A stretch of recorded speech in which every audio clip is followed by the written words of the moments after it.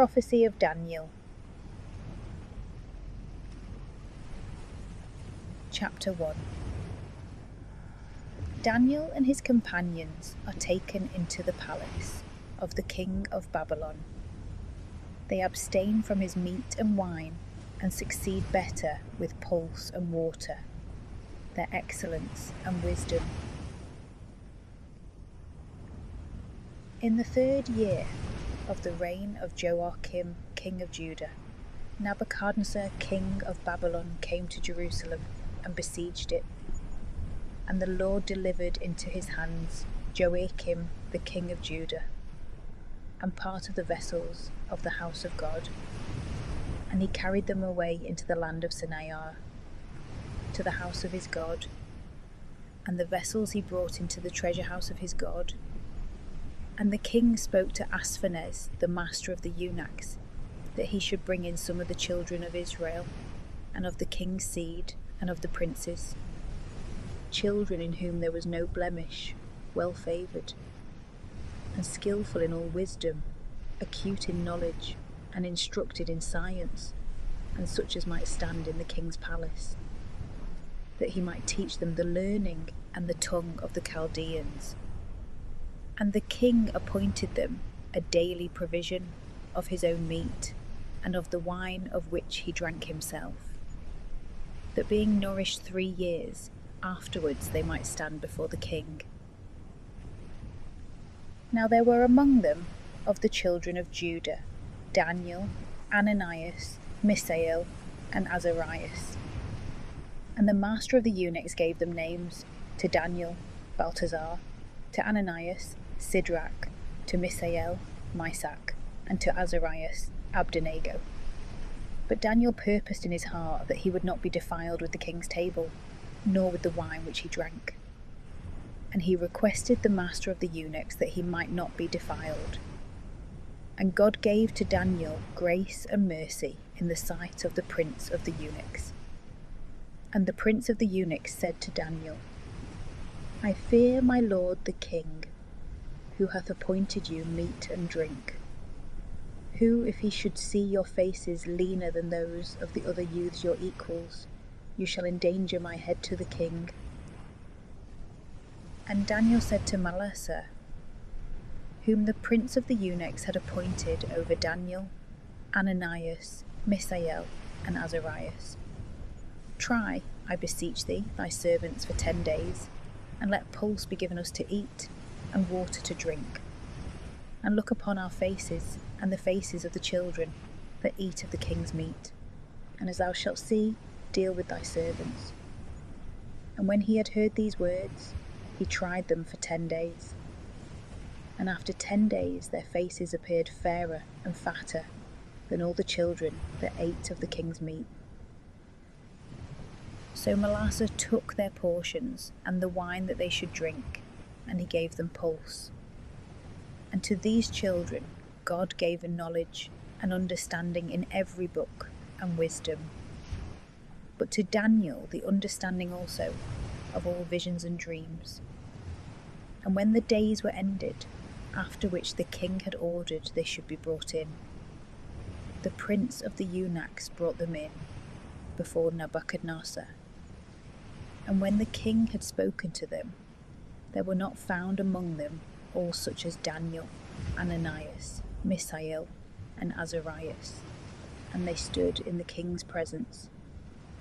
And in all matters of wisdom and understanding, that the king inquired of them, he found them 10 times better than all the diviners and wise men that were in all his kingdom.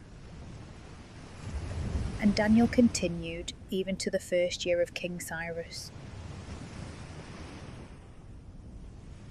Chapter 2. Daniel, by divine revelation, declares the dream of Nebuchadnezzar and the interpretation of it. He is highly honoured by the king. In the 2nd year of the reign of Nebuchadnezzar, he had a dream, and his spirit was terrified, and his dream went out of his mind. Then the king commanded to call together the diviners and the wise men, and the magicians, and the Chaldeans, to declare to the king his dreams. So they came and stood before the king, and the king said to them, I saw a dream, and being troubled in mind, I know not what I saw. And the Chaldeans answered the king in Syriac, O king, live forever. Tell to thy servants thy dream, and we will declare the interpretation thereof. And the king answering said to the Chaldeans, The thing is gone out of my mind. Unless you tell me the dream and the meaning thereof, you shall be put to death, and your houses shall be confiscated. But if you tell the dream and the meaning of it, you shall receive of me rewards and gifts and great honour. Therefore tell me the dream and the interpretation thereof. They answered again and said, Let the king tell his servants the dream, and we will declare the interpretation of it. The king answered and said, I know for certain that you seek to gain time, since you know that the thing is gone from me. If therefore you tell me not the dream, there is one sentence concerning you, that you have also framed a lying interpretation and full of deceit, to speak before me till the time pass away. Tell me therefore the dream, that I may know that you also give a true interpretation thereof. Then the Chaldeans answered before the king and said, There is no man upon earth that can accomplish thy word, O king, neither doth any king, though great and mighty. Ask such a thing of any diviner, or wise man, or Chaldean. For the thing that thou askest, O king, is difficult, nor can any one be found that can show it before the king, except the gods, whose conversation is not with men. Upon hearing this, the king in fury and in great wrath commanded that all the wise men of Babylon should be put to death. And the decree being gone forth, the wise men were slain, and Daniel and his companions were sought for, to be put to death. Then Daniel inquired concerning the law and the sentence of Arioch, the general of the king's army, who was gone forth to kill the wise men of Babylon. And he asked him that had received the orders of the king, why so cruel a sentence was gone forth from the face of the king. And when Arioch had told the matter to Daniel, he went in and desired of the king that he would give him time to resolve the question and declare it to the king. And he went into his house and told the matter to Ananias and Misael and Azarias his companions, to the end that they should ask mercy at the face of the God of heaven concerning this secret, and that Daniel and his companions might not perish with the rest of the wise men of Babylon. Then was the mystery revealed to Daniel by a vision in the night. And Daniel blessed the God of heaven, and speaking he said, Blessed be the name of the Lord from eternity and forevermore, for wisdom and fortitude are his. And he changeth times and ages, taketh away kingdoms, and establisheth them, giveth wisdom to the wise, and knowledge to them that have understanding. He revealeth deep and hidden things, and knoweth what is in darkness, and light is with him. To thee, O God of our fathers, I give thanks, and I praise thee, because thou hast given me wisdom and strength. And now thou hast shown me what we desired of thee, for thou hast made known to us the king's discourse. After this Daniel went in to Arioch, to whom the king had given orders to destroy the wise men of Babylon, and he spoke thus to him, Destroy not the wise men of Babylon, bring me in before the king, and I will tell the solution to the king. Then Arioch in haste brought in Daniel to the king, and said to him, I have found a man of the children of the captivity of Judah, that will resolve the question to the king. The king answered and said to Daniel, whose name was Belteshazzar, Thinkest thou indeed that thou canst tell me the dream that I saw, and the interpretation thereof? And Daniel made answer before the king, and said, The secret that the king desireth to know, none of the wise men, or the philosophers, or the diviners, or the soothsayers, can declare to the king. But there is a God in heaven that revealeth mysteries, who hath shown to thee, O king, what is to come to pass in the latter times. Thy dream and the visions of thy head upon thy bed are these. Thou, O king, didst begin to think in thy bed, what should come to pass hereafter. And he that revealeth mysteries showed thee what shall come to pass. To me also this secret is revealed, not by any wisdom that I have more than all men alive, but that the interpretation might be made manifest to the king, and thou mightest know the thoughts of thy mind. Thou, O king, sawest, and behold, there was, as it were, a great statue. This statue, which was great and high, tall of stature, stood before thee, and the look thereof was terrible. The head of this statue was of fine gold, but the breast and the arms of silver, and the belly and the thighs of brass, and the legs of iron, the feet part of iron and part of clay. Thus thou sawest, till a stone was cut out of a mountain without hands, and it struck the statue upon the feet thereof, that were of iron and of clay, and broke them in pieces. Then was the iron, the clay, the brass, the silver, and the gold broken to pieces together, and became like the chaff of a summer's threshing floor, and they were carried away by the wind. And there was no place found for them, but the stone that struck the statue became a great mountain, and filled the whole earth.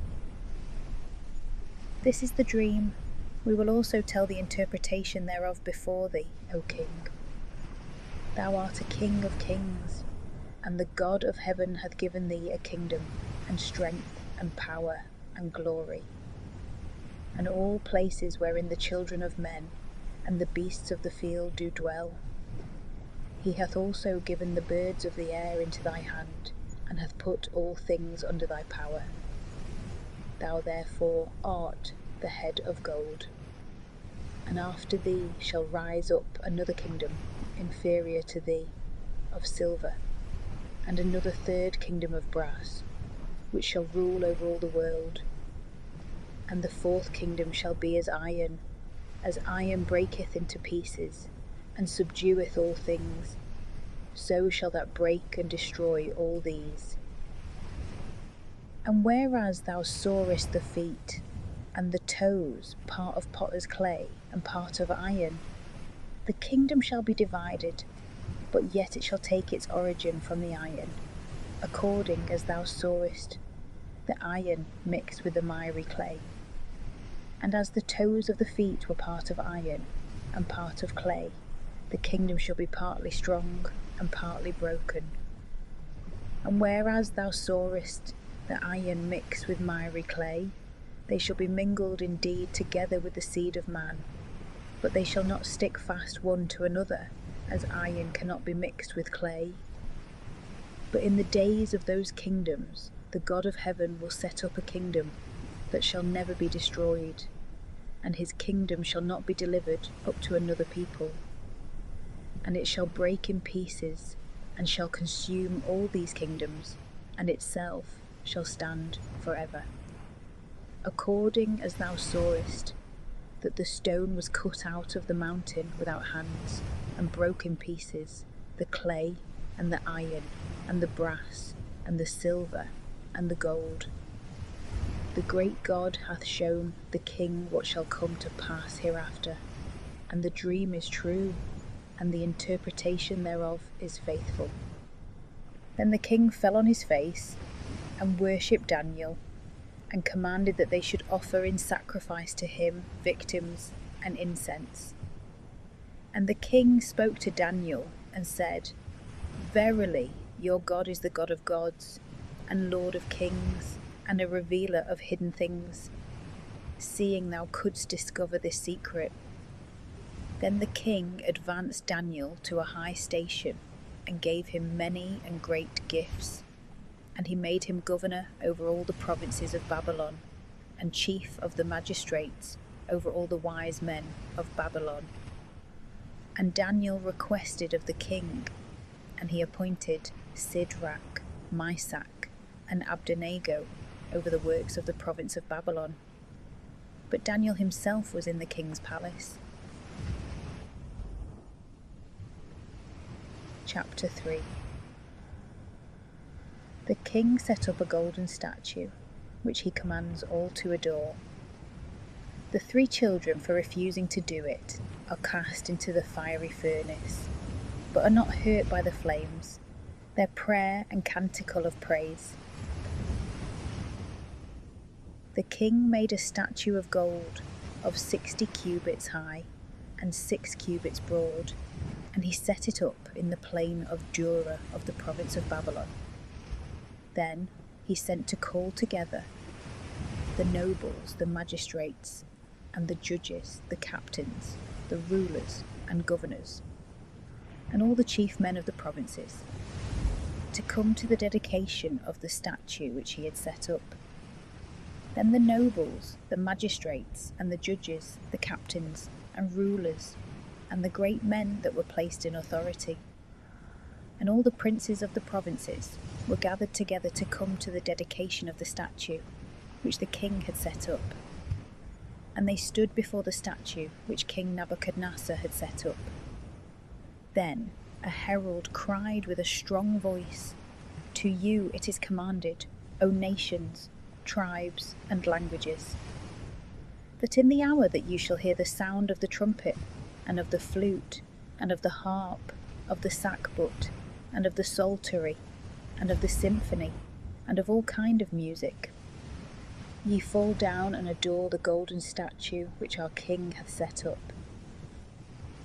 But if any man shall not fall down and adore, he shall the same hour be cast into a furnace of burning fire. Upon this therefore, at the time when all the people heard the sound of the trumpet, the flute, and the harp, of the sackbut, and the psaltery, of the symphony, and of all kind of music, all the nations, tribes, and languages fell down and adored the golden statue which the king had set up. And presently at that very time some Chaldeans came and accused the Jews, and said to King Nebuchadnezzar, O king, live for ever. Thou, O king, hast made a decree that every man that shall hear the sound of the trumpet, the flute, and the harp, of the sackbut, and the psaltery, of the symphony, and of all kind of music, shall prostrate himself and adore the golden statue. And that if any man shall not fall down and adore, he should be cast into a furnace of burning fire. Now there are certain Jews whom thou hast set over the works of the province of Babylon, Shadrach, Meshach, and Abednego. These men, O king, have slighted thy decree. They worship not thy gods, nor do they adore the golden statue which thou hast set up. Then the king in fury and in wrath commanded that Shadrach, Meshach, and Abednego should be brought, who immediately were brought before the king. And Nebuchadnezzar the king spoke to them and said, Is it true, O Shadrach, Meshach, and Abednego, that you do not worship my gods, nor adore the golden statue that I have set up? Now therefore, if you be ready at what hour soever, you shall hear the sound of the trumpet, flute, harp, sackbut, and psaltery, and symphony, and of all kind of music, prostrate yourselves, and adore the statue which I have made. But if you do not adore, you shall be cast the same hour into the furnace of burning fire. And who is the God that shall deliver you out of my hand? Shadrach, Meshach, and Abednego answered and said to the king, We have no occasion to answer thee concerning this matter, for behold, our God, whom we worship, is able to save us from the furnace of burning fire, and to deliver us out of thy hands, O King.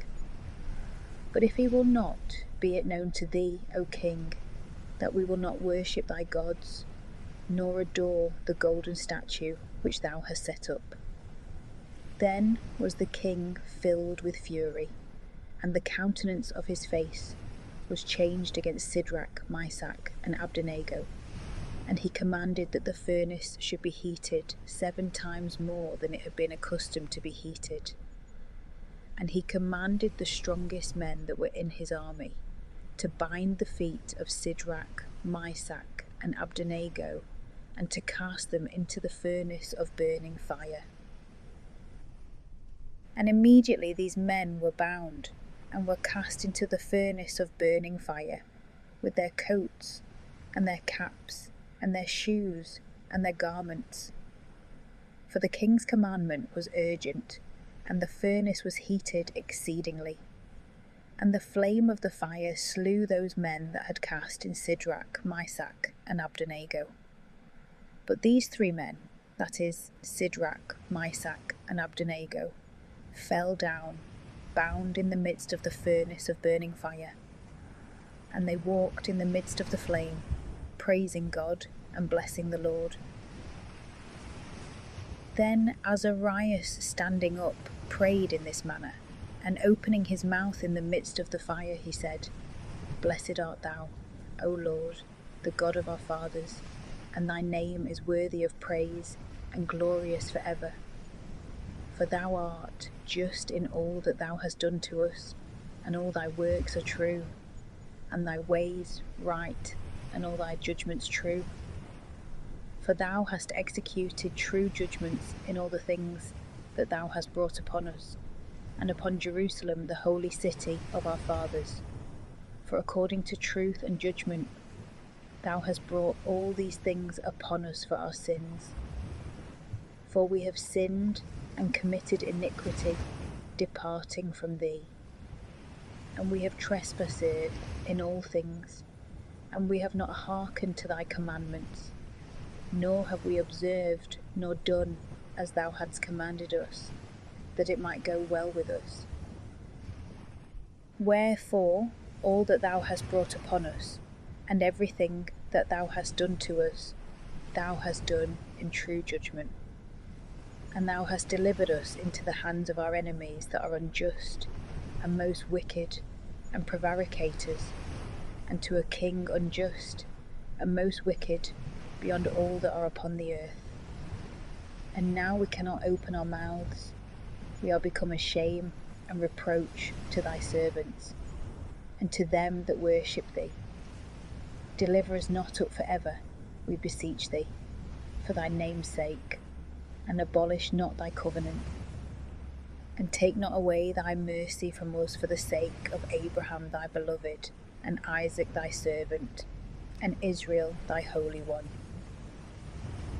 to whom thou hast spoken, promising that thou wouldst multiply their seed as the stars of heaven, and as the sand that is on the seashore. For we, O Lord, are diminished more than any nation, and are brought low in all the earth this day for our sins. Neither is there at this time prince, or leader, or prophet, or holocaust, or sacrifice, or oblation, or incense, or place of firstfruits before thee, that we may find thy mercy. Nevertheless, in a contrite heart and humble spirit, let us be accepted, as in holocausts of rams and bullocks, and as in thousands of fat lambs. So let our sacrifice be made in thy sight this day, that it may please thee, for there is no confusion to them that trust in thee. And now we follow thee with all our heart, and we fear thee, and seek thy face. Put us not to confusion, but deal with us according to thy meekness, and according to the multitude of thy mercies. And deliver us according to thy wonderful works, and give glory to thy name, O Lord. And let all them be confounded that show evils to thy servants, Let them be confounded in all thy might, and let their strength be broken. And let them know that thou art the Lord, the only God, and glorious over all the world. Now the king's servants that had cast them in ceased not to heat the furnace with brimstone and tow and pitch and dry sticks, and the flame mounted up above the furnace 49 cubits. And it broke forth and burnt such of the Chaldeans as it found near the furnace. But the angel of the Lord went down with Azarias and his companions into the furnace, and he drove the flame of the fire out of the furnace, and made the midst of the furnace like the blowing of a wind bringing dew, and the fire touched them not at all, nor troubled them, nor did them any harm. Then these three, as with one mouth, praised and glorified and blessed God in the furnace, saying, Blessed art thou, O Lord, the God of our fathers, and worthy to be praised and glorified and exalted above all forever. And blessed is the holy name of thy glory, and worthy to be praised and exalted above all in all ages. Blessed art thou in the holy temple of thy glory, and exceedingly to be praised, and exceeding glorious forever.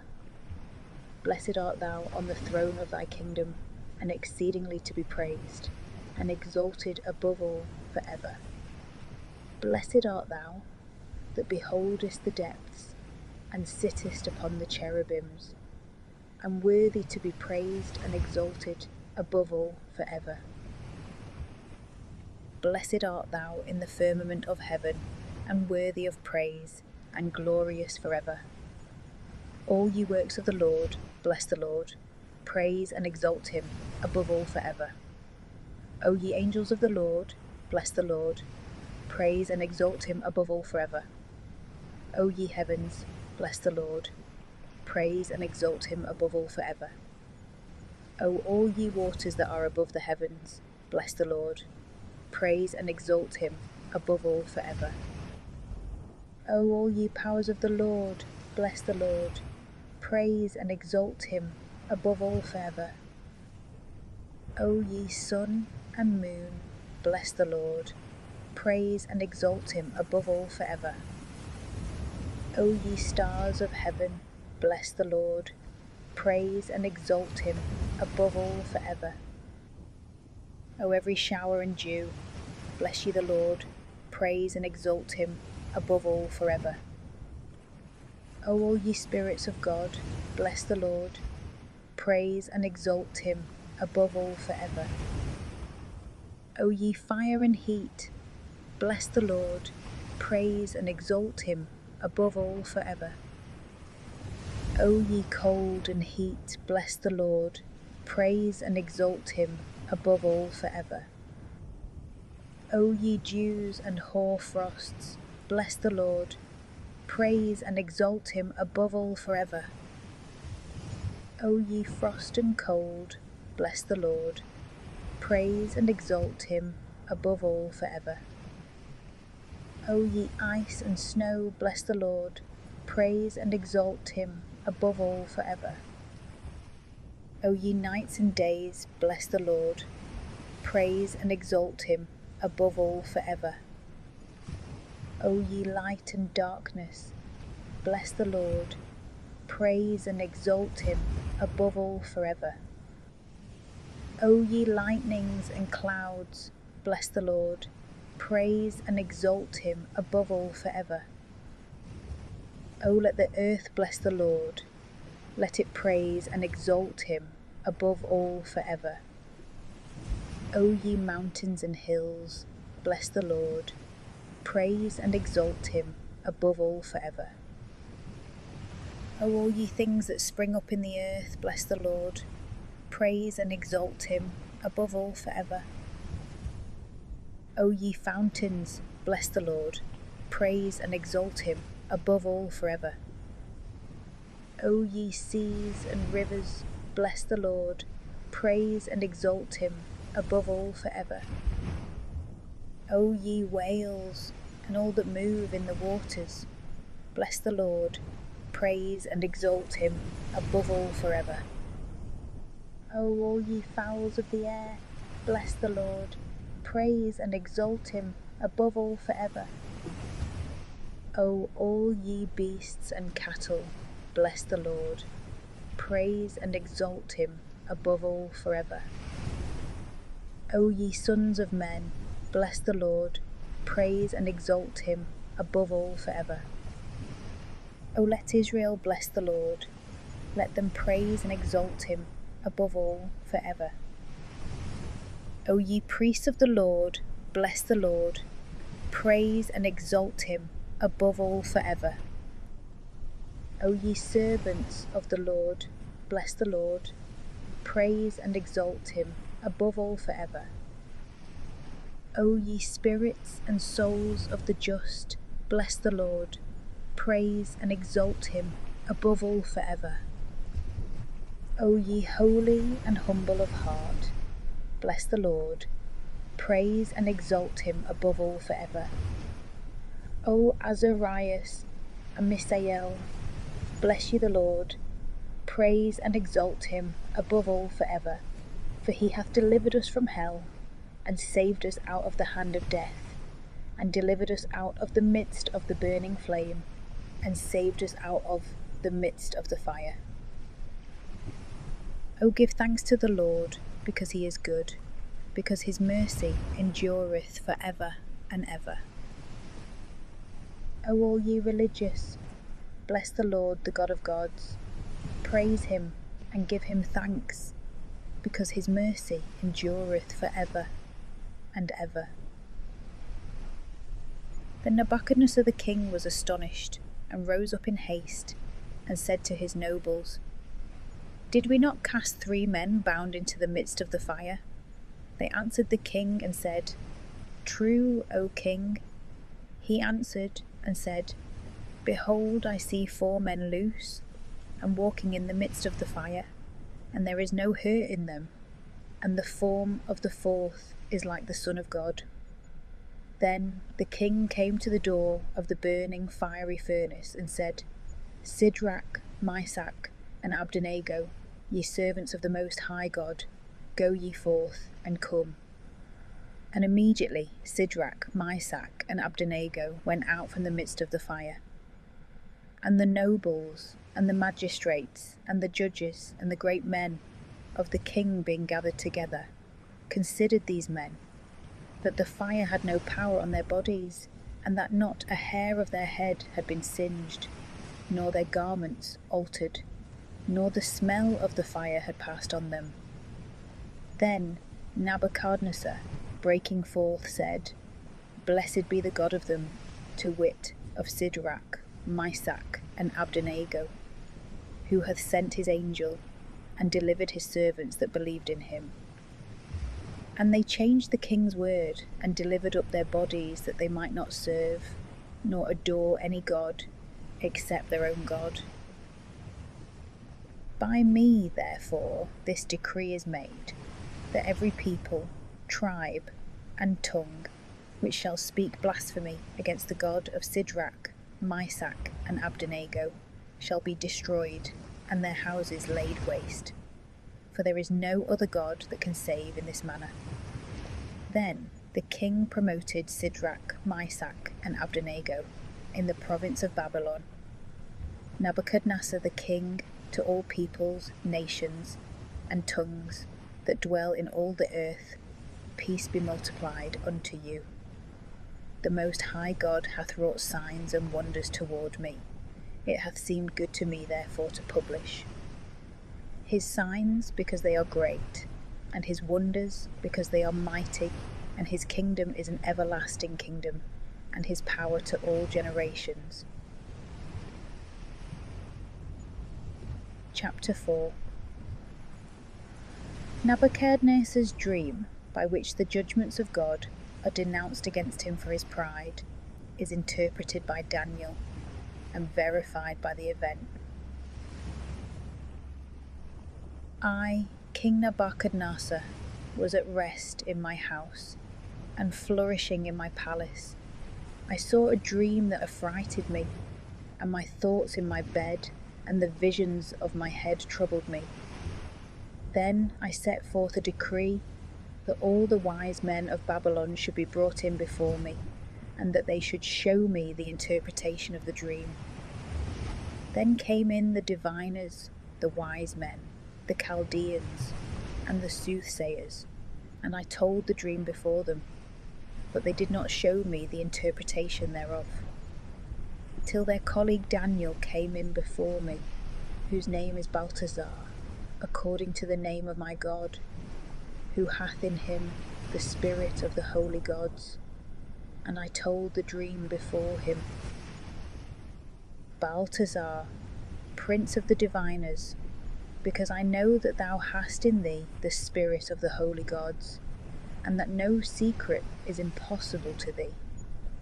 Tell me the visions of my dreams that I have seen, and the interpretation of them. This was the vision of my head in my bed. I saw, and behold, a tree in the midst of the earth, and the height thereof was exceeding great. The tree was great and strong, and the height thereof reached unto heaven. The sight thereof was even to the ends of all the earth. Its leaves were most beautiful, and its fruit exceeding much, and in it was food for all. Under it dwelt cattle and beasts, and in the branches thereof the fowls of the air had their abode, and all flesh did eat of it. I saw in the vision of my head upon my bed, and behold, a watcher and a holy one came down from heaven. He cried aloud and said thus, Cut down the tree, and chop off the branches thereof, shake off its leaves, and scatter its fruits. Let the beasts fly away that are under it, and the birds from its branches. Nevertheless leave the stump of its roots in the earth, and let it be tied with a band of iron and of brass among the grass that is without, and let it be wet with the dew of heaven, and let its portion be with the wild beasts in the grass of the earth. Let his heart be changed from man's, and let a beast's heart be given him, and let 7 times pass over him. This is the decree by the sentence of the watchers, and the word and demand of the holy ones, till the living know that the Most High ruleth in the kingdom of men, and he will give it to whomsoever it shall please him, and he will appoint the basest man over it. I, King Nebuchadnezzar, saw this dream. Thou, therefore, O Balthazar, tell me quickly the interpretation, for all the wise men of my kingdom are not able to declare the meaning of it to me, but thou art able, because the spirit of the holy gods is in thee. Then Daniel, whose name was Balthazar, began silently to think within himself for about 1 hour, and his thoughts troubled him. But the king answering said, Balthazar, let not the dream and the interpretation thereof trouble thee. Balthazar answered and said, My lord, the dream be to them that hate thee, and the interpretation thereof to thy all enemies. The tree which thou sawest, which was high and strong, whose height reached to the skies, and the sight thereof into all the earth. And the branches thereof were most beautiful, and its fruit exceeding much, and in it was food for all, under which the beasts of the field dwelt, and the birds of the air had their abode in its branches. It is thou, O King, who art grown great and become mighty, for thy greatness hath grown, and hath reached to heaven, and thy power unto the ends of the earth. And whereas the king saw a watcher and a holy one come down from heaven, and say, Cut down the tree and destroy it, but leave the stump of the roots thereof in the earth, and let it be bound with iron and brass among the grass without, and let it be sprinkled with the dew of heaven, and let his feeding be with the wild beasts, till 7 times pass over him. This is the interpretation of the sentence of the Most High, which is come upon my lord the king. They shall cast thee out from among men, and thy dwelling shall be with cattle, and with wild beasts. And thou shalt eat grass as an ox, and shalt be wet with the dew of heaven. And 7 times shall pass over thee, till thou know that the Most High ruleth over the kingdom of men, and giveth it to whomsoever he will. But whereas he commanded that the stump of the roots thereof, that is, of the tree, should be left, thy kingdom shall remain to thee, after thou shalt have known that power is from heaven. Wherefore, O King, let my counsel be acceptable to thee, and redeem thou thy sins with alms, and thy iniquities with works of mercy to the poor. Perhaps he will forgive thy offences. All these things came upon King Nebuchadnezzar. At the end of 12 months he was walking in the palace of Babylon, and the king answered and said, Is not this the great Babylon, which I have built to be the seat of the kingdom, by the strength of my power, and in the glory of my excellence? And while the word was yet in the king's mouth, a voice came down from heaven, To thee, O King Nebuchadnezzar, it is said, Thy kingdom shall pass from thee, and they shall cast thee out from among men, and thy dwelling shall be with cattle and wild beasts.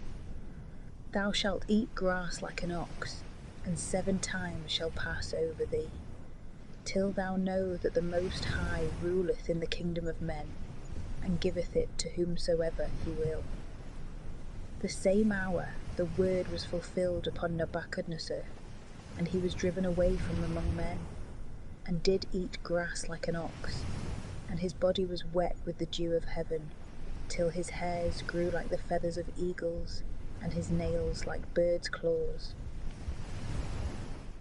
Now at the end of the days, I Nebuchadnezzar lifted up my eyes to heaven, and my sense was restored to me, and I blessed the Most High, and I praised and glorified him that liveth for ever, for his power is an everlasting power, and his kingdom is to all generations. And all the inhabitants of the earth are reputed as nothing before him, for he doth according to his will, as well with the powers of heaven as among the inhabitants of the earth. And there is none that can resist his hand, and say to him, Why hast thou done it? At the same time my sense returned to me, and I came to the honour and glory of my kingdom, and my shape returned to me, and my nobles and my magistrates sought for me, and I was restored to my kingdom, and greater majesty was added to me. Therefore I Nebuchadnezzar do now praise and magnify and glorify the King of heaven, because all his works are true, and his ways judgments, and them that walk in pride he is able to abase. Chapter 5. Balthazar's profane banquet. His sentence is denounced by a handwriting on the wall, which Daniel reads and interprets. Balthazar the king made a great feast for 1,000 of his nobles, and every one drank according to his age. And being now drunk, he commanded that they should bring the vessels of gold and silver, which Nebuchadnezzar his father had brought away out of the temple that was in Jerusalem, that the king and his nobles and his wives and his concubines might drink in them. Then were the golden and silver vessels brought, which he had brought away out of the temple that was in Jerusalem. And the king and his nobles, his wives and his concubines drank in them. They drank wine and praised their gods of gold, and of silver, of brass, of iron, and of wood, and of stone. In the same hour there appeared fingers, as it were of the hand of a man, writing over against the candlestick upon the surface of the wall of the king's palace. And the king beheld the joints of the hand that wrote. Then was the king's countenance changed, and his thoughts troubled him, and the joints of his loins were loosed, and his knees struck one against the other. And the king cried out aloud to bring in the wise men, the Chaldeans, and the soothsayers. And the king spoke and said to the wise men of Babylon, Whosoever shall read this writing, and shall make known to me the interpretation thereof, shall be clothed with purple, and shall have a golden chain on his neck, and shall be the third man in my kingdom. Then came in all the king's wise men, but they could neither read the writing, nor declare the interpretation to the king. Wherewith King Balthasar was much troubled, and his countenance was changed, and his nobles also were troubled. Then the queen, on occasion of what had happened to the king and his nobles, came into the banquet house, and she spoke and said, O king, live for ever. Let not thy thoughts trouble thee, neither let thy countenance be changed. There is a man in thy kingdom that hath the spirit of the holy gods in him, and in the days of thy father knowledge and wisdom were found in him. For King Nebuchadnezzar, thy father appointed him, prince of the wise men, enchanters, Chaldeans, and soothsayers. Thy father, I say, O king, because a greater spirit, and knowledge, and understanding, and interpretation of dreams, and showing of secrets, and resolving of difficult things, were found in him, that is in Daniel, whom the king named Balthasar. Now therefore let Daniel be called for, and he will tell the interpretation. Then Daniel was brought in before the king, and the king spoke, and said to him, Art thou Daniel of the children of the captivity of Judah, whom my father the king brought out of Judea? I have heard of thee, that thou hast the spirit of the gods, and excellent knowledge, and understanding, and wisdom are found in thee. And now the wise men, the magicians, have come in before me, to read this writing, and show me the interpretation thereof. And they could not declare to me the meaning of this writing. But I have heard of thee, that thou canst interpret obscure things, and resolve difficult things. Now if thou art able to read the writing, and to show me the interpretation thereof, thou shalt be clothed with purple, and shalt have a chain of gold about thy neck, and shalt be the third prince in my kingdom. To which Daniel made answer, and said before the king, Thy rewards be to thyself, and the gifts of thy house give to another.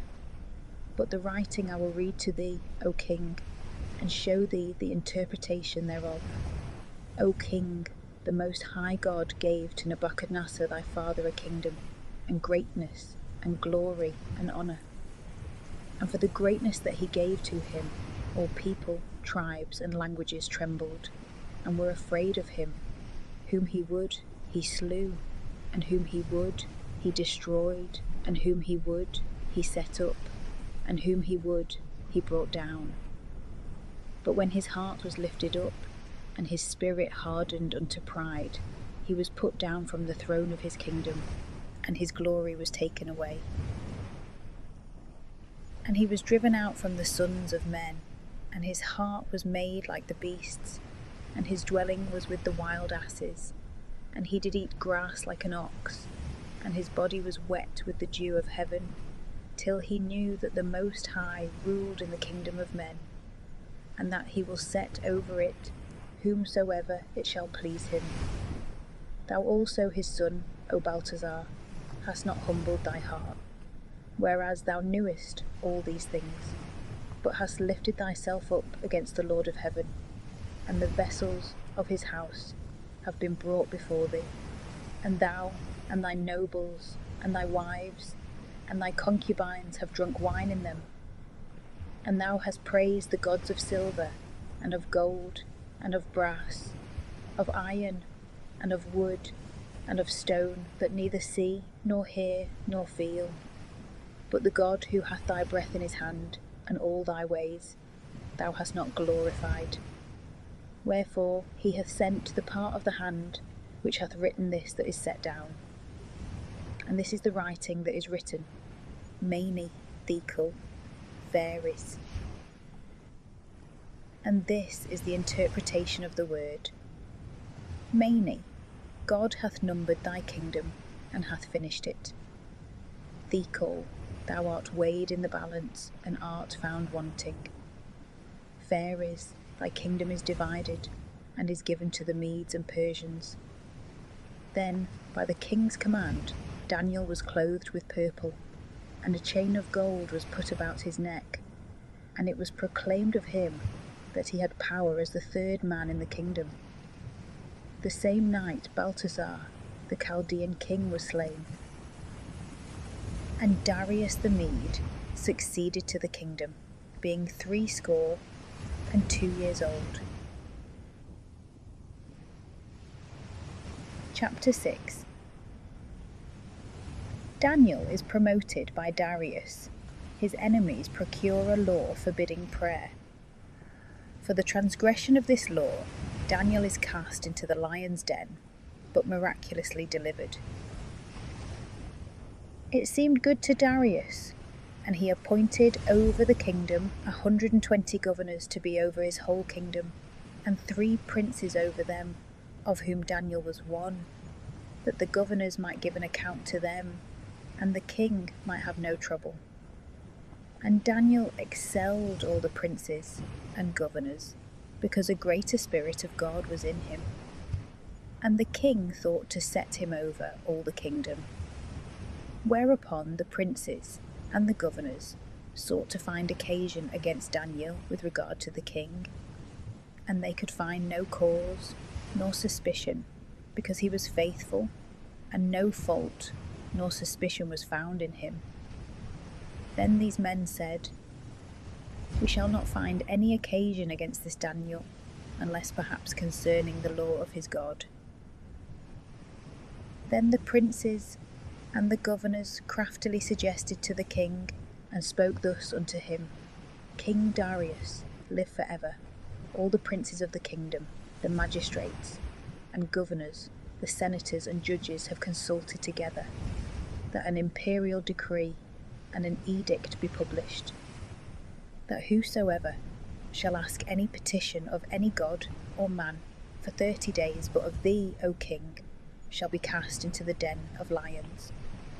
Now therefore, O king, confirm the sentence, and sign the decree, that what is decreed by the Medes and Persians may not be altered, nor any man be allowed to transgress it. So King Darius set forth the decree, and established it.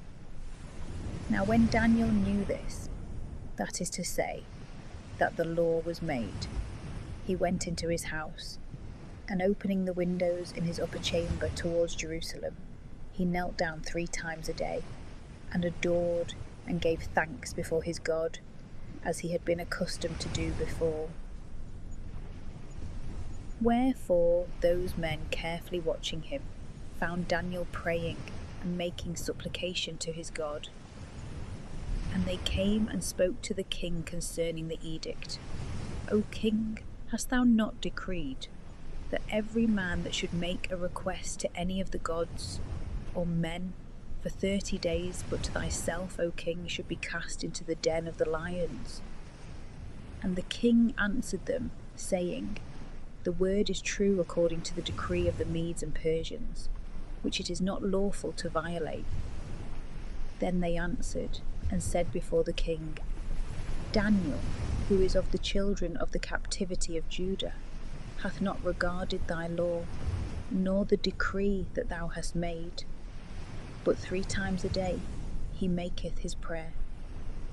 Now when the king had heard these words, he was very much grieved, and in behalf of Daniel he set his heart to deliver him, and even till sunset he laboured to save him. But those men, perceiving the king's design, said to him, Know thou, O king, that the law of the Medes and Persians is that no decree which the king hath made may be altered. Then the king commanded, and they brought Daniel, and cast him into the den of the lions, And the king said to Daniel, Thy God, whom thou always servest, he will deliver thee. And a stone was brought, and laid upon the mouth of the den, which the king sealed with his own ring, and with the ring of his nobles, that nothing should be done against Daniel. And the king went away to his house, and laid himself down without taking supper, and meat was not set before him, and even sleep departed from him. Then the king, rising very early in the morning, went in haste to the lion's den, and coming near to the den, cried with a lamentable voice to Daniel, and said to him, Daniel, servant of the living God, hath thy God, whom thou servest always, been able, thinkest thou, to deliver thee from the lions? And Daniel answering the king said, O king, live for ever. My God hath sent his angel, and hath shut up the mouths of the lions, and they have not hurt me. For as much as before him, justice hath been found in me. Yea, and before thee, O king, I have done no offence. Then was the king exceeding glad for him, and he commanded that Daniel should be taken out of the den. And Daniel was taken out of the den, and no hurt was found in him, because he believed in his God. And by the king's commandment, those men were brought that had accused Daniel, and they were cast into the lion's den, they and their children and their wives, and they did not reach the bottom of the den, before the lions caught them, and broke all their bones in pieces. Then King Darius wrote to all people, tribes, and languages, dwelling in the whole earth, Peace be multiplied unto you. It is decreed by me that in all my empire and my kingdom all men dread and fear the God of Daniel. For he is the living and eternal God forever, and his kingdom shall not be destroyed, and his power shall be forever. He is the deliverer and Saviour, doing signs and wonders in heaven and in earth, who hath delivered Daniel out of the lion's den. Now Daniel continued unto the reign of Darius, and the reign of Cyrus the Persian. Chapter 7. Daniel's vision of the four beasts, signifying four kingdoms, of God sitting on his throne, and of the opposite kingdoms of Christ and Antichrist. In the first year of Belteshazzar, king of Babylon, Daniel saw a dream, and the vision of his head was upon his bed, and writing the dream he comprehended it in few words, and relating the sum of it in short, he said, I saw in my vision by night, and behold, the four winds of the heaven strove upon the great sea, and four great beasts, different one from another, came up out of the sea. The first was like a lioness, and had the wings of an eagle. I beheld till her wings were plucked off, and she was lifted up from the earth, and stood upon her feet as a man, and the heart of a man was given to her.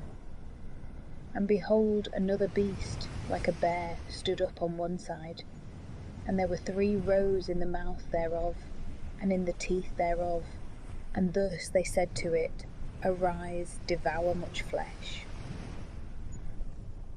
After this I beheld, and lo, another like a leopard, and it had upon it 4 wings as of a fowl, and the beast had 4 heads, and power was given to it.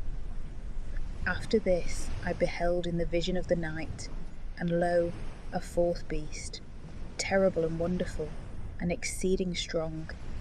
It had great iron teeth, eating and breaking in pieces, and treading down the rest with its feet. And it was unlike to the other beasts which I had seen before it, and had 10 horns. I considered the horns, and behold, another little horn sprung out of the midst of them, and 3 of the first horns were plucked up at the presence thereof. And behold, eyes like the eyes of a man were in this horn, and a mouth speaking great things. I beheld till thrones were placed, and the Ancient of Days sat.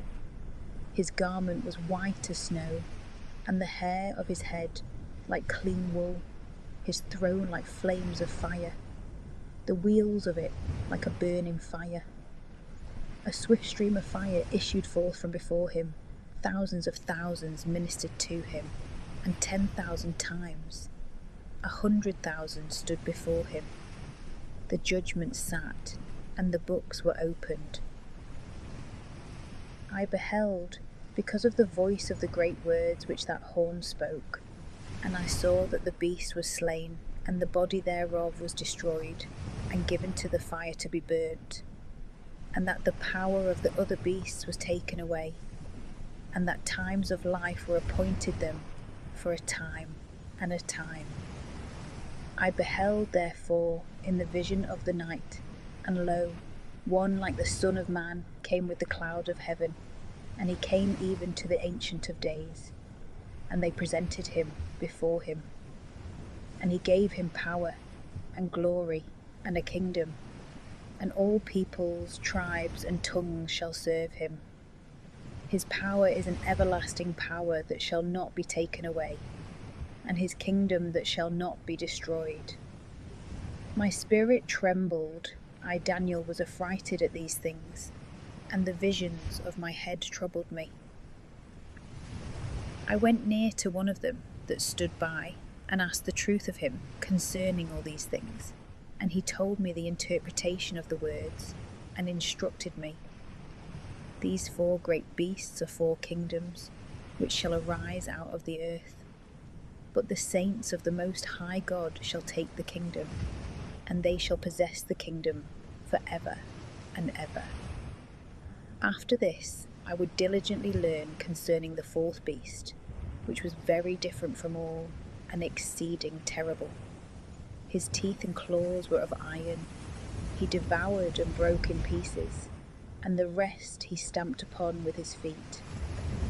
And concerning the 10 horns that he had on his head, and concerning the other that came up, before which 3 horns fell, and of that horn that had eyes, and a mouth speaking great things, and was greater than the rest.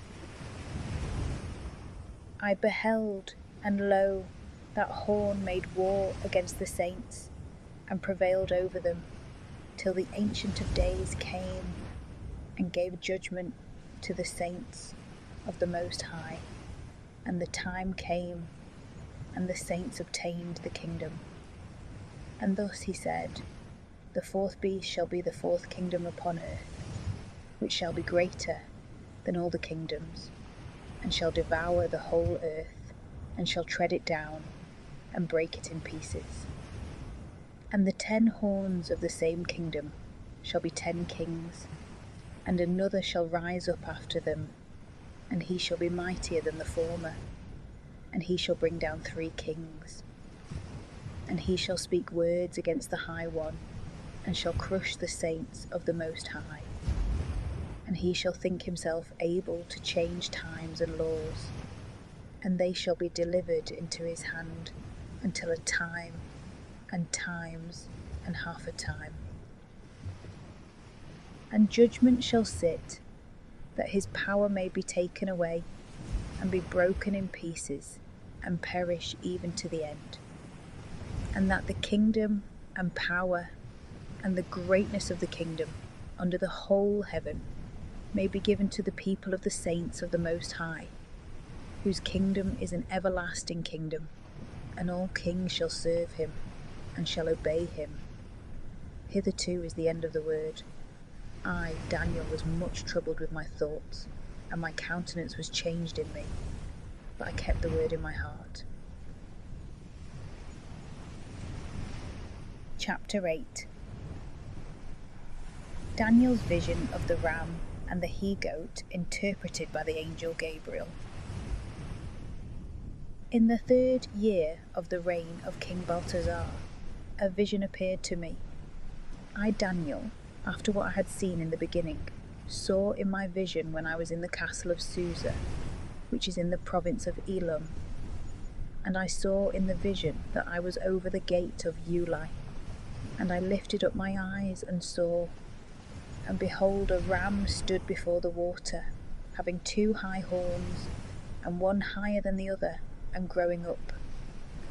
Afterward I saw the ram pushing with his horns against the west, and against the north, and against the south, and no beast could withstand him, nor be delivered out of his hand.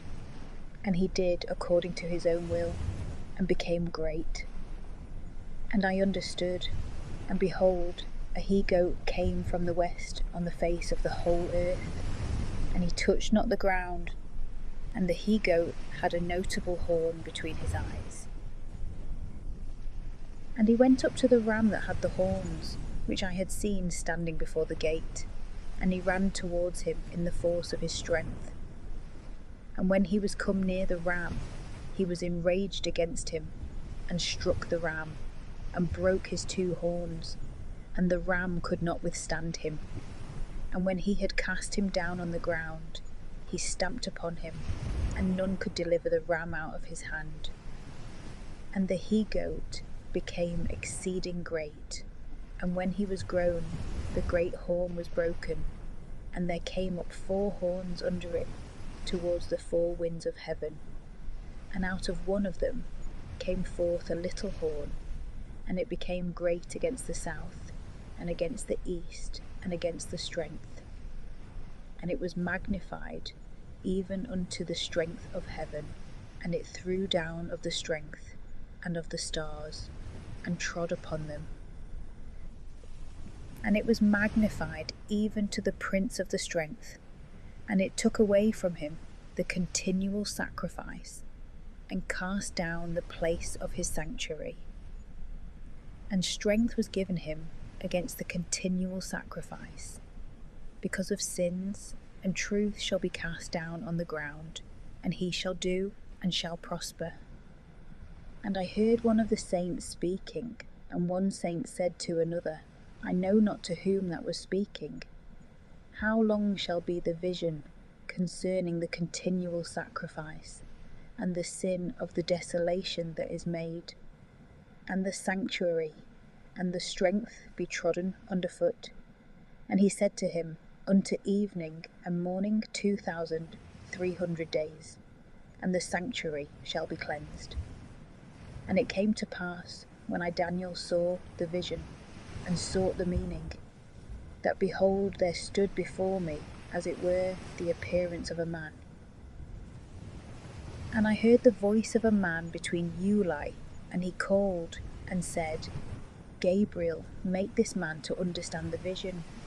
And he came and stood near where I stood. And when he was come, I fell on my face trembling. And he said to me, Understand, O Son of Man, for in the time of the end the vision shall be fulfilled. And when he spoke to me, I fell flat on the ground, and he touched me and set me upright. And he said to me, I will show thee what things are to come to pass in the end of the malediction, for the time hath its end. The ram which thou sawest with horns is the king of the Medes and Persians, and the he-goat is the king of the Greeks, and the great horn that was between his eyes, the same is the first king.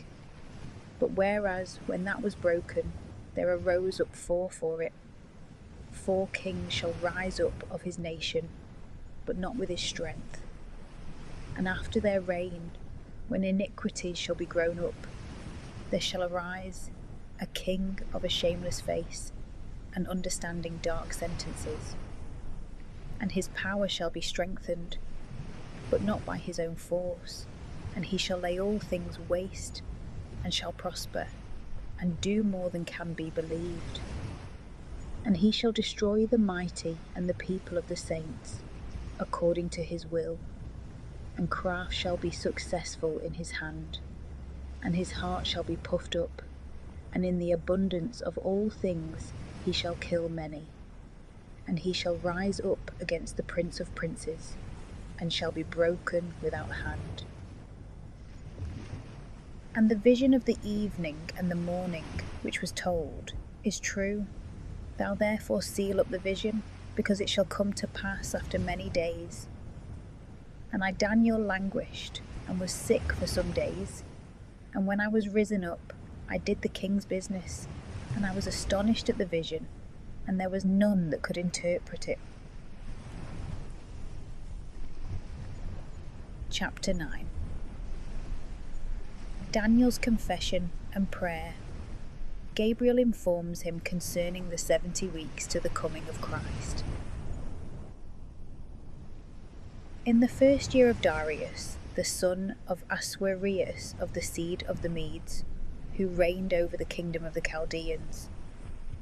The first year of his reign, I, Daniel, understood by books the number of the years, concerning which the word of the Lord came to Jeremiah the prophet, that 70 years should be accomplished of the desolation of Jerusalem. And I set my face to the Lord my God to pray and make supplication with fasting and sackcloth and ashes. And I prayed to the Lord my God, and I made my confession, and said, I beseech thee, O Lord God, great and terrible, who keepest the covenant, and mercy to them that love thee and keep thy commandments. We have sinned, we have committed iniquity, we have done wickedly, and have revolted, and we have gone aside from thy commandments and thy judgments. We have not hearkened to thy servants, the prophets, that have spoken in thy name to our kings, to our princes, to our fathers, and to all the people of the land. To thee, O Lord, justice, but to us confusion of face, as at this day, to the men of Judah, and to the inhabitants of Jerusalem, and to all Israel, to them that are near, and to them that are far off, in all the countries whither thou hast driven them, for their iniquities by which they have sinned against thee. O Lord, to us belongeth confusion of face, to our princes, and to our fathers that have sinned. But to thee, the Lord our God, mercy and forgiveness, for we have departed from thee, and we have not hearkened to the voice of the Lord our God, to walk in his law, which he set before us by his servants the prophets. And all Israel have transgressed thy law, and have turned away from hearing thy voice, and the malediction and the curse, which is written in the book of Moses, the servant of God, is fallen upon us because we have sinned against him. And he hath confirmed his words which he spoke against us, and against our princes that judged us, that he would bring in upon us a great evil, such as never was under all the heaven, according to that which hath been done in Jerusalem. As it is written in the law of Moses, all this evil is come upon us, and we entreated not thy face, O Lord our God, that we might turn from our iniquities and think on thy truth. And the Lord hath watched upon the evil, and hath brought it upon us. The Lord our God is just in all his works which he hath done, for we have not hearkened to his voice. And now, O Lord our God, who hast brought forth thy people out of the land of Egypt with a strong hand, and hast made thee a name as at this day, we have sinned, we have committed iniquity.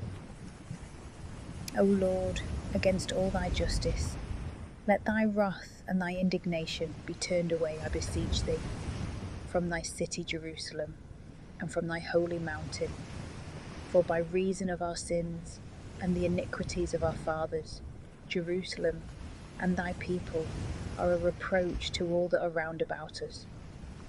Now therefore, O our God, hear the supplication of thy servant and his prayers, and show thy face upon thy sanctuary, which is desolate, for thy own sake. Incline, O my God, thy ear and hear, open thy eyes and see our desolation, and the city upon which thy name is called. For it is not for our justifications that we present our prayers before thy face, but for the multitude of thy tender mercies. O Lord, hear. O Lord, be appeased. hearken and do. Delay not for thy own sake, O my God, because thy name is invocated upon thy city and upon thy people. Now while I was yet speaking and praying and confessing my sins and the sins of my people of Israel, and presenting my supplications in the sight of my God for the holy mountain of my God, as I was yet speaking in prayer, behold, the man Gabriel, whom I had seen in the vision at the beginning, flying swiftly touched me at the time of the evening sacrifice. And he instructed me and spoke to me and said, O Daniel, I am now come forth to teach thee, and that thou mightest understand. From the beginning of thy prayers the word came forth, and I am come to show it to thee, because thou art a man of desires. Therefore do thou mark the word and understand the vision. 70 weeks are shortened upon thy people and upon thy holy city, that transgression may be finished, and sin may have an end, and iniquity may be abolished, and everlasting justice may be brought, and vision and prophecy may be fulfilled, and the saint of saints may be anointed. Know thou therefore, and take notice, that from the going forth of the word to build up Jerusalem again unto Christ the Prince, there shall be 7 weeks and 62 weeks, and the street shall be built again, and the walls in straightness of times. And after 62 weeks Christ shall be slain, and the people that shall deny him shall not be his, and a people with their leader that shall come shall destroy the city and the sanctuary, and the end thereof shall be waste, and after the end of the war the appointed desolation. And he shall confirm the covenant with many in 1 week, and in the half of the week the victim and the sacrifice shall fail. And there shall be in the temple the abomination of desolation, and the desolation shall continue even to the consummation and to the end. Chapter 10. Daniel, having humbled himself by fasting and penance, seeth a vision with which he is much terrified, but he is comforted by an angel. In the 3rd year of Cyrus king of the Persians, a word was revealed to Daniel, surnamed Belteshazzar, and a true word, and great strength, and he understood the word, for there is need of understanding in a vision. In those days I, Daniel, mourned the days of 3 weeks.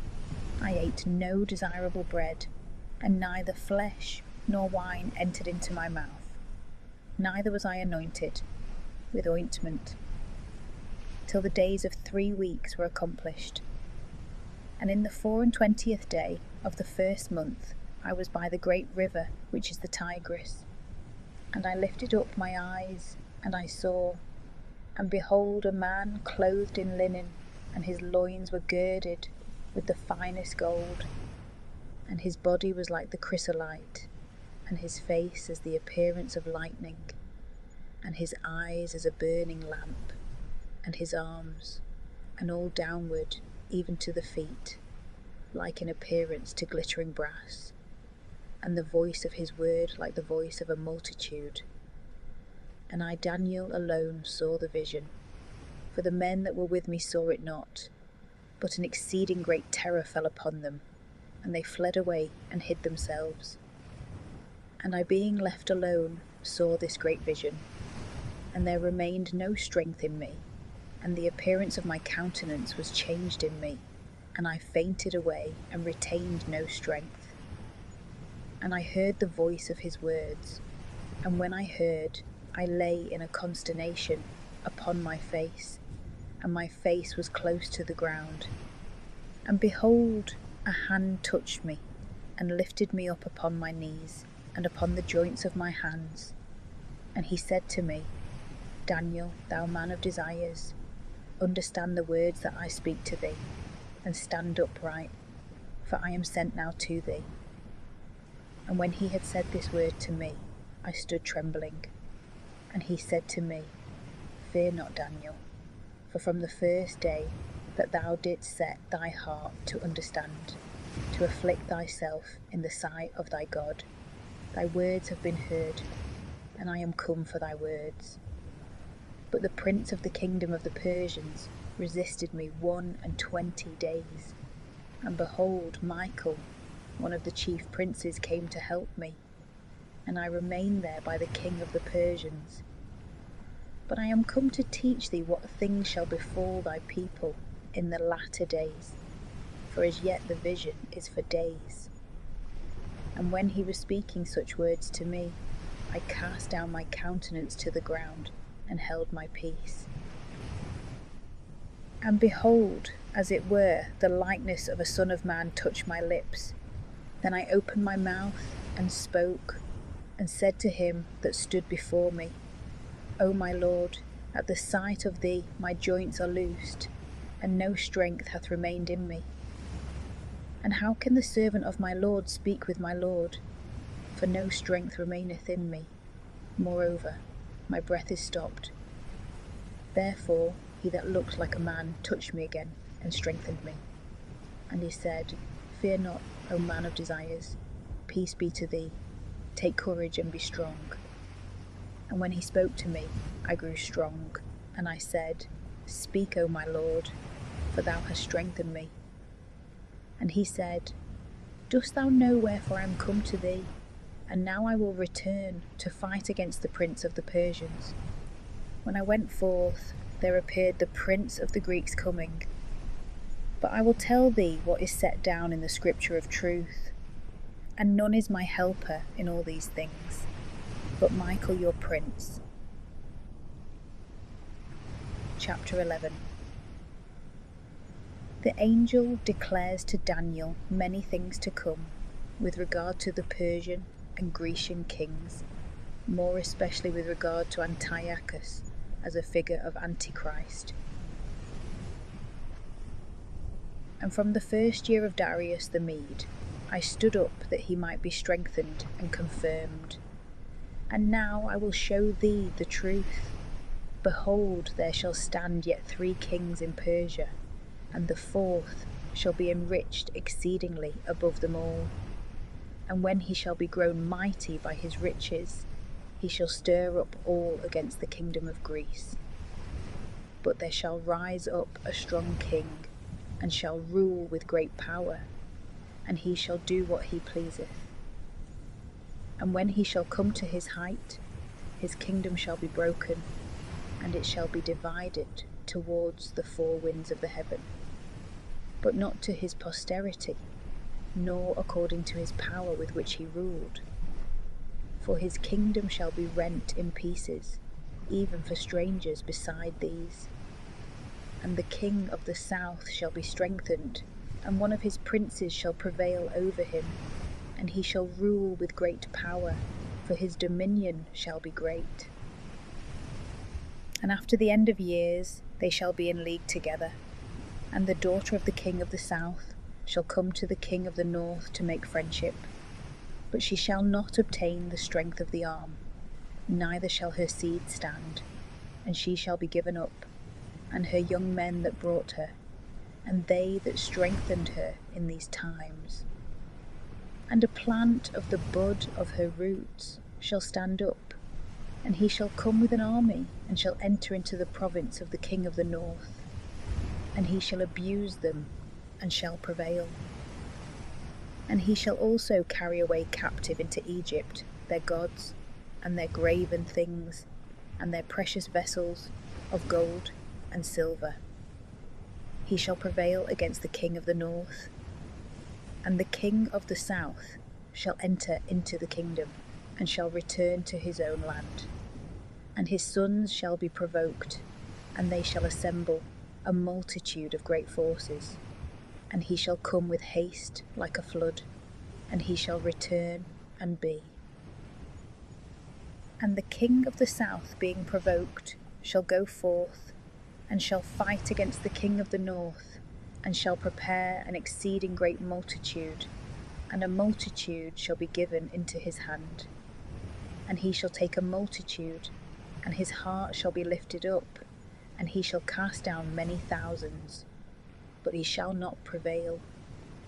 For the king of the north shall return, and shall prepare a multitude much greater than before. And in the end of times and years he shall come in haste with a great army and much riches.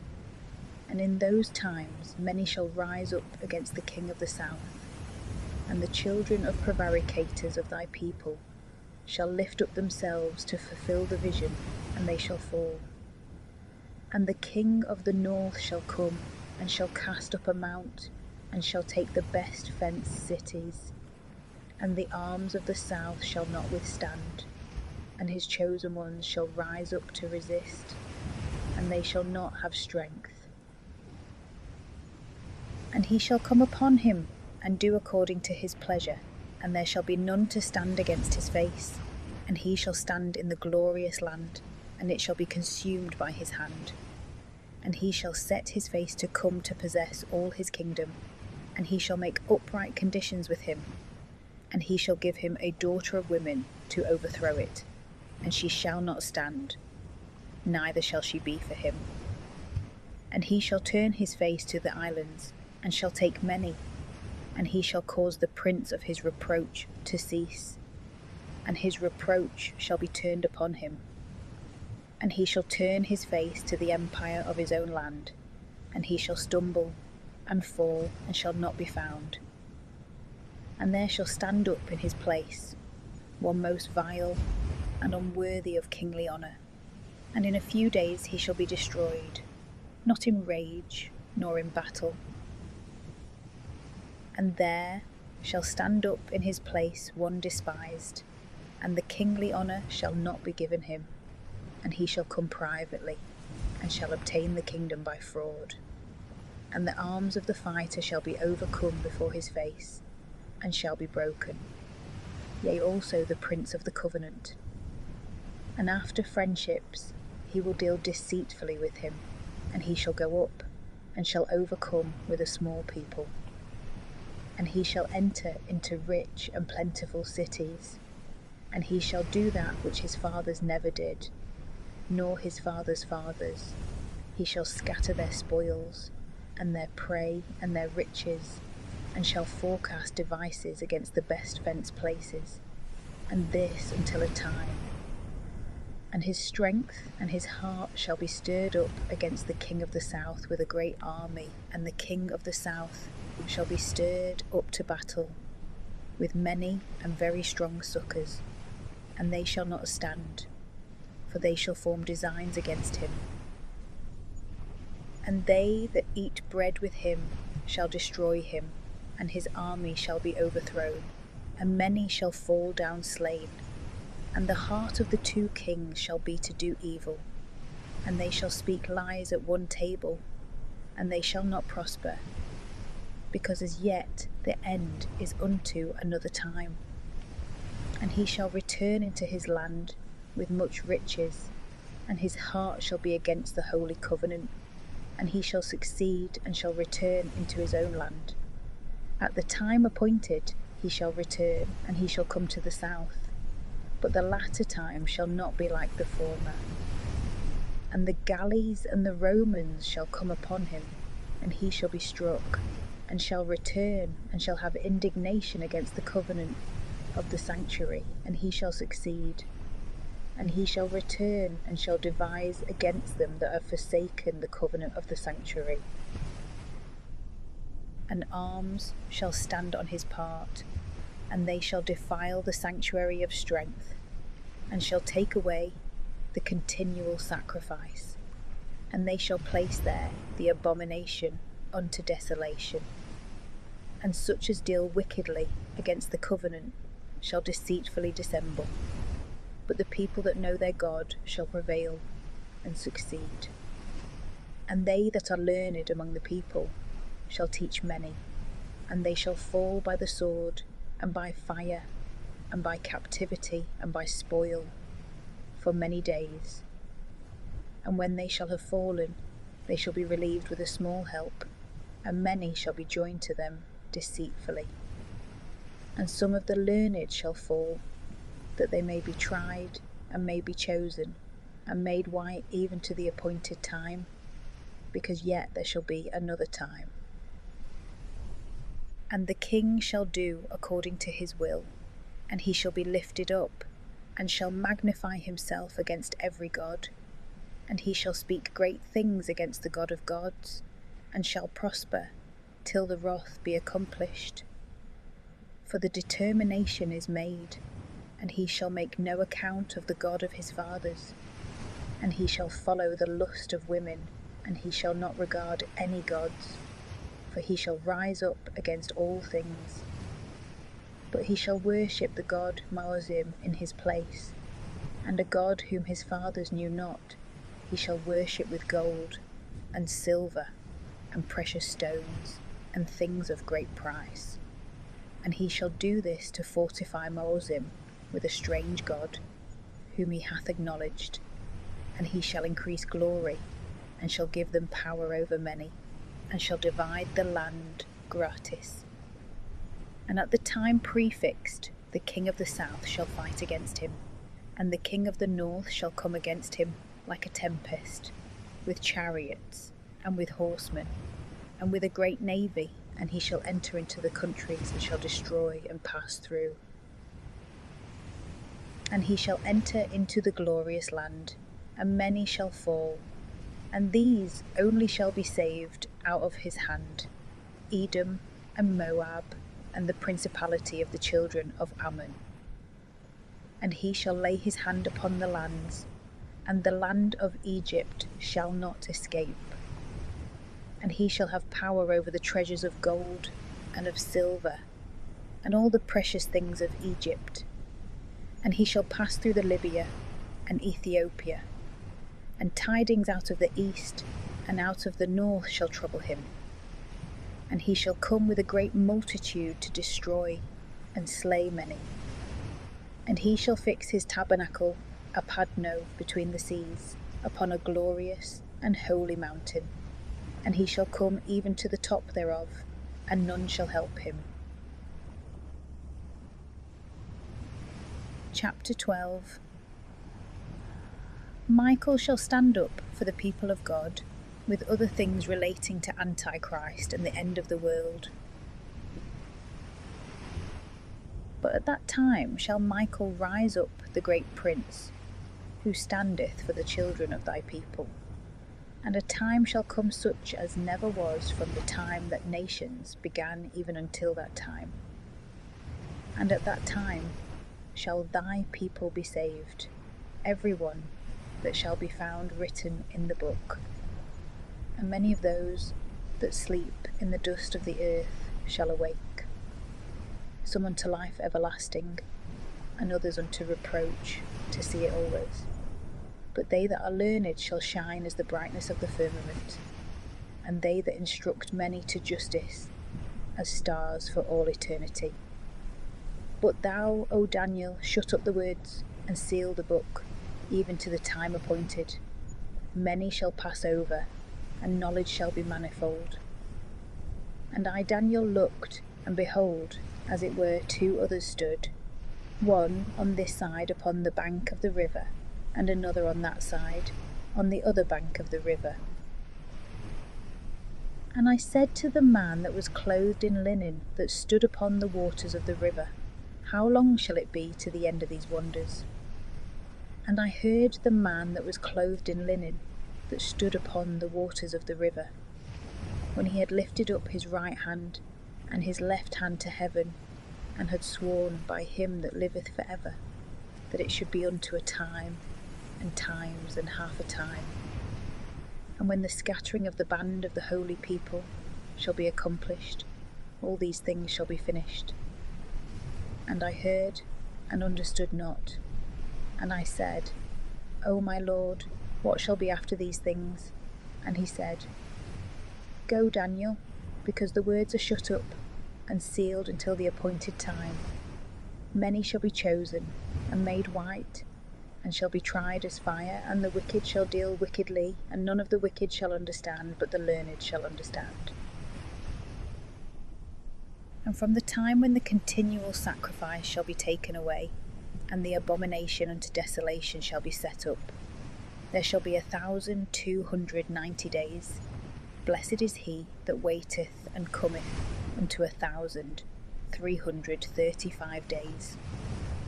But go thou thy ways until the time appointed, and thou shalt rest and stand in thy lot unto the end of the days. Chapter 13. The history of Susanna and the two elders.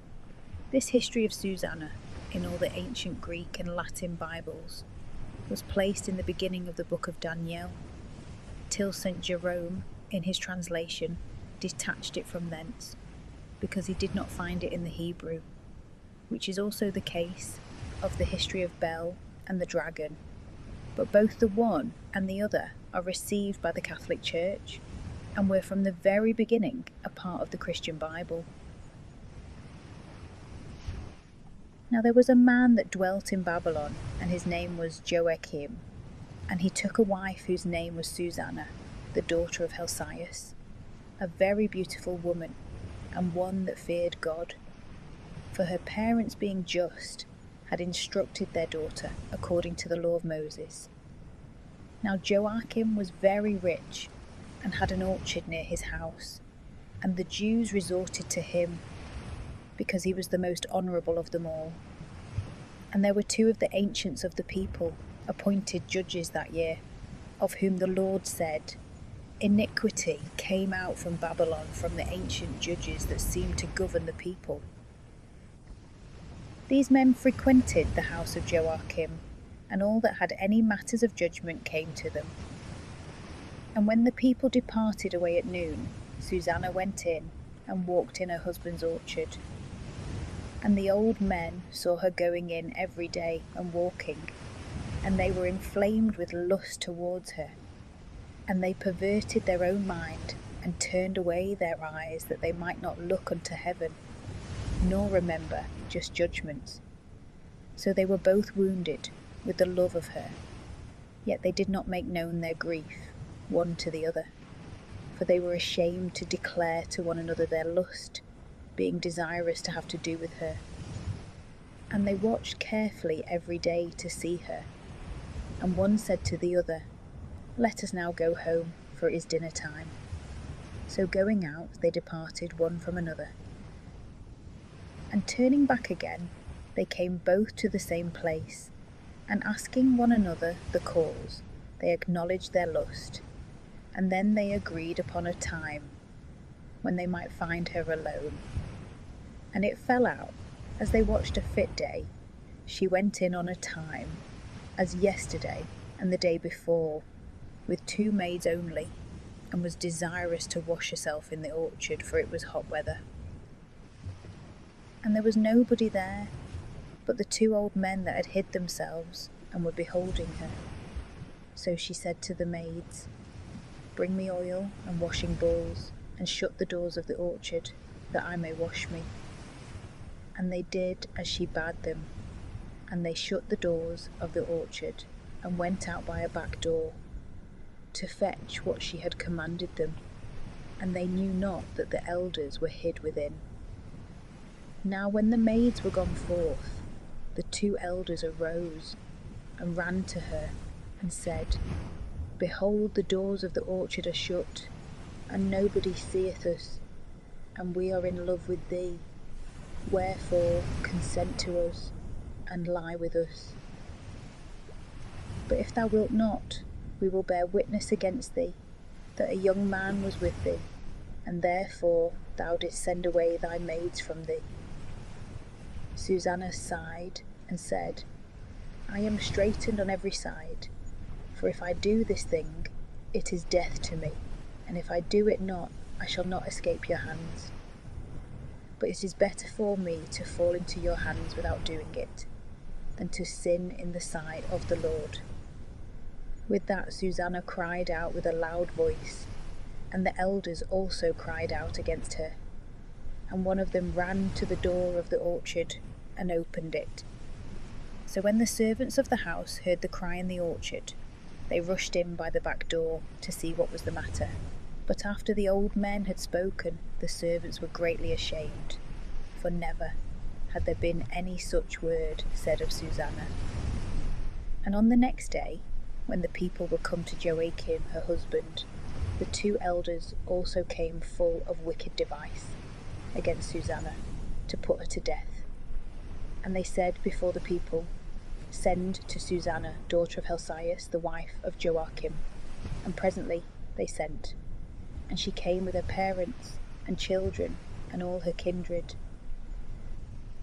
Now Susanna was exceeding delicate and beautiful to behold, but those wicked men commanded that her face should be uncovered, for she was covered, that so at least they might be satisfied with her beauty. Therefore her friends and all her acquaintance wept. But the two elders, rising up in the midst of the people, laid their hands upon her head. And she, weeping, looked up to heaven, for her heart had confidence in the Lord. And the elders said, As we walked in the orchard alone, this woman came in with two maids, and shut the doors of the orchard, and sent away the maids from her. Then a young man that was there came to her, and lay with her. But we that were in a corner of the orchard, seeing this wickedness, ran up to them, and we saw them lie together. And him indeed we could not take, because he was stronger than us. And opening the doors, he leaped out. But having taken this woman, we asked who the young man was, but she would not tell us. Of this thing we are witnesses. The multitude believed them as being the elders and the judges of the people, and they condemned her to death. Then Susanna cried out with a loud voice and said, O eternal God, who knowest hidden things, who knowest all things before they come to pass, thou knowest that they have borne false witness against me, and behold, I must die, whereas I have done none of these things, which these men have maliciously forged against me. And the Lord heard her voice, and when she was led to be put to death, the Lord raised up the Holy Spirit of a young boy, whose name was Daniel. And he cried out with a loud voice, I am clear from the blood of this woman. Then all the people, turning themselves towards him, said, What meaneth this word that thou hast spoken?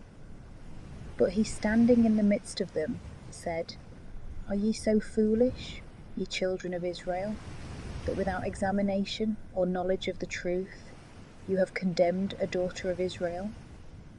Return to judgment, for they have borne false witness against her. So all the people turned again in haste, and the old men said to him, Come and sit thou down among us, and show it us, seeing God hath given thee the honour of old age. And Daniel said to the people, Separate these two far from one another, and I will examine them. So when they were put asunder, one from the other, he called one of them, and said to him, O thou that art grown old in evil days, now are thy sins come out, which thou hast committed before, in judging unjust judgments, oppressing the innocent, and letting the guilty to go free. Whereas the Lord saith, The innocent and the just thou shalt not kill. Now then, if thou sawest her, tell me under what tree thou sawest them conversing together. He said, Under a mastic tree. And Daniel said, Well, hast thou lied against thy own head? For behold, the angel of God, having received the sentence of him, shall cut thee in two. And having put him aside, he commanded that the other should come, and he said to him, O thou seed of Canaan, and not of Judah, beauty hath deceived thee, and lust hath perverted thy heart. Thus did you do to the daughters of Israel, and they for fear conversed with you. But a daughter of Judah would not abide your wickedness. Now therefore tell me, under what tree didst thou take them conversing together? And he answered, Under a holm tree. And Daniel said to him, Well hast thou also lied against thy own head, for the angel of the Lord waiteth with a sword to cut thee in two, and to destroy you." With that all the assembly cried out with a loud voice, and they blessed God, who saveth them that trust in him. And they rose up against the two elders, for Daniel had convicted them of false witness by their own mouth. And they did to them as they had maliciously dealt against their neighbour, to fulfill the law of Moses. And they put them to death, and innocent blood was saved in that day. But Helcias and his wife praised God for their daughter Susanna, with Joachim her husband, and all her kindred, because there was no dishonesty found in her. And Daniel became great in the sight of the people from that day and thenceforward. And King Astyages was gathered to his fathers, and Cyrus the Persian received his kingdom. Chapter 14. The history of Bel, and of the great serpent worshipped by the Babylonians. And Daniel was the king's guest, and was honoured above all his friends. Now the Babylonians had an idol called Bel, and there was spent upon him every day 12 great measures of fine flour, and 40 sheep, and 60 vessels of wine. The king also worshipped him, and went every day to adore him. But Daniel adored his God. And the king said to him, "Why dost thou not adore Bel?" And he answered and said to him, "Because I do not worship idols made with hands, but the living God, that created heaven and earth, and hath power over all flesh." And the king said to him, "Doth not Bel seem to thee to be a living God? Seest thou not how much he eateth and drinketh every day?" Then Daniel smiled and said, "O king, be not deceived, for this is but clay within, and brass without, neither hath he eaten at any time." And the king, being angry, called for his priests, and said to them, "If you tell me not who it is that eateth up these expenses, you shall die. But if you can show that Bel eateth these things, Daniel shall die, because he hath blasphemed against Bel." And Daniel said to the king, "Be it done according to thy word." Now the priests of Bel were 70, besides their wives, and little ones, and children. And the king went with Daniel into the temple of Bel. And the priests of Bel said, "Behold, we go out, and do thou, O king, set on the meats, and make ready the wine, and shut the door fast, and seal it with thy own ring. And when thou comest in the morning, if thou findest not that Bel hath eaten up all, we will suffer death, or else Daniel that hath lied against us." And the little regarded it, because they had made under the table a secret entrance, and they always came in by it, and consumed those things. So it came to pass, after they were gone out, the king set the meats before Bel, and Daniel commanded his servants, and they brought ashes, and he sifted them all over the temple before the king. And going forth, they shut the door, and having sealed it with the king's ring, they departed. But the priests went in by night, according to their custom, with their wives and their children, and they ate and drank up all. And the king arose early in the morning, and Daniel with him. And the king said, "Are the seals whole, Daniel?" And he answered, "They are whole, O king." And as soon as he had opened the door, the king looked upon the table, and cried out with a loud voice, "Great art thou, O Bel, and there is not any deceit with thee." And Daniel laughed, and he held the king that he should not go in. And he said, "Behold the pavement, mark whose footsteps these are." And the king said, "I see the footsteps of men, and women, and children." And the king was angry.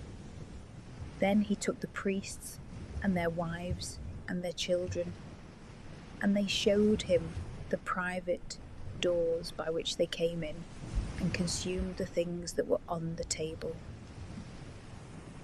The king therefore put them to death, and delivered Bel into the power of Daniel, who destroyed him and his temple.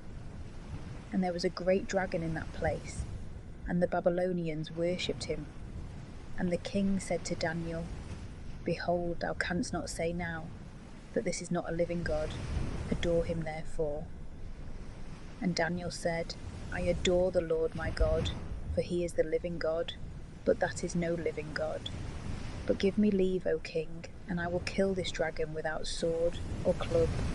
And the king said, I give thee leave. Then Daniel took pitch and fat and hair, and boiled them together, and he made lumps and put them into the dragon's mouth, and the dragon burst asunder, and he said, Behold him whom you worshipped. And when the Babylonians had heard this, they took great indignation, and being gathered together against the king, they said, The king is become a Jew, he hath destroyed Bel, he hath killed the dragon, and he hath put the priest to death. And they came to the king and said, Deliver us Daniel, or else we will destroy thee and thy house. And the king saw that they pressed upon him violently, and being constrained by necessity, he delivered Daniel to them. And they cast him into the den of lions, and he was there 6 days.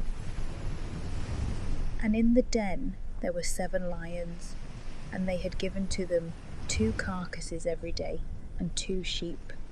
But then they were not given unto them, that they might devour Daniel. Now there was in Judea a prophet called Habakkuk, and he had boiled pottage, and had broken bread in a bowl, and was going into the field to carry it to the reapers. And the angel of the Lord said to Habakkuk, Carry the dinner which thou hast into Babylon to Daniel, who is in the lion's den. And Habakkuk said, Lord, I never saw Babylon, nor do I know the den. And the angel of the Lord took him by the top of his head, and carried him by the hair of his head, and set him in Babylon over the den in the force of his spirit. And Habakkuk cried, saying, O Daniel, thou servant of God, take the dinner that God hath sent thee. And Daniel said, Thou hast remembered me, O God, and thou hast not forsaken them that love thee. And Daniel arose and ate. And the angel of the Lord presently set Habakkuk again in his own place. And upon the 7th day the king came to bewail Daniel. And he came to the den and looked in, and behold, Daniel was sitting in the midst of the lions. And the king cried out with a loud voice, saying, Great art thou, O Lord, the God of Daniel. And he drew him out of the lion's den. But those that had been the cause of his destruction he cast into the den, and they were devoured in a moment before him. Then the king said, Let all the inhabitants of the whole earth fear the God of Daniel, for he is the Saviour, working signs and wonders in the earth, who hath delivered Daniel out of the lion's den.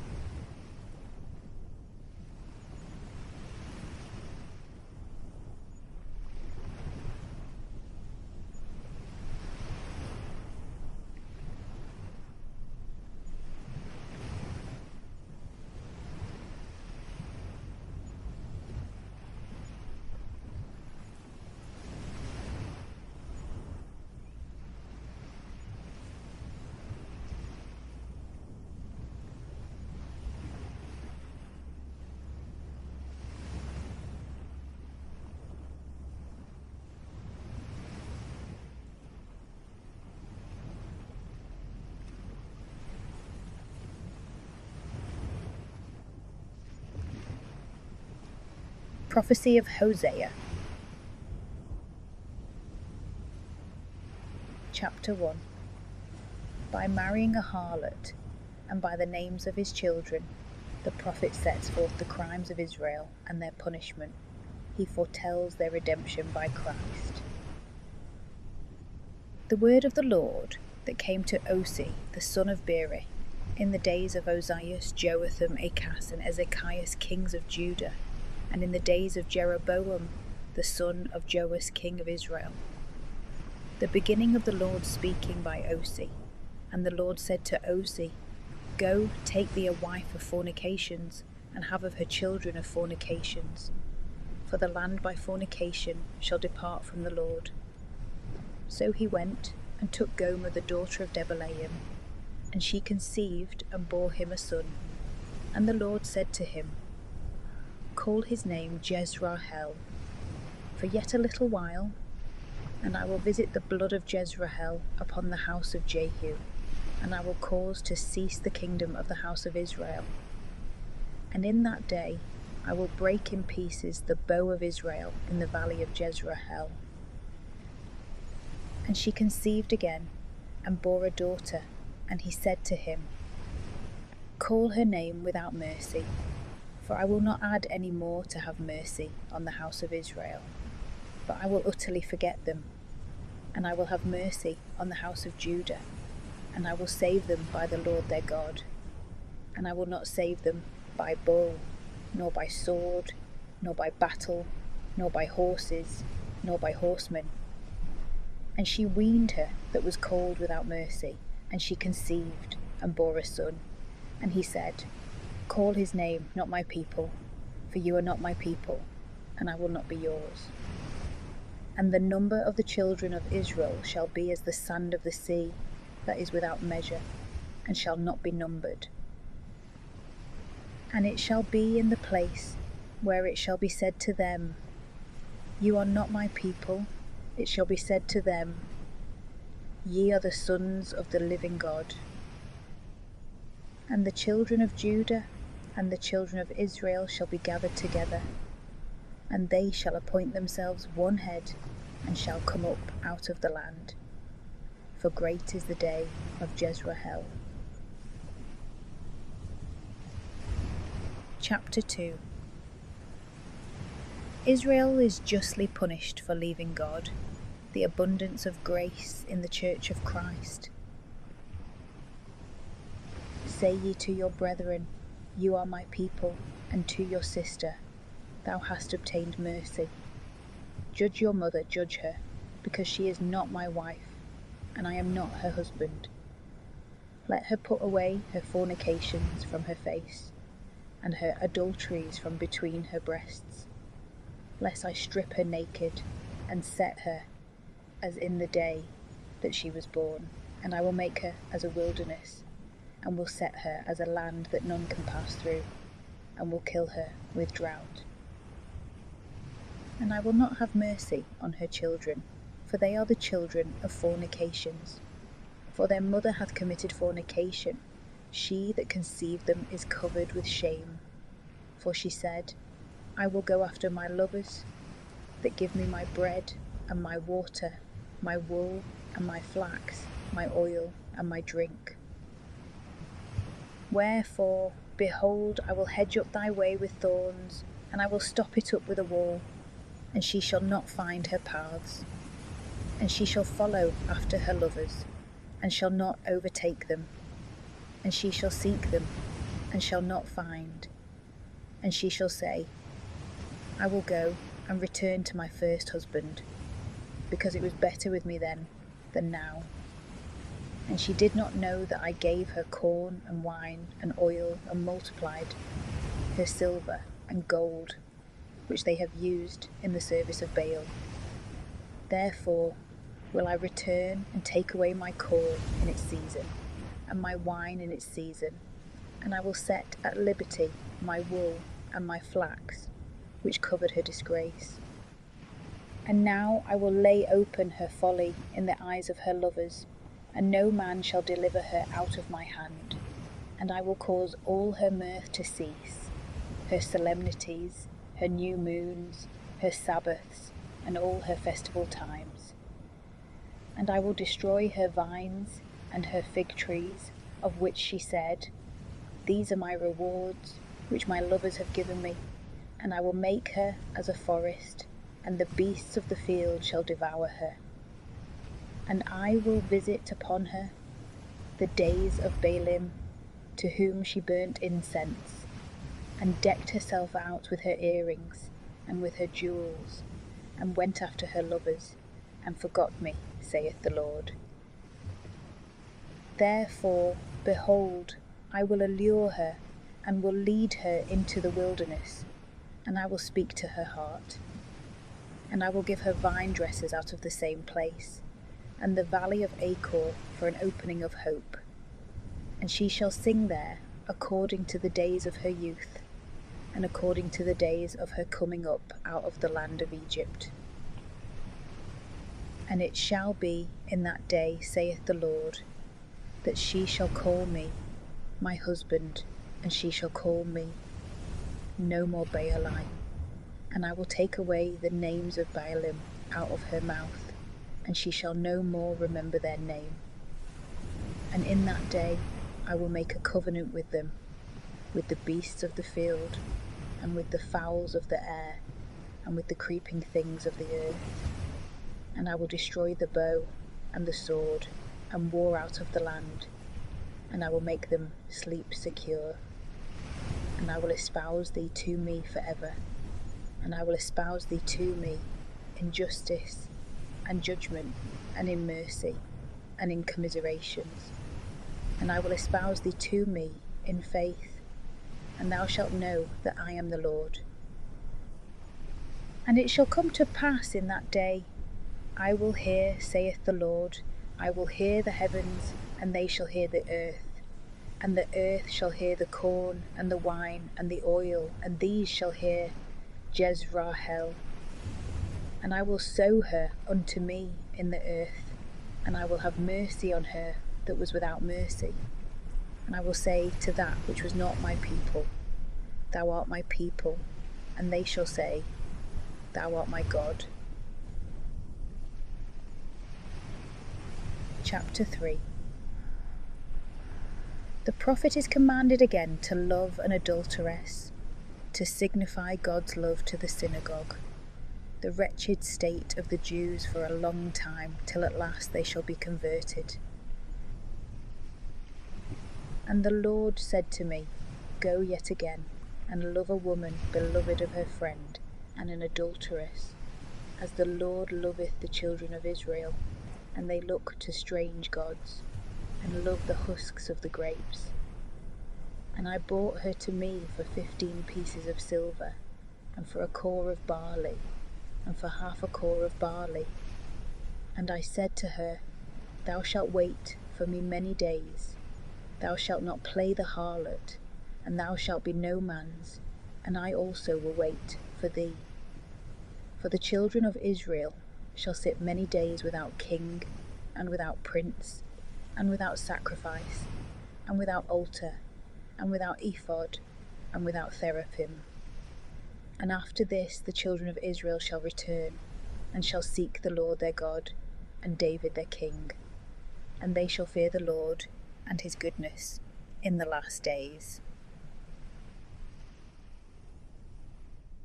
Chapter 4. God's judgment against the sins of Israel. Judah is warned not to follow their example.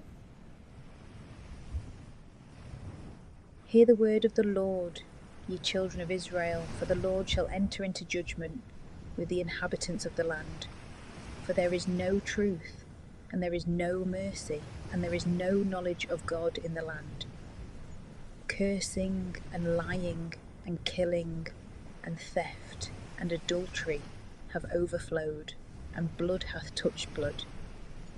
Therefore shall the land mourn, and every one that dwelleth in it shall languish with the beasts of the field, and with the fowls of the air.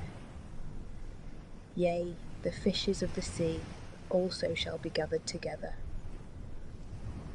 But yet let not any man judge, and let not a man be rebuked.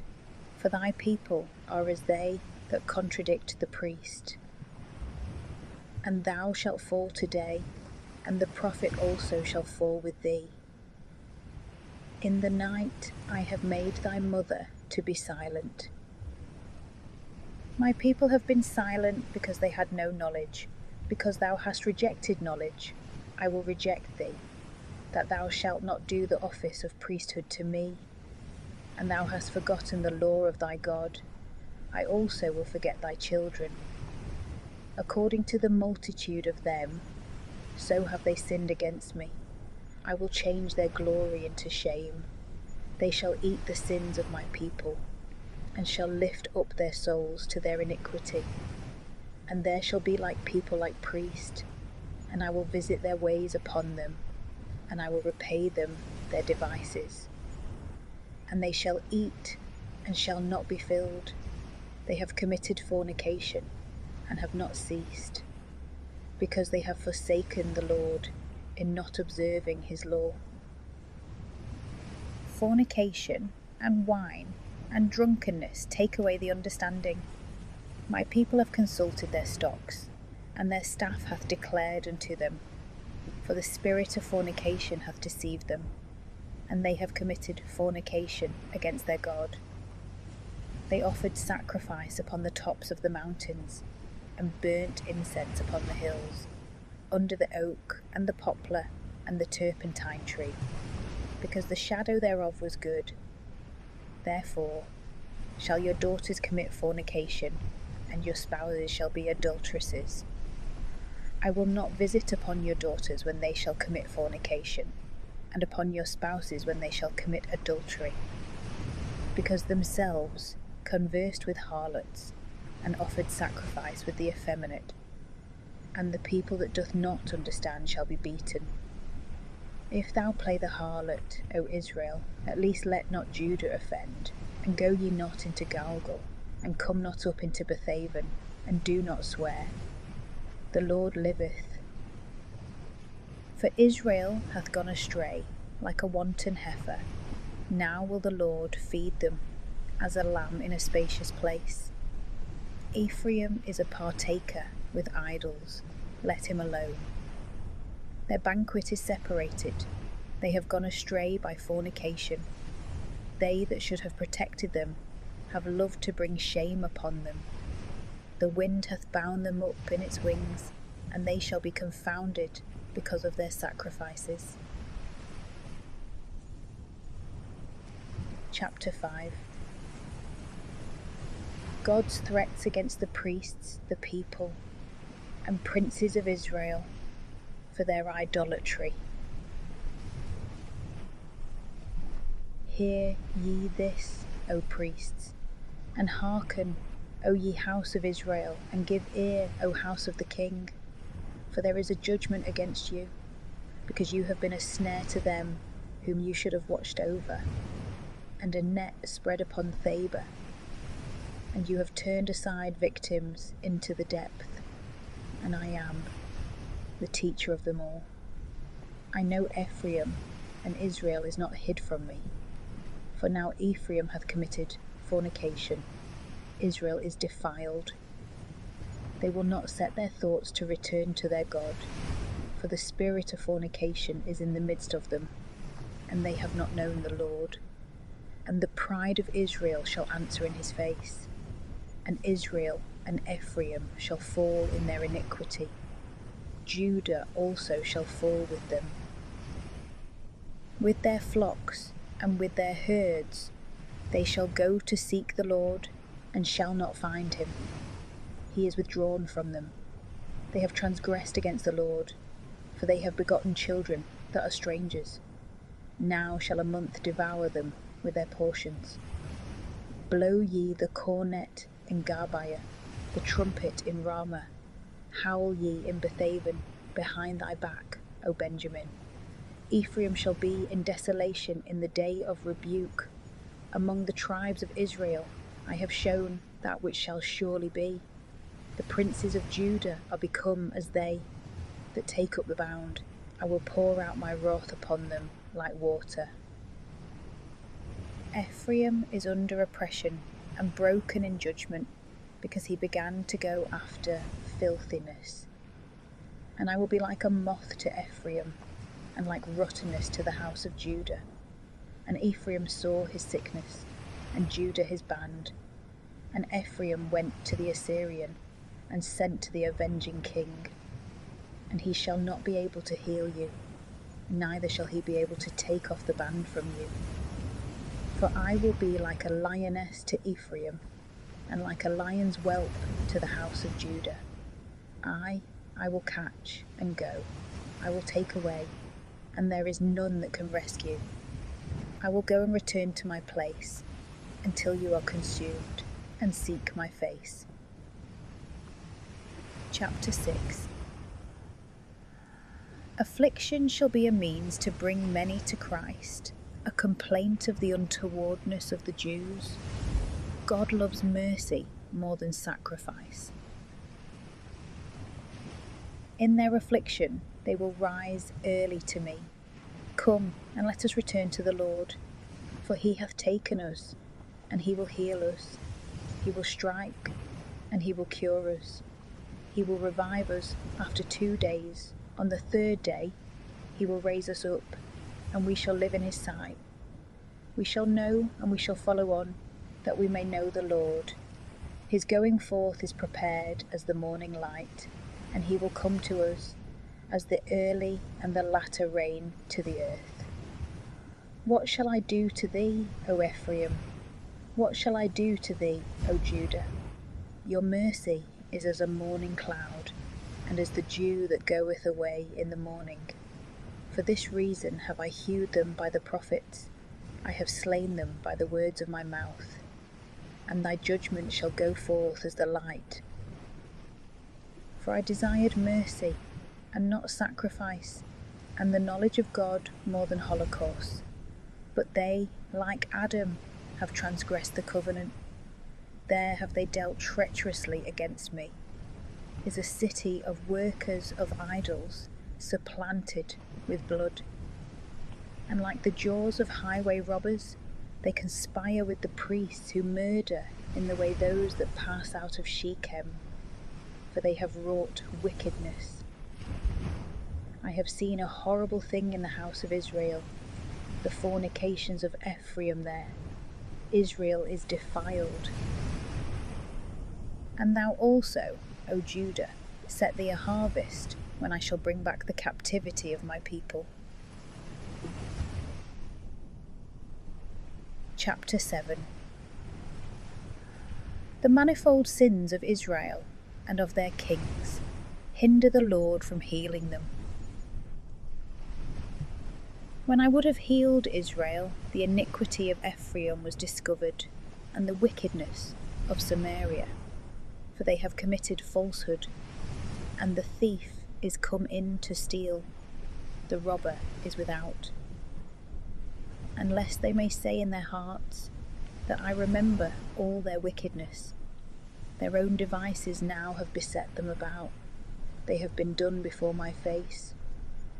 They have made the king glad with their wickedness, and the princes with their lies. They are all adulterers, like an oven heated by the baker. The city rested a little from the mingling of the leaven, till the whole was leavened. The day of our king, the princes began to be mad with wine. He stretched out his hand with scorners. Because they have applied their heart like an oven when he laid snares for them, he slept all the night baking them. In the morning he himself was heated as a flaming fire. They were all heated like an oven, and have devoured their judges. All their kings have fallen. There is none amongst them that calleth unto me. Ephraim himself is mixed among the nations. Ephraim is become as bread baked under the ashes, that is not turned. Strangers have devoured his strength, and he knew it not. Yea, grey hairs also are spread about upon him, and he is ignorant of it. And the pride of Israel shall be humbled before his face. And they have not returned to the Lord their God, nor have they sought him in all these. And Ephraim is become as a dove that is decoyed, not having a heart. They called upon Egypt, they went to the Assyrians. And when they shall go, I will spread my net upon them. I will bring them down as the fowl of the air. I will strike them as their congregation hath heard. Woe to them, for they have departed from me. They shall be wasted, because they have transgressed against me. And I redeemed them, and they have spoken lies against me. And they have not cried to me with their heart, but they howled in their beds. They have thought upon wheat and wine, they are departed from me. And I have chastised them, and strengthened their arms, and they have imagined evil against me. They returned, that they might be without yoke. They became like a deceitful bow. Their princes shall fall by the sword, for the rage of their tongue. This is their derision in the land of Egypt. Chapter 8. The Israelites are threatened with destruction for their impiety and idolatry. Let there be a trumpet in thy throat like an eagle upon the house of the Lord, because they have transgressed my covenant and have violated my law. They shall call upon me, O my God, we Israel know thee. Israel hath cast off the thing that is good, the enemy shall pursue him. They have reigned, but not by me. They have been princes, and I knew not. Of their silver and their gold they have made idols to themselves, that they might perish. Thy calf, O Samaria, is cast off. My wrath is kindled against them. How long will they be incapable of being cleansed? For itself also is the invention of Israel, a workman made it, and it is no God. For the calf of Samaria shall be turned to spiders' webs, for they shall sow wind and reap a whirlwind. There is no standing stalk in it. The bud shall yield no meal, and if it should yield, strangers shall eat it. Israel is swallowed up. Now is he become among the nations like an unclean vessel. For they are gone up to Assyria, a wild ass alone by himself. Ephraim hath given gifts to his lovers. But even though they shall have hired the nations, now will I gather them together, and they shall rest a while from the burden of the king and the princes. Because Ephraim hath made many altars to sin, altars are become to him unto sin, I shall write to him my manifold laws, which have been accounted as foreign. They shall offer victims, they shall sacrifice flesh, and shall eat it, and the Lord will not receive them. Now will he remember their iniquity, and will visit their sins. They shall return to Egypt. And Israel hath forgotten his Maker, and hath built temples, and Judah hath built many fenced cities. And I will send a fire upon his cities, and it shall devour the houses thereof. Chapter 9. The Israelites are threatened with destruction for their impiety and idolatry.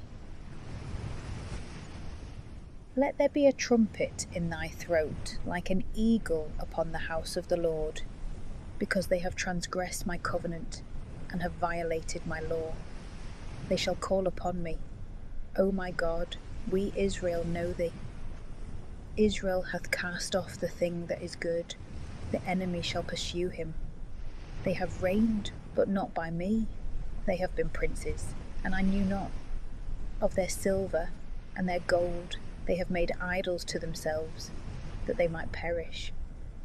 My calf, O Samaria, is cast off. My wrath is kindled against them. How long will they be incapable of being cleansed? For itself also is the invention of Israel, a workman made it, and it is no God. For the calf of Samaria shall be turned to spiders' webs, for they shall sow wind and reap a whirlwind. There is no standing stalk in it. The bud shall yield no meal, and if it should yield, strangers shall eat it. Israel is swallowed up. Now is he become among the nations like an unclean vessel. For they are gone up to Assyria, a wild ass alone by himself. Ephraim hath given gifts to his lovers. But even though they shall have hired the nations, now will I gather them together, and they shall rest a while from the burden of the king and the princes. Because Ephraim hath made many altars to sin, altars are become to him unto sin. I shall write to him my manifold laws, which have been accounted as foreign. They shall offer victims, they shall sacrifice flesh, and shall eat it, and the Lord will not receive them.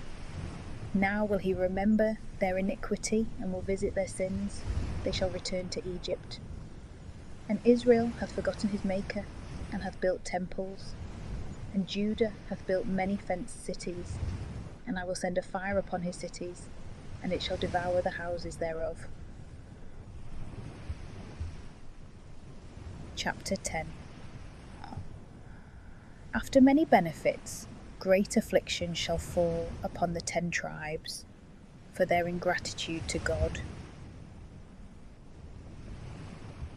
Israel, a vine full of branches, the fruit is agreeable to it. According to the multitude of his fruit, he hath multiplied altars. According to the plenty of his land, he hath abounded with idols. Their heart is divided. Now they shall perish. He shall break down their idols.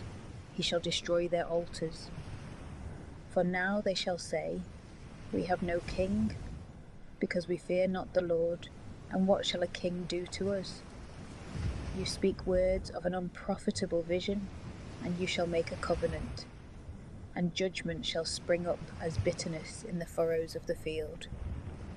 The inhabitants of Samaria have worshipped the kine of Bethaven, for the people thereof have mourned over it, and the wardens of its temple that rejoiced over it in its glory, because it is departed from it. For itself also is carried into Assyria, a present to the avenging king. Shame shall fall upon Ephraim, and Israel shall be confounded in his own will. Samaria hath made her king to pass as froth upon the face of the water, and the high places of the idol, the sin of Israel, shall be destroyed. The burr and the thistle shall grow up over their altars, and they shall say to the mountains, Cover us, and to the hills, Fall upon us. From the days of Garbia, Israel hath sinned, there they stood. The battle in Garba against the children of iniquity shall not overtake them. According to my desire, I will chastise them, and the nations shall be gathered together against them, when they shall be chastised for their 2 iniquities. Ephraim is a heifer taught to love, to tread out corn, but I passed over upon the beauty of her neck. I will ride upon Ephraim, Judah shall plough, Jacob shall break the furrows for himself.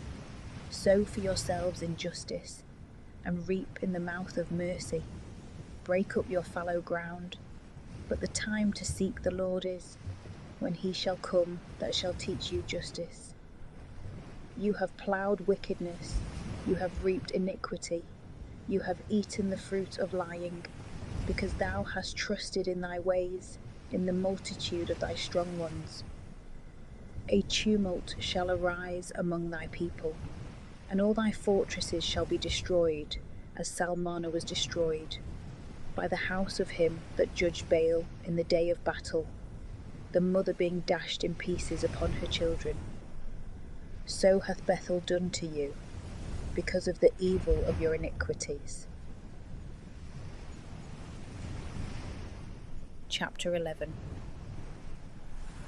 God proceeds in threatening Israel for their ingratitude, yet he will not utterly destroy them.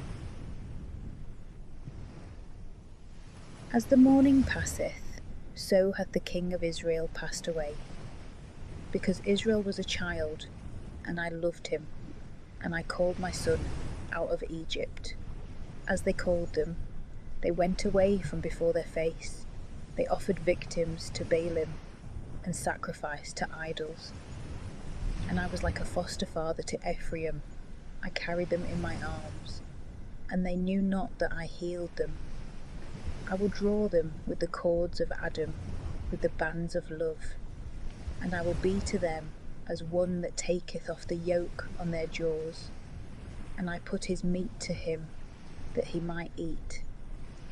He shall not return into the land of Egypt, but the Assyrian shall be his king, because they would not be converted.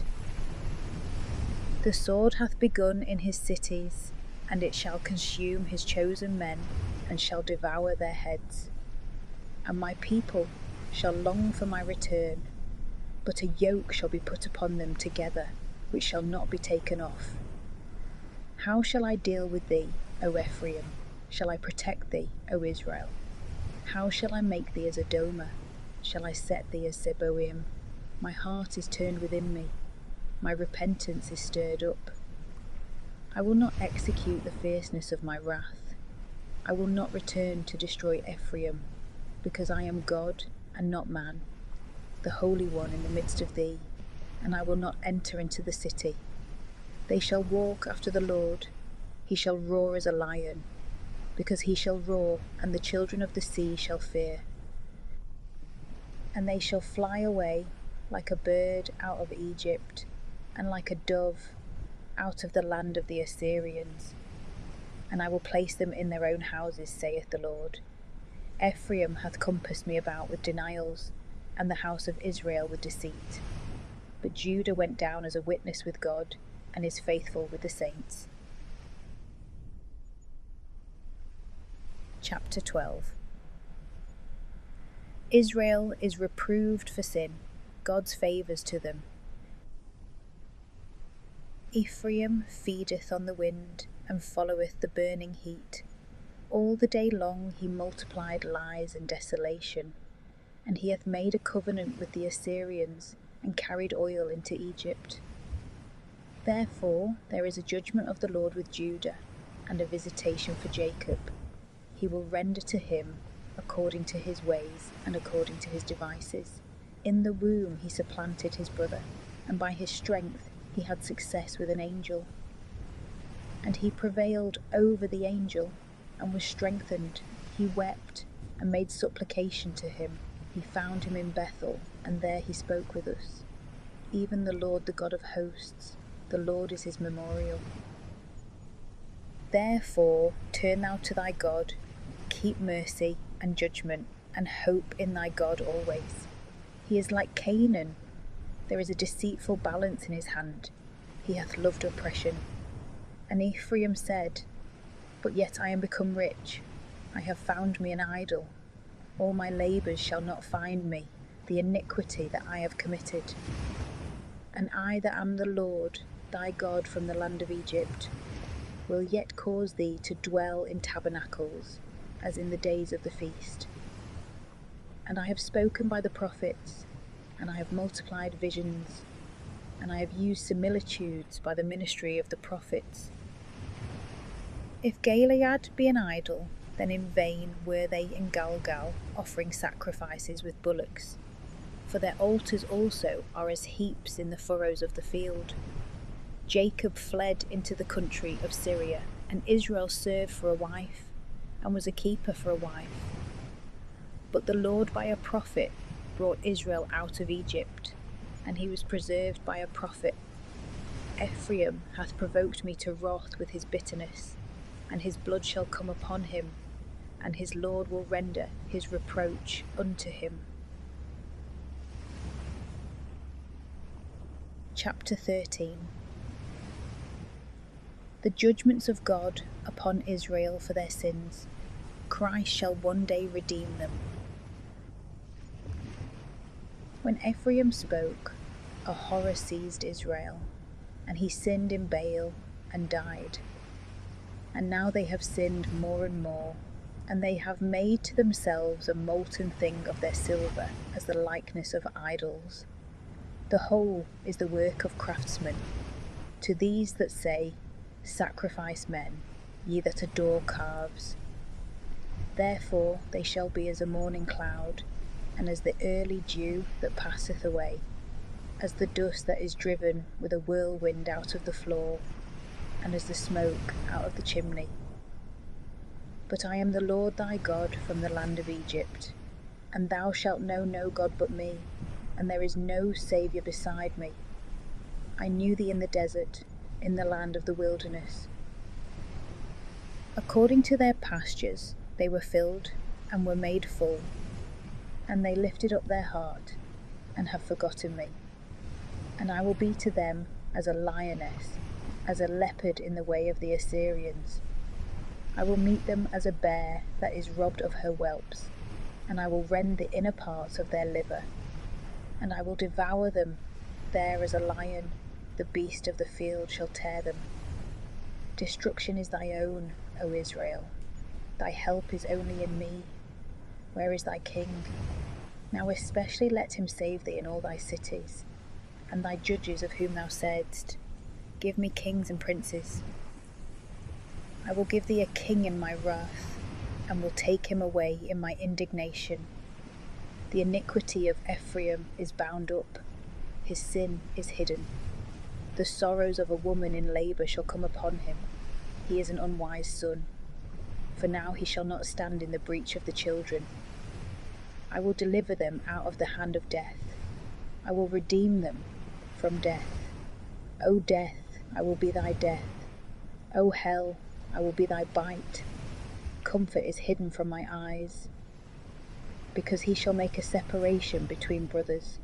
The Lord will bring a burning wind that shall rise from the desert, and it shall dry up his springs, and shall make his fountain desolate, and he shall carry off the treasure of every desirable vessel. Chapter 14. Samaria shall be destroyed, an exhortation to repentance, God's through Christ to the penitent. Let Samaria perish, because she hath stirred up her God to bitterness. Let them perish by the sword, let their little ones be dashed, and let the women with child be ripped up. Return, O Israel, to the Lord thy God, for thou hast fallen down by thy iniquity. Take with you words, and return to the Lord, and say to him, take away all iniquity, and receive the good, and we will render the calves of our lips. Assyria shall not save us. We will not ride upon horses, neither will we say any more, the works of our hands are our gods, for thou wilt have mercy on the fatherless that is in thee. I will heal their breaches, I will love them freely, for my wrath is turned away from them. I will be as the dew, Israel shall spring as the lily, and his root shall shoot forth as that of Libanus. His branches shall spread, and his glory shall be as the olive tree, and his smell as that of Libanus. They shall be converted that sit under his shadow. They shall live upon wheat, and they shall blossom as a vine. His memorial shall be as the wine of Libanus. Ephraim shall say, what have I to do any more with idols? I will hear him, and I will make him flourish like a green fir tree. From me is thy fruit found. Who is wise, and he shall understand these things? Prudent, and he shall know these things? For the ways of the Lord are right, and the just shall walk in them, but the transgressors shall fall in them.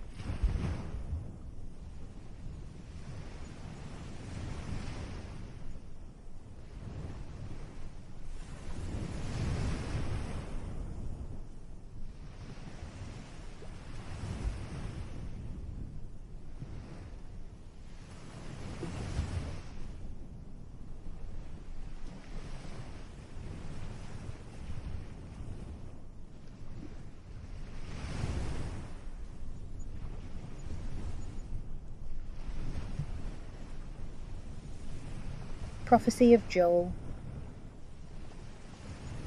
Chapter 1. The prophet describes the judgments that shall fall upon the people and invites them to fasting and prayer. The word of the Lord that came to Joel the son of Phatuel. Hear this, ye old men, and give ear, all ye inhabitants of the land. Did this ever happen in your days, or in the days of your fathers? Tell ye of this to your children, and let your children tell their children and their children to another generation. That which the palmer worm hath left, the locust hath eaten, and that which the locust hath left, the bruchus hath eaten, and that which the bruchus hath left, the mildew hath destroyed. Awake, ye that are drunk, and weep and mourn, all ye that take delight in drinking sweet wine, for it is cut off from your mouth. For a nation is come up upon my land, strong and without number. His teeth are like the teeth of a lion, and his cheek teeth as of a lion's whelp. He hath laid my vineyard waste, and hath peeled off the bark of my fig tree. He hath stripped it bare, and cast it away. The branches thereof are made white. Lament like a virgin girded with sackcloth, for the husband of her youth. Sacrifice and libation is cut off from the house of the Lord. The priests, the Lord's ministers, have mourned. The country is destroyed, the ground hath mourned, for the corn is wasted, the wine is confounded, the oil hath languished. The husbandmen are ashamed, the vine dressers have howled for the wheat and for the barley, because the harvest of the field is perished. The vineyard is confounded, and the fig tree hath languished, the pomegranate tree, and the palm tree, and the apple tree, and all the trees of the field are withered, because joy is withdrawn from the children of men. Gird yourselves and lament, O ye priests, howl ye ministers of the altars. Go in, lie in sackcloth, ye ministers of my God, because sacrifice and libation is cut off from the house of your God. Sanctify ye a fast, call an assembly. Gather together the ancients, all the inhabitants of the land, into the house of your God, and cry ye to the Lord, for the day, because the day of the Lord is at hand, and it shall come like destruction from the mighty. Is not your food cut off before your eyes, joy and gladness from the house of our God? The beasts have rotted in their dung, the barns are destroyed, the storehouses are broken down, because the corn is confounded. Why did the beast groan? Why did the herds of cattle low? Because there is no pasture for them, yea, and the flocks of sheep are perished. To thee, O Lord, will I cry, because fire hath devoured the beautiful places of the wilderness, and the flame hath burnt all the trees of the country. Yea, and the beasts of the field have looked up to thee, as a garden bed that thirsteth after rain. For the springs of waters are dried up, and fire hath devoured the beautiful places of the wilderness. Chapter 2. The prophet foretells the terrible day of the Lord, exhorts sinners to a sincere conversion, and comforts God's people with promises of future blessings under Christ. Blow ye the trumpet in Zion, sound an alarm in my holy mountain. Let all the inhabitants of the land tremble, because the day of the Lord cometh, because it is nigh at hand, a day of darkness and of gloominess, a day of clouds and whirlwinds, a numerous and strong people, as the morning spread upon the mountains. The like to it hath not been from the beginning, nor shall be after it even to the years of generation and generation. before the face thereof a devouring fire, and behind it a burning flame. The land is like a garden of pleasure before it, and behind it a desolate wilderness. Neither is there anyone that can escape it. The appearance of them is as the appearance of horses, and they shall run like horsemen. They shall leap like the noise of chariots upon the tops of mountains, like the noise of a flame of fire devouring the stubble, as a strong people prepared to battle. At their presence the people shall be in grievous pains. All faces shall be made like a kettle. They shall run like valiant men, like men of war. They shall scale the wall. The men shall march every one on his way, and they shall not turn aside from their ranks. No one shall press upon his brother. They shall walk every one in his path. Yea, and they shall fall through the windows, and shall take no harm. They shall enter into the city. They shall run upon the wall. They shall climb up the houses. They shall come in at the windows as a thief. At their presence the earth hath trembled, the heavens are moved, the sun and moon are darkened, and the stars have withdrawn their shining. And the Lord hath uttered his voice before the face of his army. For his armies are exceeding great, for they are strong and execute his word. For the day of the Lord is great and very terrible, and who can stand it?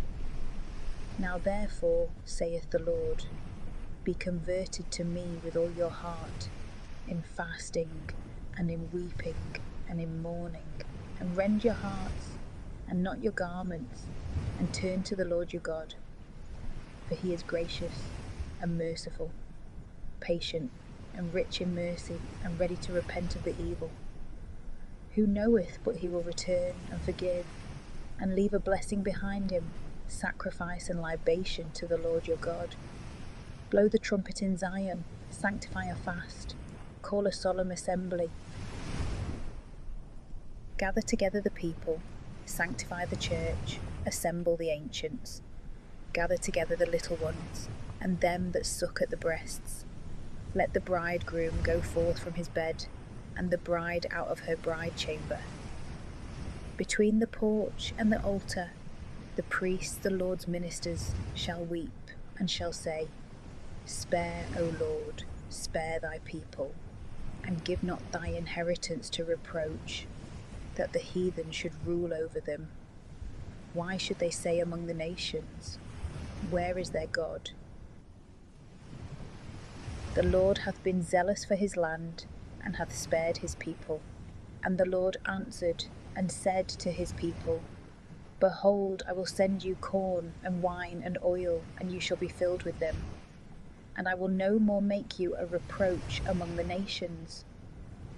And I will remove far off from you the northern enemy, and I will drive him into a land unpassable, and desert, with his face towards the east sea, and his hinder part towards the utmost sea.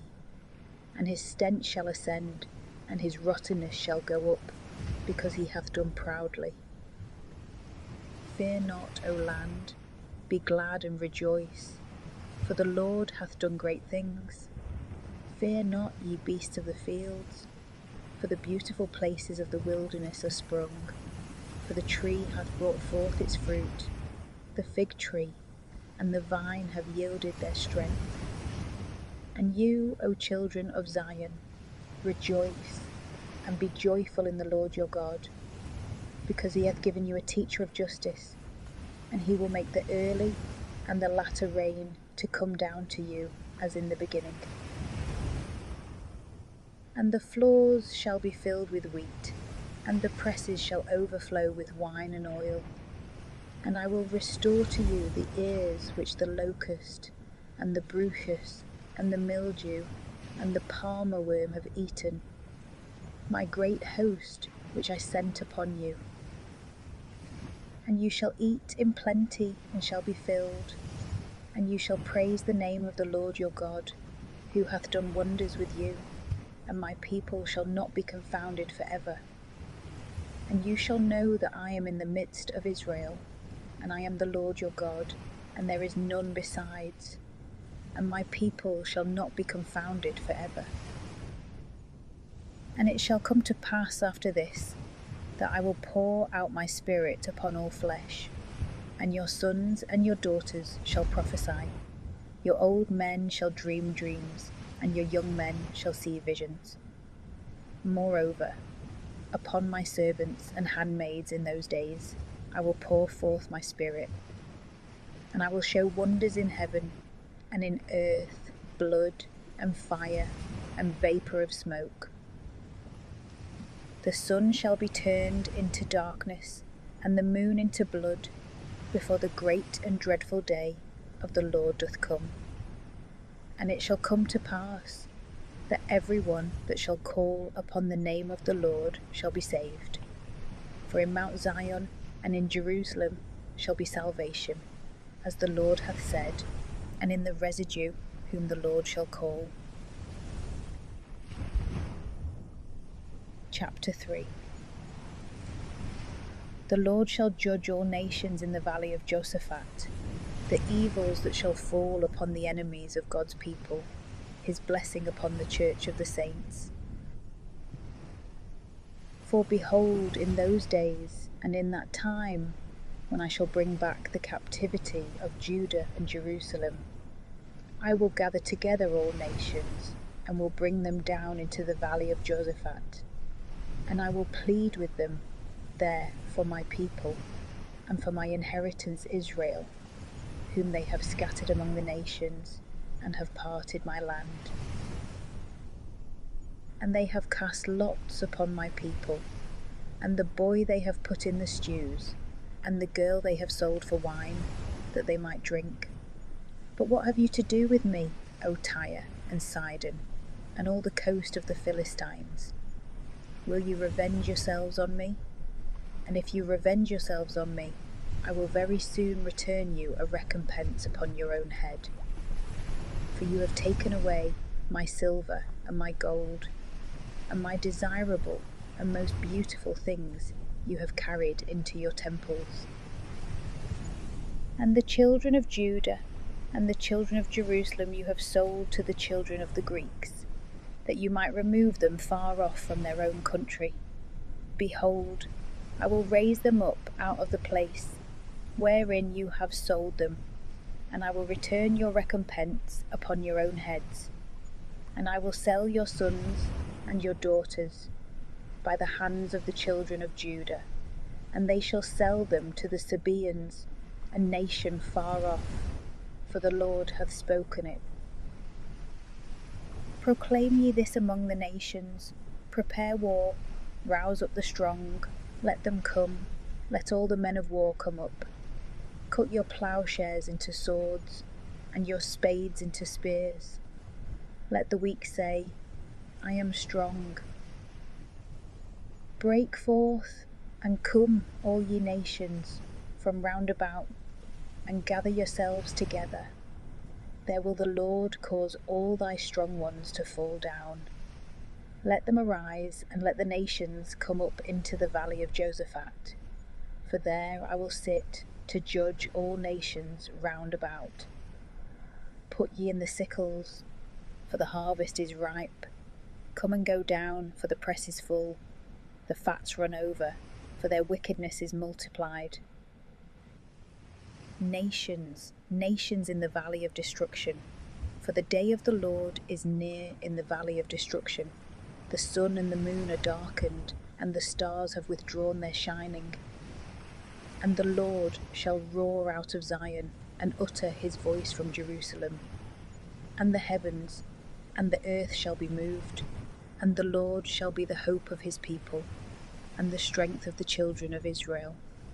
And you shall know that I am the Lord your God, dwelling in Zion my holy mountain, and Jerusalem shall be holy, and strangers shall pass through it no more. And it shall come to pass in that day that the mountains shall drop down sweetness, and the hills shall flow with milk, and waters shall flow through all the rivers of Judah. And a fountain shall come forth of the house of the Lord, and shall water the torrent of thorns.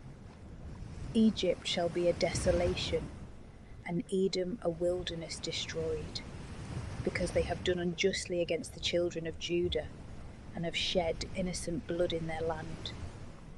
And Judea shall be inhabited forever, and Jerusalem to generation and generation. And I will cleanse their blood which I had not cleansed, and the Lord will dwell in Zion.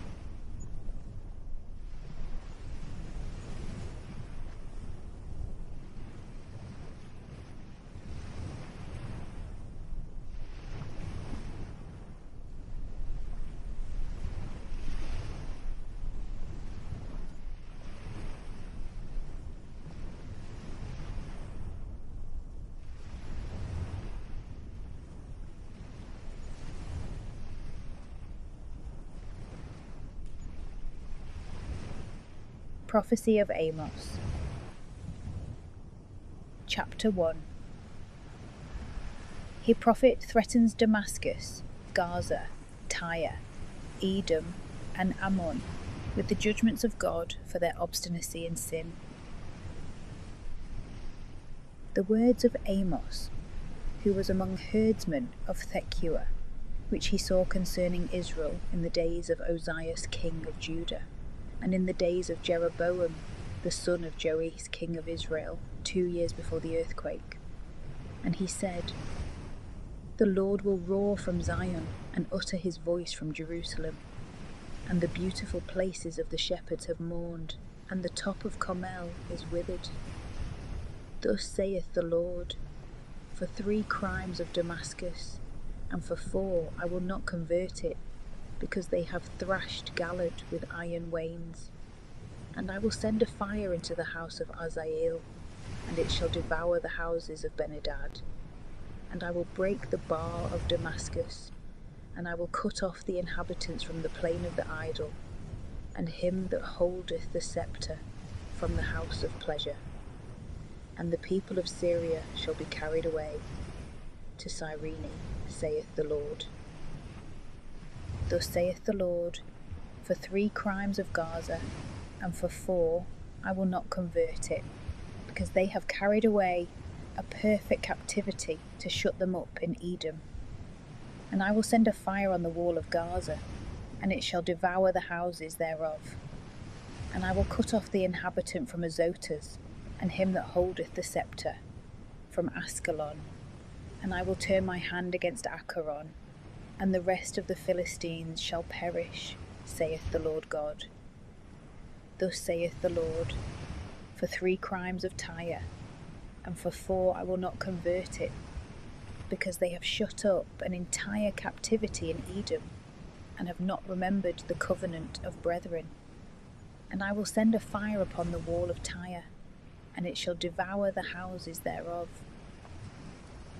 Thus saith the Lord, for 3 crimes of Edom, and for 4 I will not convert him, because he hath pursued his brother with the sword, and hath cast off all pity, and hath carried on his fury, and hath kept his wrath to the end. I will send a fire into Theman, and it shall devour the houses of Bozrah. Thus saith the Lord, for 3 crimes of the children of Ammon, and for 4 I will not convert him, because he hath ripped up the women with child of Galaad, to enlarge his border.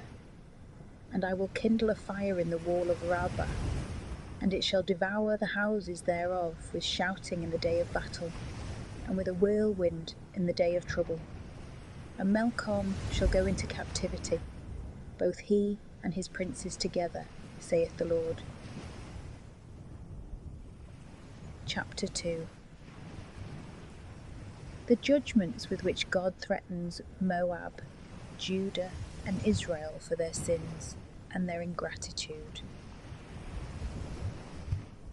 Thus saith the Lord, for 3 crimes of Moab, and for 4 I will not convert him, because he hath burnt the bones of the king of Edom, even to ashes.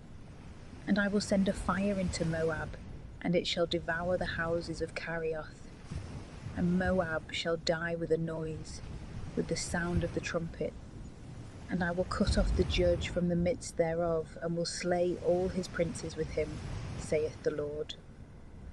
Thus saith the Lord, for 3 crimes of Judah, and for 4 I will not convert him, because he hath cast away the law of the Lord, and hath not kept his commandments, for their idols have caused them to err, after which their fathers have walked. And I will send a fire into Judah, and it shall devour the houses of Jerusalem. Thus saith the Lord, for 3 crimes of Israel, and for 4 I will not convert him, because he hath sold the just man for silver, and the poor man for a pair of shoes. They bruise the heads of the poor upon the dust of the earth, and turn aside the way of the humble. And the son and his father have gone to the same young woman to profane my holy name. And they sat down upon garments laid to pledge by every altar, and drank the wine of the condemned in the house of their God.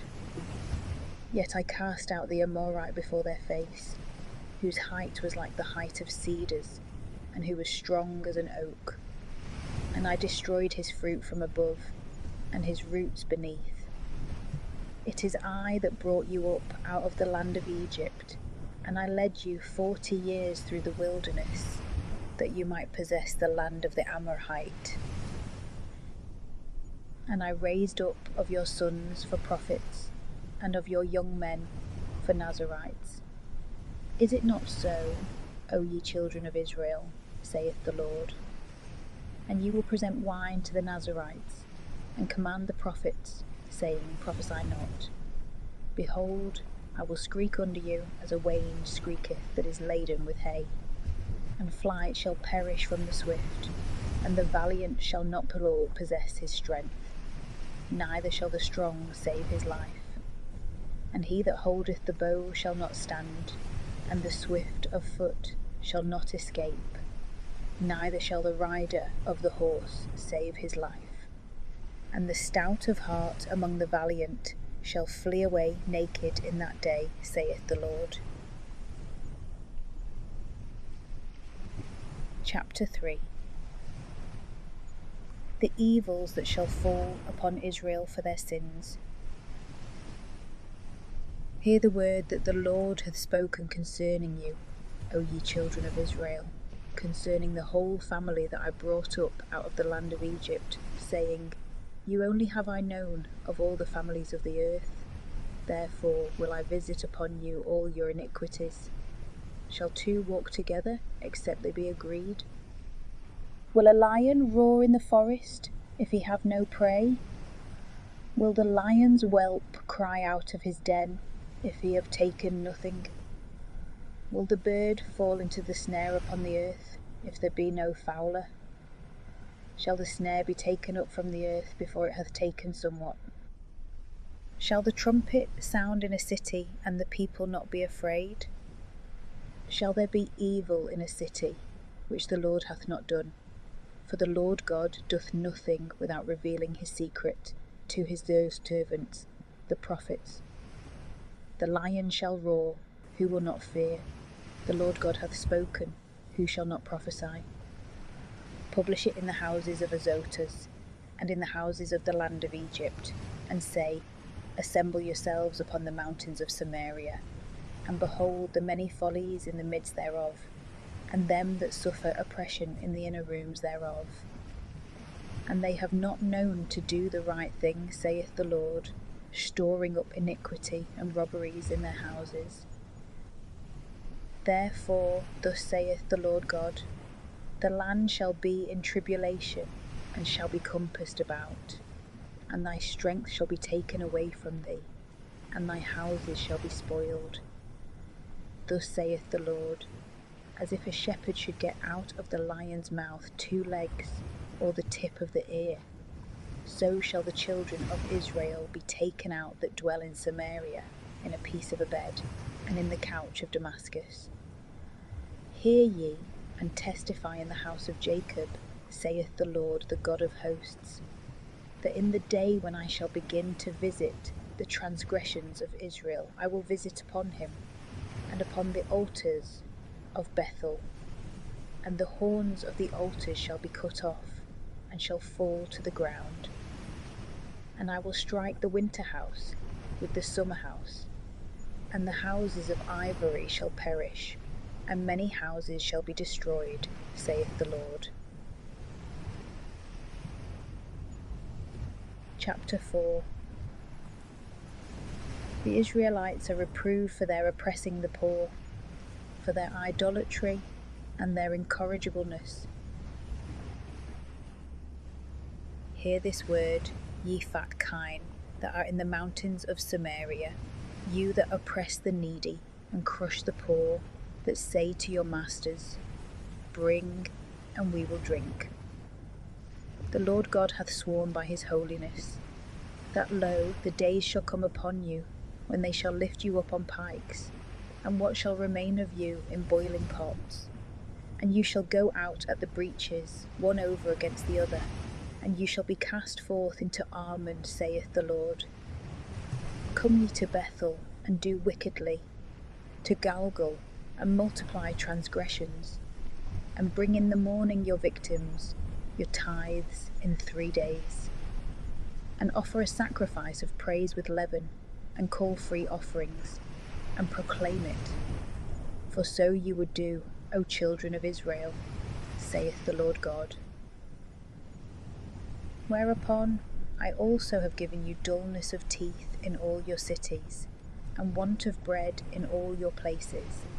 Yet you have not returned to me, saith the Lord. I also have withholden the rain from you, when there were yet 3 months to the harvest. And I caused it to rain upon one city, and caused it not to rain upon another city. One piece was rained upon, and the piece whereupon I rained not withered. And 2 and 3 cities went to one city to drink water, and were not filled. Yet you return not to me, saith the Lord. I struck you with a burning wind, and with mildew. The palmer worm hath eaten up your many gardens, and your vineyards, your olive groves, and fig groves. Yet you returned not to me, saith the Lord.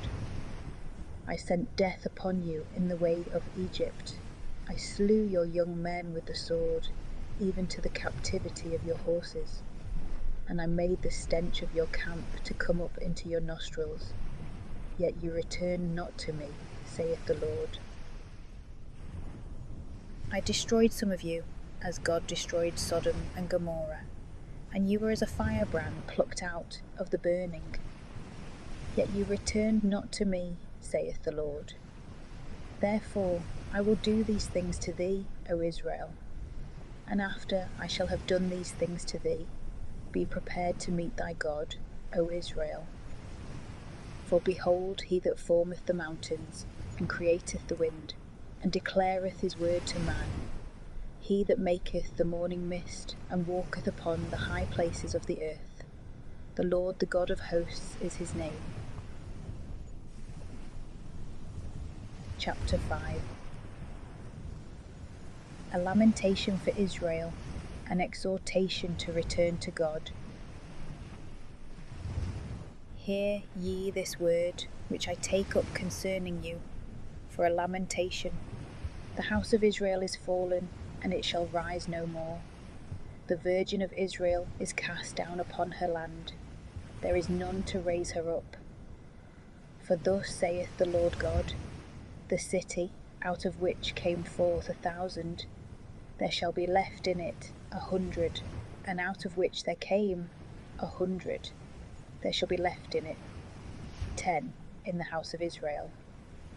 For thus saith the Lord to the house of Israel, Seek ye me, and you shall live, but seek not Bethel, and go not into Galgal, neither shall you pass over to Bersabee, for Galgal shall go into captivity, and Bethel shall be unprofitable.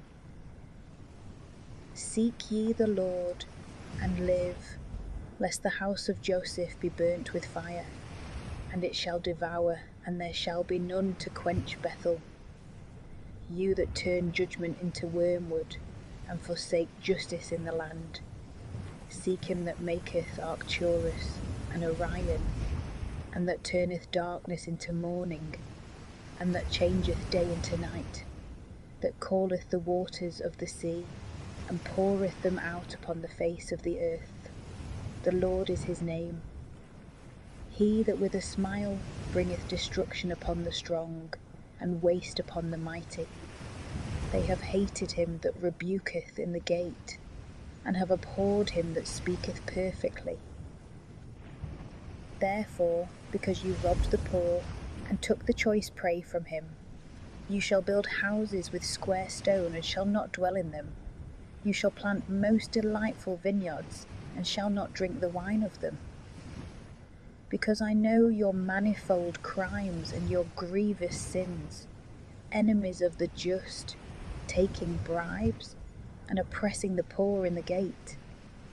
Therefore the prudent shall keep silence at that time, for it is an evil time.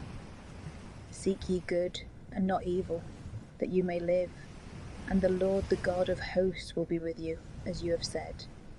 Hate evil, and love good, and establish judgment in the gate. It may be the Lord, the God of hosts, may have mercy on the remnant of Joseph. Therefore thus saith the Lord, the God of hosts, the sovereign Lord, in every street there shall be wailing, and in all places that are without they shall say, Alas, alas, and they shall call the husbandman to mourning, and such as are skillful in lamentation to lament. And in all vineyards there shall be wailing, because I will pass through in the midst of thee, saith the Lord. Woe to them that desire the day of the Lord!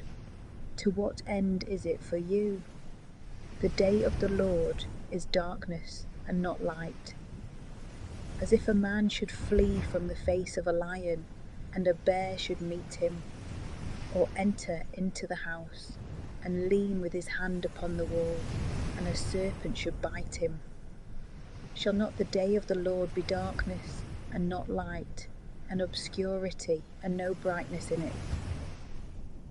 I hate and have rejected your festivities, and I will not receive the odour of your assemblies. And if you offer me holocausts and your gifts, I will not receive them, neither will I regard the vows of your fat beasts. Take away from me the tumult of thy songs, and I will not hear the canticles of thy harp.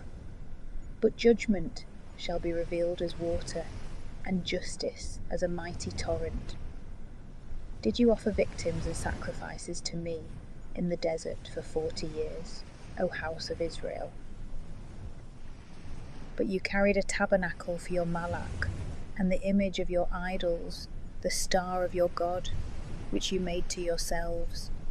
And I will cause you to go into captivity beyond Damascus, saith the Lord.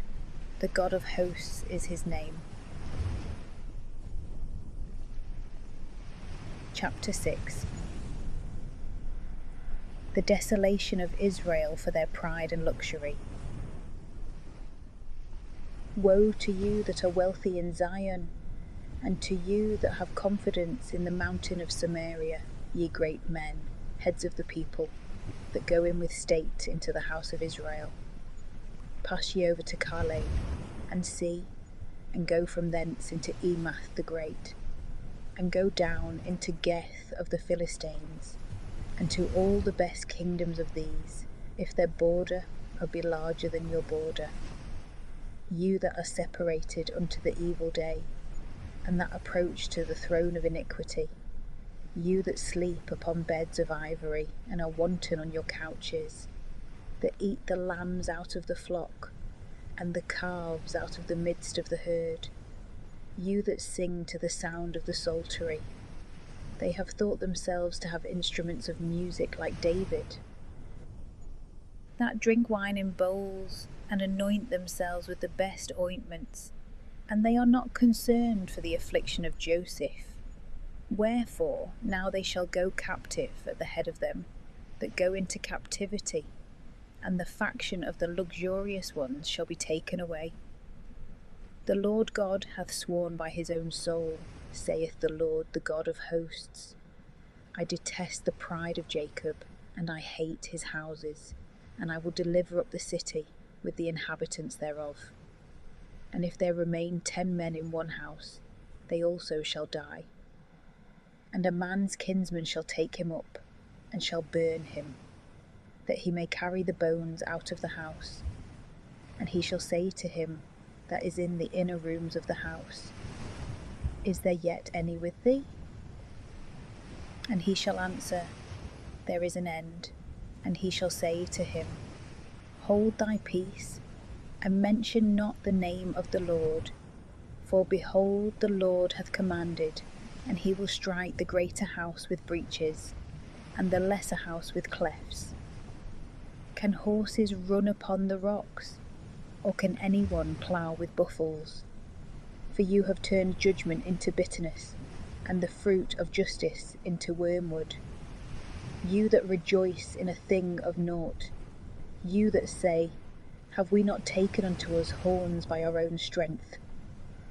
But behold, I will raise up a nation against you, O house of Israel, saith the Lord, the God of hosts, and they shall destroy you from the entrance of Emath, even to the torrent of the desert. Chapter 7. The prophet sees in 3 visions evils coming upon Israel. He is accused of treason by the false priest of Bethel. These things the Lord God showed to me, and behold, the locust was formed in the beginning of the shooting up of the latter rain, and lo, it was the latter rain after the king's mowing.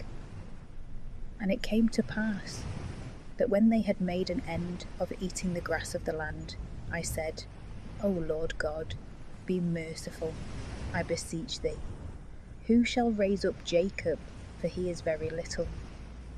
The Lord had pity upon this. It shall not be, said the Lord. These things the Lord God showed to me, and behold, the Lord called for judgment unto fire, and it devoured the great deep, and ate up a part at the same time. And I said, O Lord God, cease, I beseech thee. Who shall raise up Jacob, for he is a little one? The Lord had pity upon this. Yet this also shall not be, said the Lord God. These things the Lord showed to me, and behold, the Lord was standing upon a plastered wall, and in his hand a mason's trowel. And the Lord said to me, What seest thou, Amos? And I said, A mason's trowel. And the Lord said, Behold, I will lay down the trowel in the midst of my people Israel. I will plaster them over no more. And the high places of the idol shall be thrown down, and the sanctuaries of Israel shall be laid waste. and I will rise up against the house of Jeroboam with the sword. And Amaziah the priest of Bethel sent to Jeroboam king of Israel, saying, Amos hath rebelled against thee in the midst of the house of Israel.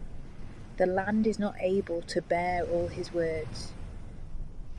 For thus saith Amos, Jeroboam shall die by the sword, and Israel shall be carried away, captive out of their own land.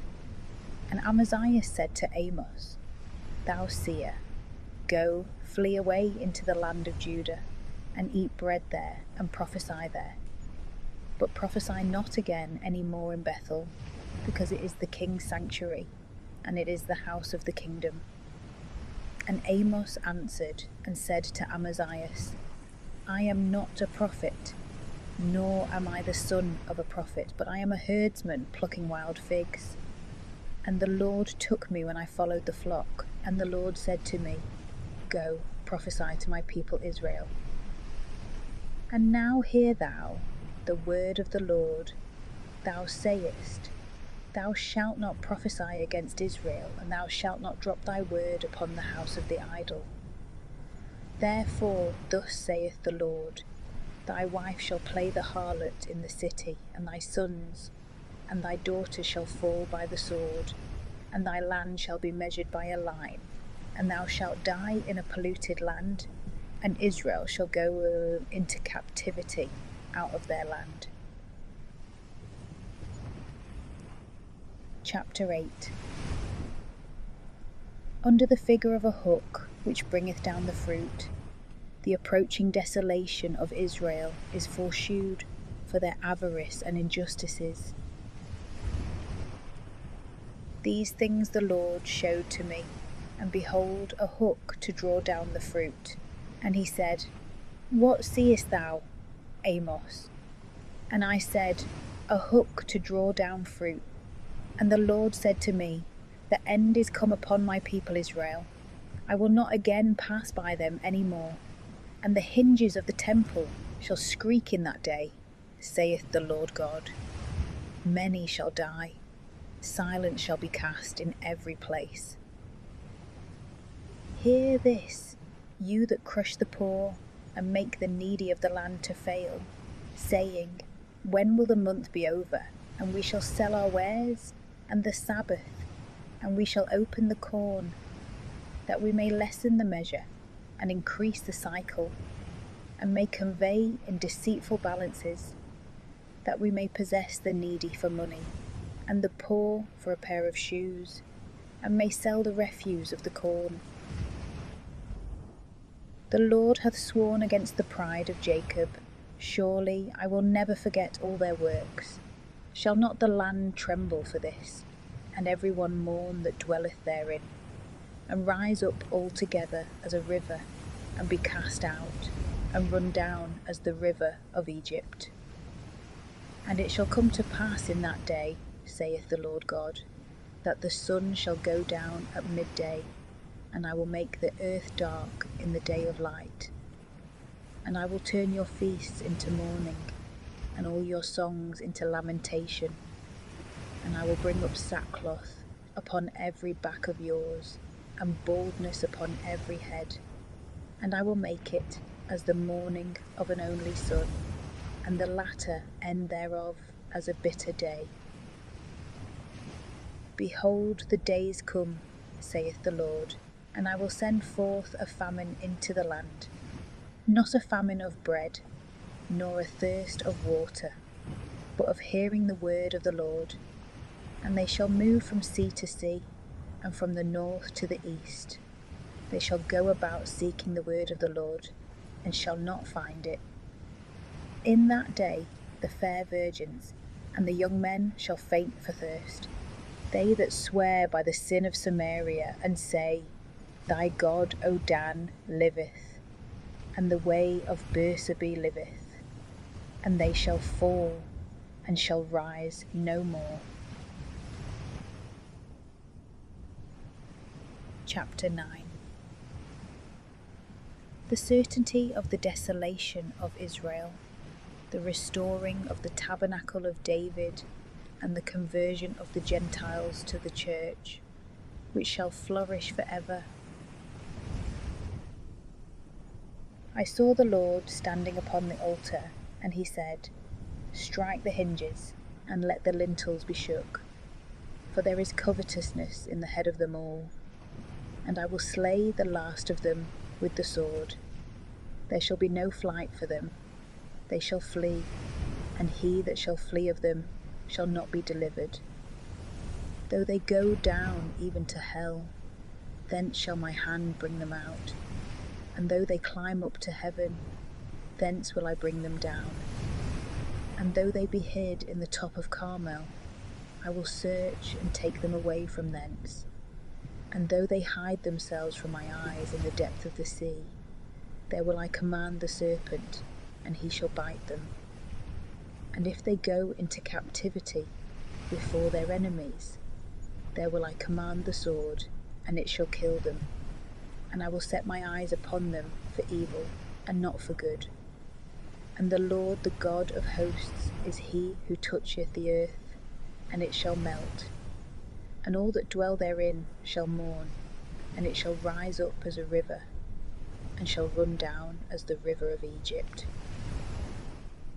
He that buildeth his ascension in heaven, and hath founded his bundle upon the earth, who calleth the waters of the sea, and poureth them out upon the face of the earth, the Lord is his name. Are not you as the children of the Ethiopians unto me, O children of Israel, saith the Lord? Did not I bring up Israel out of the land of Egypt, and the Philistines out of Cappadocia, and the Syrians out of Cyrene?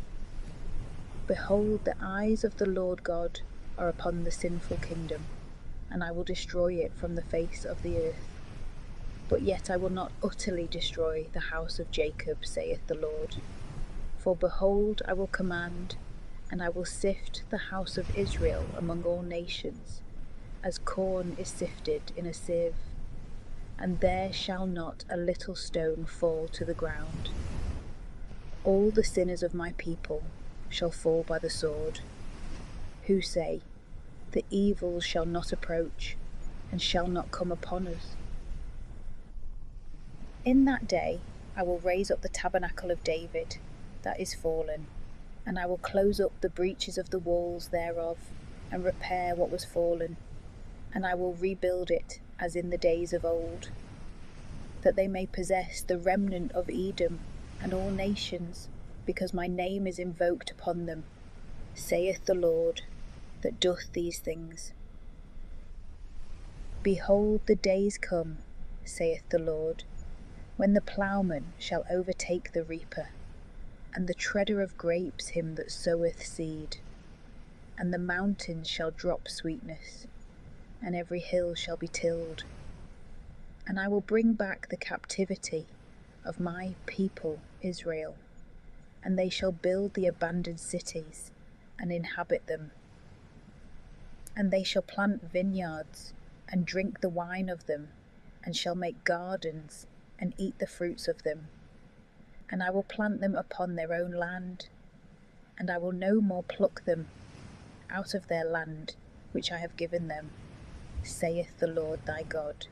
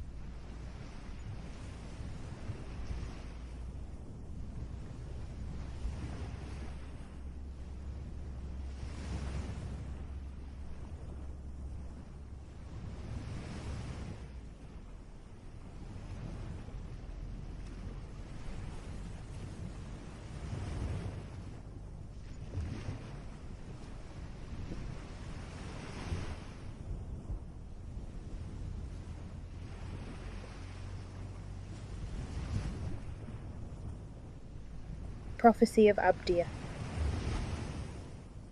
The destruction of Edom for their pride, and the wrongs they did to Jacob, the salvation and victory of Israel. The vision of Abdiah. Thus saith the Lord God to Edom, We have heard a rumour from the Lord, and he hath sent an ambassador to the nations. Arise, and let us rise up to battle against him. Behold, I have made thee small among the nations. Thou art exceeding contemptible. The pride of thy heart hath lifted thee up, who dwellest in the clefts of the rocks, and settest up thy throne on high, who sayest in thy heart, Who shall bring me down to the ground? Though thou be exalted as an eagle, and though thou set thy nest among the stars, thence will I bring thee down, saith the Lord. If thieves had gone into thee, if robbers by night, how wouldst thou have held thy peace? Would they not have stolen till they had enough? If the grape gatherers had come into thee, would they not have left thee at the least a cluster? How have they searched Esau? How have they sought out his hidden things? They have sent thee out even to the border. All the men of thy confederacy have deceived thee. The men of thy peace have prevailed against thee. They that eat with thee shall lay snares under thee. There is no wisdom in him. Shall not I in that day, saith the Lord, destroy the wise out of Edom, and understanding out of the mount of Esau? And thy valiant men of the south shall be afraid, that man may be cut off from the mount of Esau. For the slaughter, and for the iniquity against thy brother Jacob, confusion shall cover thee, and thou shalt perish forever. In the day when thou stoodest against him, when strangers carried away his army captive, and foreigners entered into his gates, and cast lots upon Jerusalem, thou also wast as one of them. But thou shalt not look on in the day of thy brother, in the day of his leaving his country, and thou shalt not rejoice over the children of Judah, in the day of their destruction, and thou shalt not magnify thy mouth in the day of distress. Neither shalt thou enter into the gate of my people in the day of their ruin, neither shalt thou also look on in his evils in the day of his calamity, and thou shalt not be sent out against his army in the day of his desolation. Neither shalt thou stand in the crossways to kill them that flee, and thou shalt not shut up them that remain of him in the day of tribulation. For the day of the Lord is at hand upon all nations. As thou hast done, so shall it be done to thee. He will turn thy reward upon thy own head. For as you have drunk upon my holy mountain, so all nations shall drink continually, and they shall drink and sup up, and they shall be as though they were not. And in Mount Zion shall be salvation, and it shall be holy, and the house of Jacob shall possess those that possess them. And the house of Jacob shall be a fire, and the house of Joseph a flame, and the house of Esau stubble, and they shall be kindled in them, and shall devour them, and there shall be no remains of the house of Esau, for the Lord hath spoken it. And they that are toward the south shall inherit the mount of Esau, and they that are in the plains, the Philistines, and they shall possess the country of Ephraim, and the country of Samaria, and Benjamin shall possess Galaad, and the captivity of this host of the children of Israel, all the places of the Canaanites, even to Sarepta, and the captivity of Jerusalem that is in Bosphorus, shall possess the cities of the south. And saviours shall come up into Mount Zion to judge the mount of Esau, and the kingdom shall be for the Lord.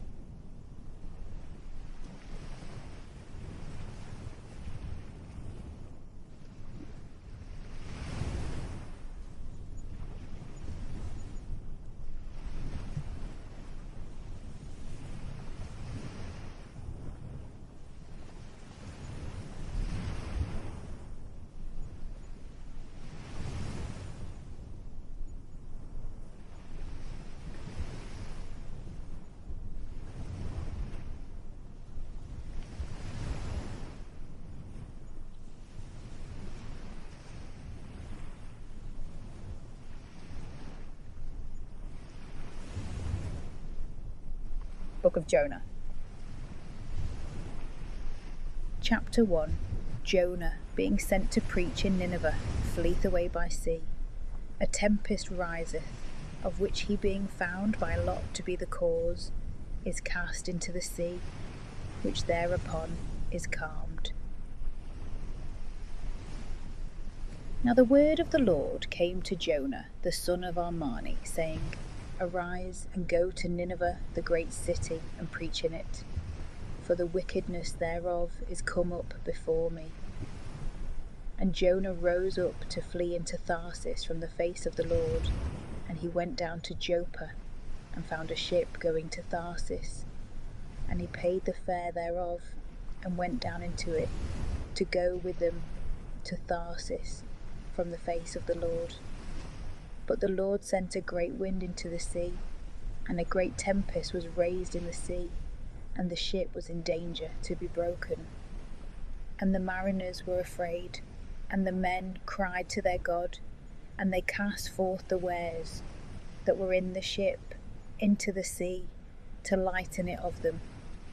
And Jonah went down into the inner part of the ship, and fell into a deep sleep. And the shipmaster came to him, and said to him, Why art thou fast asleep?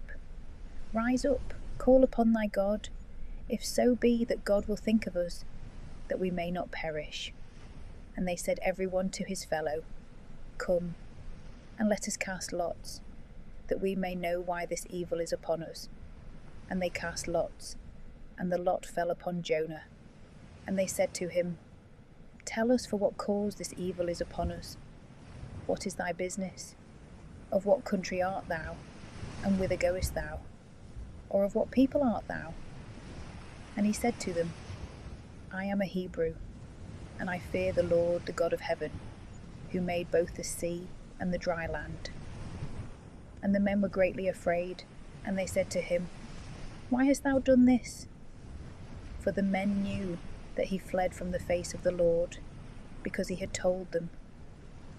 And they said to him, What shall we do to thee, that the sea may be calm to us? For the sea flowed and swelled. And he said to them, Take me up and cast me into the sea, and the sea shall be calm to you. For I know that for my sake this great tempest is upon you. And the men rowed hard to return to land, but they were not able, because the sea tossed and swelled upon them. And they cried to the Lord and said, We beseech thee, O Lord, let us not perish for this man's life, and lay not upon us innocent blood, for thou, O Lord, hast done as it pleased thee. And they took Jonah and cast him into the sea, and the sea ceased from raging. And the men feared the Lord exceedingly, and sacrificed victims to the Lord, and made vows. Chapter 2. Jonah is swallowed up by a great fish. He prayeth with confidence in God, and the fish casteth him out on the dry land. Now the Lord prepared a great fish to swallow up Jonah. And Jonah was in the belly of the fish 3 days and 3 nights. And Jonah prayed to the Lord his God out of the belly of the fish. And he said, I cried out of my affliction to the Lord, and he heard me. I cried out of the belly of hell, and thou hast heard my voice. And thou hast cast me forth into the deep in the heart of the sea, and a flood hath compassed me. All thy billows and thy waves have passed over me. And I said, I am cast away out of the sight of thy eyes, but yet I shall see thy holy temple again. The waters compassed me about even to the soul. The deep hath closed me round about. The sea hath covered my head. I went down to the lowest parts of the mountains. The bars of the earth have shut me up for ever, and thou wilt bring up my life from corruption, O Lord my God. When my soul was in distress within me, I remembered the Lord, that my prayer may come to thee, unto thy holy temple. They that are vain observe vanities, forsake their own mercy. but I with the voice of praise will sacrifice to thee. I will pay whatsoever I have vowed for my salvation to the Lord. And the Lord spoke to the fish, and it vomited out Jonah upon the dry land. Chapter 3. Jonah is sent again to preach in Nineveh. Upon their fasting and repentance, God recalleth the sentence by which they were to be destroyed. And the word of the Lord came to Jonah the second time, saying, Arise, and go to Nineveh, the great city, and preach in it the preaching that I bid thee. And Jonah arose, and went to Nineveh, according to the word of the Lord. Now Nineveh was a great city of 3 days' journey. And Jonah began to enter into the city 1 day's journey, and he cried and said, Yet 40 days, and Nineveh shall be destroyed. And the men of Nineveh believed in God, and they proclaimed a fast, and put on sackcloth from the greatest to the least. And the word came to the king of Nineveh, and he rose up out of his throne, and cast away his robe from him, and was clothed with sackcloth, and sat in ashes. And he caused it to be proclaimed and published in Nineveh from the mouth of the king and of his princes, saying, Let neither men nor beasts, oxen nor sheep, taste anything. Let them not feed nor drink water, and let men and beasts be covered with sackcloth, and cry to the Lord with all their strength, and let them turn every one from his evil way, and from the iniquity that is in their hands. Who can tell if God will turn and forgive, and will turn away from his fierce anger, and we shall not perish? And God saw their works, that they were turned from their evil way, and God had mercy with regard to the evil which he had said that he would do to them, and he did it not. Chapter 4. Jonah is sent again to preach in Nineveh. Upon their fasting and repentance, God recalleth the sentence by which they were to be destroyed. And the word of the Lord came to Jonah the second time, saying, Arise, and go to Nineveh the great city, and preach in it the preaching that I bid thee. And Jonah arose, and went to Nineveh, according to the word of the Lord. Now Nineveh was a great city of 3 days' journey. And Jonah began to enter into the city 1 day's journey, and he cried and said, Yet 40 days, and Nineveh shall be destroyed. And the men of Nineveh believed in God, and they proclaimed a fast, and put on sackcloth from the greatest to the least. And the word came to the king of Nineveh, and he rose up out of his throne, and cast away his robe from him, and was clothed with sackcloth, and sat in ashes. And he caused it to be proclaimed and published in Nineveh from the mouth of the king and of his princes, saying, Let neither men nor beasts, oxen nor sheep, taste anything. Let them not feed nor drink water, and let men and beasts be covered with sackcloth, and cry to the Lord with all their strength. And let them turn every one from his evil way, and from the iniquity that is in their hands. Who can tell if God will turn and forgive, and will turn away from his fierce anger, and we shall not perish? And God saw their works, that they were turned from their evil way, and God had mercy with regard to the evil which he had said that he would do to them, and he did it not.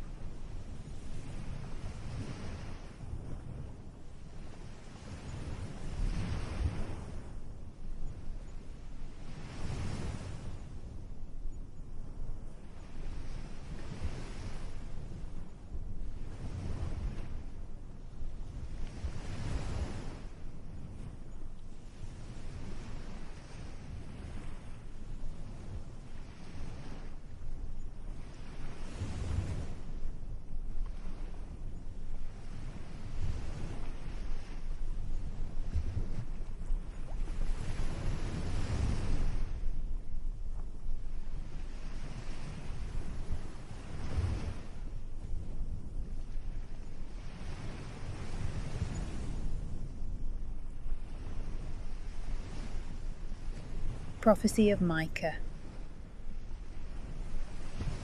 Chapter 1. Samaria, for her sins, shall be destroyed by the Assyrians. They shall also invade Judah and Jerusalem. The word of the Lord that came to Micah the Morasthite in the days of Joadan, Achaz, and Ezekias, kings of Judah, which he saw concerning Samaria and Jerusalem. Hear, all ye people, and let the earth give ear, and all that is therein, and let the Lord God be a witness to you, the Lord from his holy temple. For behold, the Lord will come forth out of his place, and he will come down, and will tread upon the high places of the earth. And the mountains shall be melted under him, and the valleys shall be cleft, as wax before the fire, and as waters that run down a steep place. For the wickedness of Jacob is all this, and for the sins of the house of Israel. What is the wickedness of Jacob? Is it not Samaria? And what are the high places of Judah? Are they not Jerusalem? And I will make Samaria as a heap of stones in the field when a vineyard is planted, and I will bring down the stones thereof into the valley, and will lay her foundations bare. And all her graven things shall be cut in pieces, and all her wages shall be burnt with fire. And I will bring to destruction all her idols, for they were gathered together of the hire of a harlot, and unto the hire of a harlot they shall return.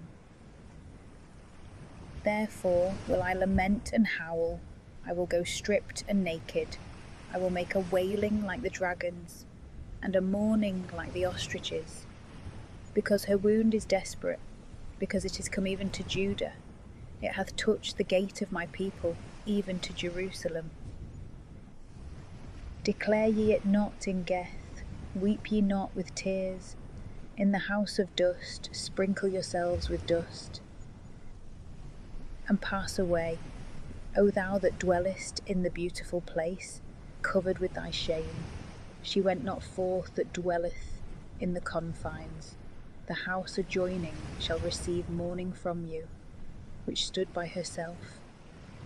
For she is become weak unto good that dwelleth in bitterness. For evil is come down from the Lord into the gate of Jerusalem. A tumult of chariots hath astonished the inhabitants of Lachish. It is the beginning of sin to the daughter of Sion, for in thee were found the crimes of Israel. Therefore shall she send messengers to the inheritance of Geth, the houses of lying, to deceive the kings of Israel. Yet will I bring an heir to thee that dwellest in Maresa, even to Odolam shall the glory of Israel come. Make thee bold, and be bold for thy delicate children. Enlarge thy boldness as the eagle, for they are carried into captivity from thee. Chapter 2. The Israelites by their crying injustices provoke God to punish them. He shall at last restore Jacob. Woe to you that devise that which is unprofitable, and work evil in your beds. In the morning light they execute it, because their hand is against God. And they have coveted fields, and taken them by violence, and houses they have forcibly taken away, and oppressed a man and his house, a man and his inheritance. Therefore thus saith the Lord, Behold, I devise an evil against this family, from which you shall not withdraw your necks, and you shall not walk haughtily, for this is a very evil time. In that day a parable shall be taken up upon you, and a song shall be sung with melody by them that say, We are laid waste and spoiled, the portion of my people is changed. How shall he depart from me, whereas he is returning, that will divide our land? Therefore thou shalt have none that shall cast the cord of a lot in the assembly of the Lord. Speak ye not, saying, It shall not drop upon these, confusion shall not take them. The house of Jacob saith, Is the Spirit of the Lord straitened, or are these his thoughts? Are not my words good to him that walketh uprightly? But my people, on the contrary, are risen up as an enemy. You have taken away the cloak off from the coat, and them that passed harmless you have turned to war. You have cast out the women of my people from their houses, in which they took delight. You have taken my praise for ever from their children. Arise ye, and depart, for there is no rest here for you. For that uncleanness of the land, it shall be corrupted with a grievous corruption. Would God I were not a man that hath the Spirit, and that I rather spoke a lie. I will let drop to thee of wine and of drunkenness, and it shall be this people upon whom it shall drop. I will assemble and gather together all of thee, O Jacob. I will bring together the remnant of Israel. I will put them together as a flock in the fold, as the sheep in the midst of the sheepcotes. They shall make a tumult by reason of the multitude of men. For he shall go up that shall open the way before them. They shall divide and pass through the gate, and shall come in by it. And their king shall pass before them, and the Lord at the head of them. Chapter 3. For the sins of the rich oppressing the poor, of false prophets flattering for lucre, and of judges perverting justice, Jerusalem and the temple shall be destroyed. And I said, Hear, O ye princes of Jacob, and ye chiefs of the house of Israel, is it not your part to know judgment? Ye that hate good and love evil, that violently pluck off their skins from them, and their flesh from their bones, who have eaten the flesh of my people, and have flayed their skin from off them, and have broken and chopped their bones, as for the kettle, and as flesh in the midst of the pot. Then shall they cry to the Lord, and he will not hear them, and he will hide his face from them at that time, as they have behaved wickedly in their devices. Thus saith the Lord concerning the prophets that make my people err, that bite with their teeth, and preach peace. And if a man give not something into their mouth, they prepare war against him. Therefore night shall be to you instead of vision, and darkness to you instead of divination. And the sun shall go down upon the prophets, and the day shall be darkened over them. And they shall be confounded that see visions, and the diviners shall be confounded. And they shall all cover their faces, because there is no answer of God. But yet I am filled with the strength of the Spirit of the Lord, with judgment and power, to declare unto Jacob his wickedness, and to Israel his sin. Hear this, ye princes of the house of Jacob, and ye judges of the house of Israel. You that abhor judgment, and pervert all that is right, you that build up Sion with blood, and Jerusalem with iniquity.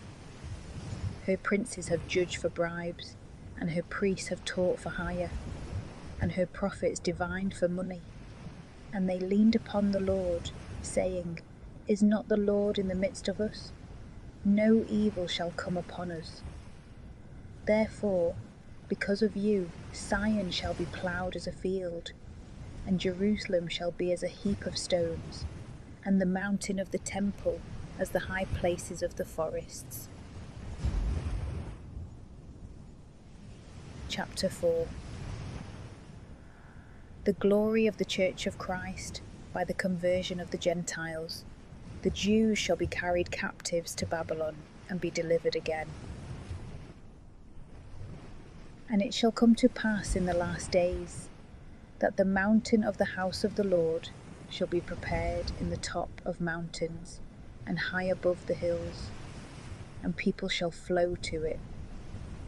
And many nations shall come in haste and say, Come, let us go up to the mountain of the Lord, and to the house of the God of Jacob, and he will teach us of his ways, and we will walk in his paths. For the law shall go forth out of Zion, and the word of the Lord out of Jerusalem. And he shall judge among many people, and rebuke strong nations afar off, and they shall beat their swords into plowshares, and their spears into spades. Nation shall not take sword against nation, neither shall they learn war any more. And every man shall sit under his vine, and under his fig tree, and there shall be none to make them afraid. For the mouth of the Lord of hosts hath spoken. For all people will walk every one in the name of his God, but we will walk in the name of the Lord our God for ever and ever. In that day, saith the Lord, I will gather up her that halteth, and her that I had cast out I will gather up, and her whom I had afflicted.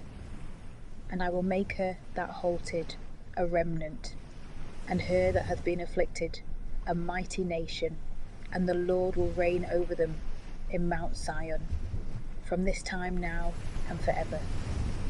And thou, O cloudy tower of the flock of the daughter of Zion, unto thee shall it come. Yea, the first power shall come, the kingdom to the daughter of Jerusalem. Now why art thou drawn together with grief? Hast thou no king in thee, or is thy counsellor perished? Because sorrow hath taken thee as a woman in labour. Be in pain and labour, O daughter of Zion, as a woman that bringeth forth. For now shalt thou go out of the city, and shalt dwell in the country, and shalt come even to Babylon. There thou shalt be delivered. There the Lord will redeem thee out of the hand of thy enemies. And now many nations are gathered together against thee, and they say, Let her be stoned, and let our eye look upon Sion. But they have not known the thoughts of the Lord, and have not understood his counsel, because he hath gathered them together as the hay of the floor. Arise and tread, O daughter of Sion, for I will make thy horn iron, and thy hooves I will make brass. And thou shalt beat in pieces many peoples, and shalt immolate the spoils of them to the Lord, and their strength to the Lord of the whole earth. Chapter 5. The birth of Christ in Bethlehem, his reign and spiritual conquests. Now shalt thou be laid waste, O daughter of the robber. They have laid siege against us. With a rod shall they strike the cheek of the judge of Israel. And thou, Bethlehem Ephratah, art a little one among the thousands of Judah. Out of thee shall he come forth unto me, that is to be the ruler in Israel. And his going forth is from the beginning, from the days of eternity. Therefore will he give them up, even till the time wherein she that travaileth shall bring forth. And the remnant of his brethren shall be converted to the children of Israel. And he shall stand and feed in the strength of the Lord, in the height of the name of the Lord his God. And they shall be converted, for now shall he be magnified, even to the ends of the earth. And this man shall be our peace, when the Assyrian shall come into our land, and when he shall set his foot in our houses. And we shall raise against him 7 shepherds, and 8 principal men. And they shall feed the land of Assyria with the sword, and the land of Nimrod with the spears thereof, and he shall deliver us from the Assyrian, when he shall come into our land, and when he shall tread in our borders. And the remnant of Jacob shall be in the midst of many peoples, as a dew from the Lord, and as drops upon the grass, which waiteth not for man, nor tarrieth for the children of men. And the remnant of Jacob shall be among the Gentiles, in the midst of many peoples, as a lion among the beasts of the forests, and as a young lion among the flocks of sheep. who when he shall go through and tread down and take, there is none to deliver. Thy hand shall be lifted up over thy enemies, and all thy enemies shall be cut off. And it shall come to pass in that day, saith the Lord, that I will take away thy horses out of the midst of thee, and will destroy thy chariots. And I will destroy the cities of thy land, and will throw down all thy strongholds, and I will take away sorceries out of thy hand, and there shall be no divinations in thee. And I will destroy thy graven things, and thy statues, out of the midst of thee, and thou shalt no more adore the works of thy hands. And I will pluck up thy groves out of the midst of thee, and will crush thy cities. And I will execute vengeance in wrath, and in indignation among all the nations that have not given ear. Chapter 6. God expostulates with the Jews for their ingratitude and sins, for which they shall be punished. Hear ye what the Lord saith. Arise, contend thou in judgment against the mountains, and let the hills hear thy voice. Let the mountains hear the judgment of the Lord, and the strong foundations of the earth. For the Lord will enter into judgment with his people, and he will plead against Israel. O my people, what have I done to thee, or in what have I molested thee? Answer thou me, for I brought thee up out of the land of Egypt, and delivered thee out of the house of slaves. And I sent before thy face Moses, and Aaron, and Mary.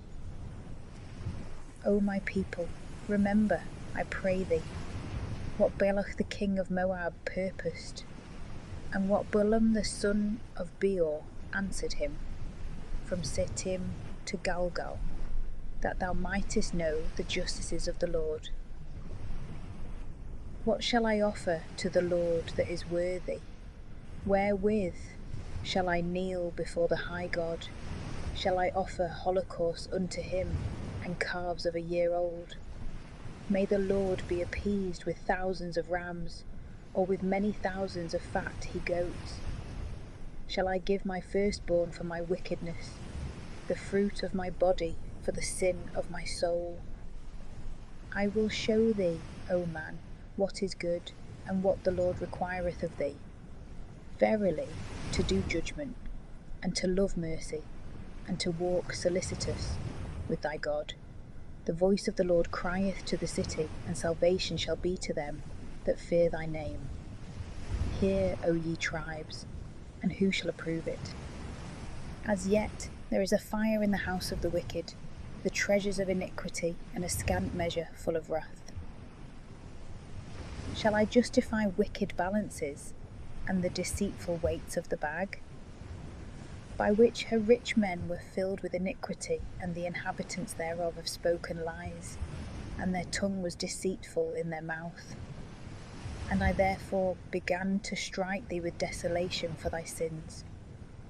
Thou shalt eat, but shalt not be filled, and thy humiliation shall be in the midst of thee.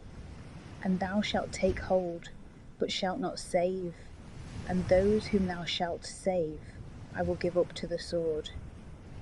Thou shalt sow, but shalt not reap. Thou shalt tread the olives, but shalt not be anointed with the oil, and the new wine, but shalt not drink the wine. For thou hast kept the statutes of Omri, and all the works of the house of Achab, and thou hast walked according to their wills, that I should make thee a desolation, and the inhabitants thereof a hissing, and you shall bear the reproach of my people. Chapter 7.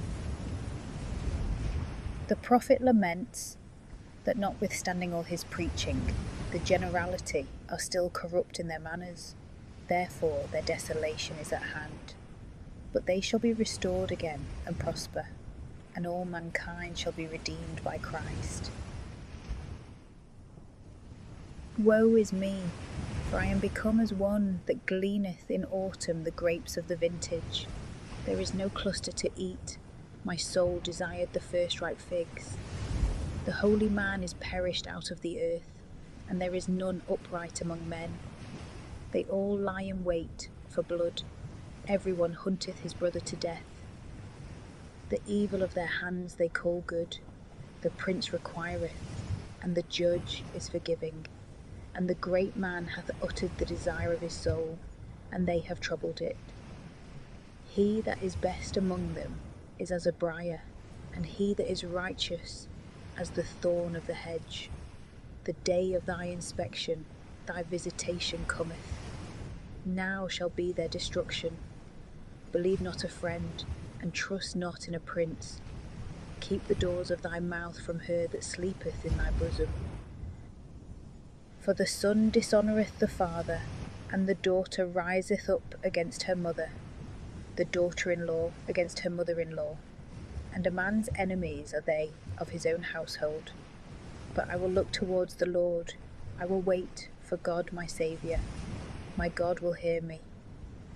Rejoice not thou, my enemy, over me, because I am fallen. I shall arise when I sit in darkness. The Lord is my light. I will bear the wrath of the Lord, because I have sinned against him, until he judge my cause and execute judgment for me. He will bring me forth into the light. I shall behold his justice. And my enemy shall behold, and she shall be covered with shame, who saith to me, Where is the Lord thy God? My eyes shall look down upon her. Now shall she be trodden under foot as the mire of the streets. The day shall come that thy walls may be built up. In that day shall the law be far removed. In that day they shall come even from Assyria to thee, and to the fortified cities, and from the fortified cities even to the river, and from sea to sea, and from mountain to mountain. And the land shall be made desolate because of the inhabitants thereof, and for the fruit of their devices. Feed thy people with thy rod, the flock of thy inheritance, them that dwell alone in the forest, in the midst of Carmel. They shall feed in Basan and Galad, according to the days of old. According to the days of thy coming out of the land of Egypt, I will show him wonders. The nations shall see, and shall be confounded at all their strength. They shall put the hand upon the mouth, their ears shall be deaf. They shall lick the dust like serpents, as the creeping things of the earth. They shall be disturbed in their houses. They shall dread the Lord our God, and shall fear thee. Who is a God like to thee, who takest away iniquity, and passest by the sin of the remnant of thy inheritance? He will send his fury in no more, because he delighteth in mercy. He will turn again, and have mercy on us. He will put away our iniquities, and he will cast all our sins into the bottom of the sea. Thou wilt perform the truth of Jacob, the mercy to Abraham, which thou hast sworn to our fathers from the days of old.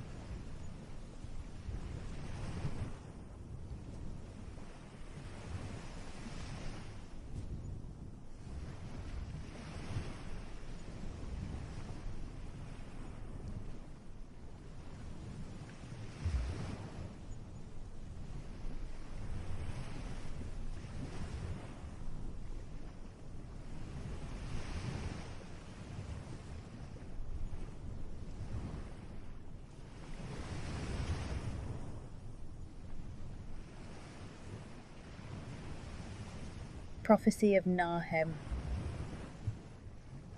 Chapter 1. The majesty of God, his goodness to his people, and severity to his enemies. The burden of Nineveh, the book of the vision of Nahum the Elsasite. The Lord is a jealous God, and a revenger. The Lord is a revenger, and hath wrath. The Lord taketh vengeance on his adversaries, and he is angry with his enemies. The Lord is patient, and great in power, and will not cleanse and acquit the guilty. The Lord's ways are in a tempest, and a whirlwind, and clouds are the dust of his feet. He rebuketh the sea, and drieth it up, and bringeth all the rivers to be a desert.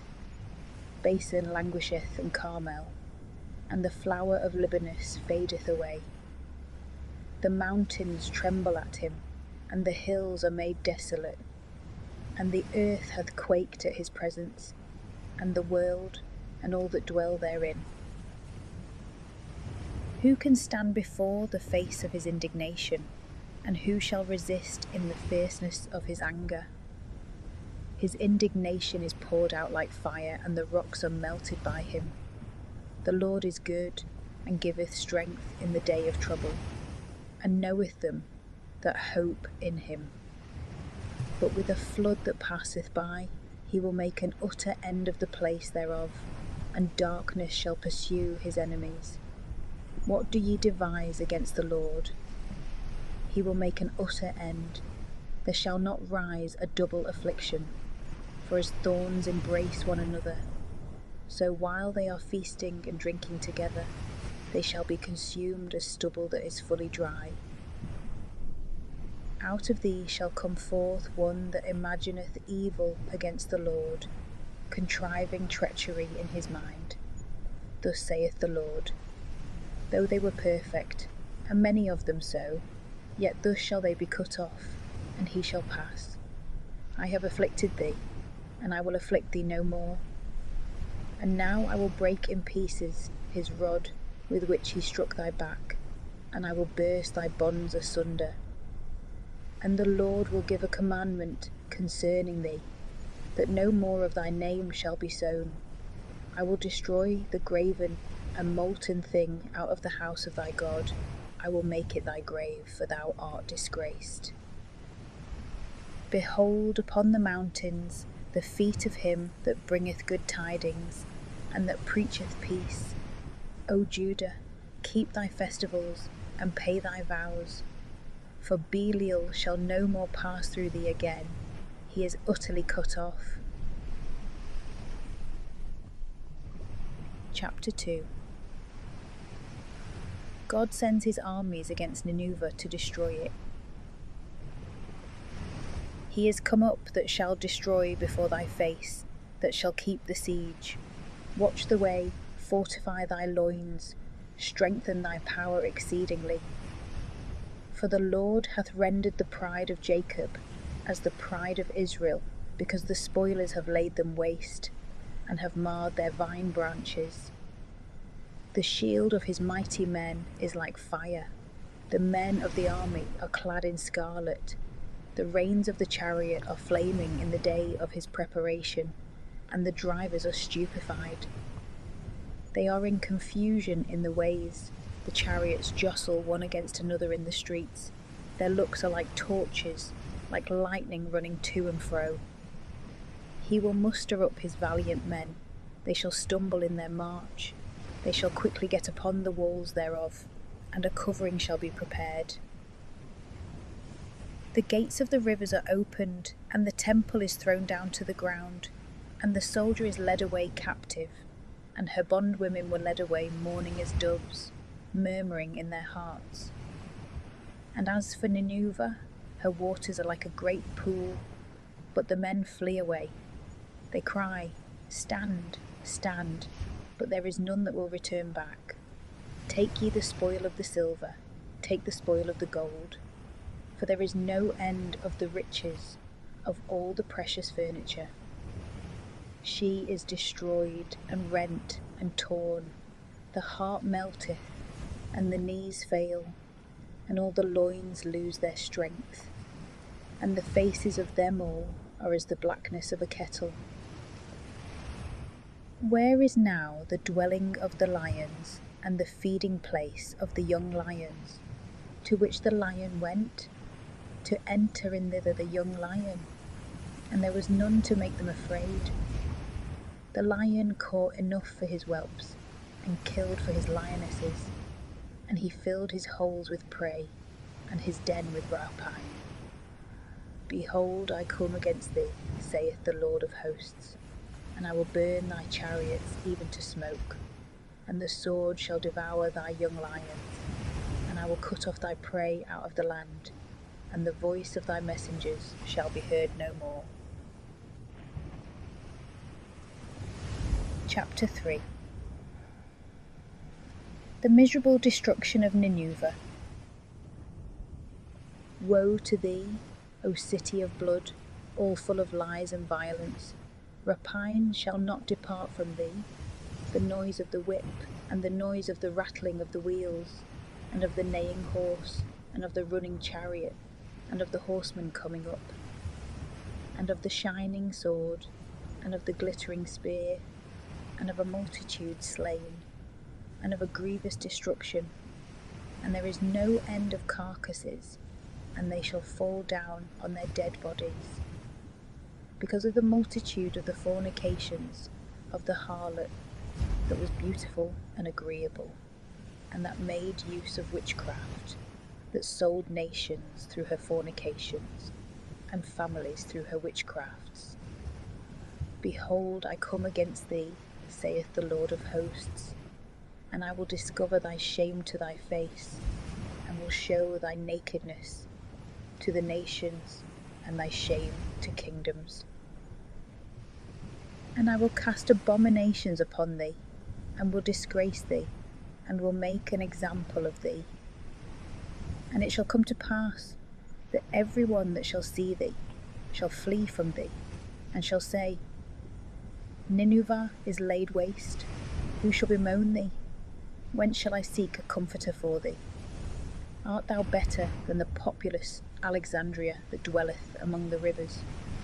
Waters are round about it, the sea is its riches, the waters are its walls. Ethiopia and Egypt were the strength thereof, and there is no end.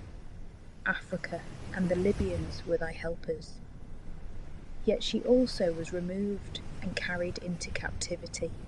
Her young children were dashed in pieces at the top of every street, and they cast lots upon her nobles, and all her great men were bound in fetters. Therefore thou also shalt be made drunk, and shalt be despised, and thou shalt seek help from the enemy. All thy strongholds shall be like fig trees with their green figs. If they be shaken, they shall fall into the mouth of the eater. Behold thy people, in the midst of thee are women. The gates of thy land shall be set wide open to thy enemies. The fire shall devour thy bars. Draw thee water for the siege. Build up thy bulwarks. Go into the clay and tread, work it and make brick. There shall the fire devour thee. Thou shalt perish by the sword. It shall devour thee like the brucus. Assemble together like the brucus. Make thyself many like the locust. Thou hast multiplied thy merchandises above the stars of heaven. The brucus hath spread himself and flown away. Thy guards are like the locusts, and thy little ones like the locusts of locusts, which swarm on the hedges in the day of cold. The sun arose, and they flew away, and their place was not known where they were. Thy shepherds have slumbered, O king of Assyria. Thy princes shall be buried. Thy people are hid in the mountains, and there is none to gather them together. Thy destruction is not hidden. Thy wound is grievous. All that have heard the fame of thee have clapped their hands over thee. For upon whom hath not thy wickedness passed continually?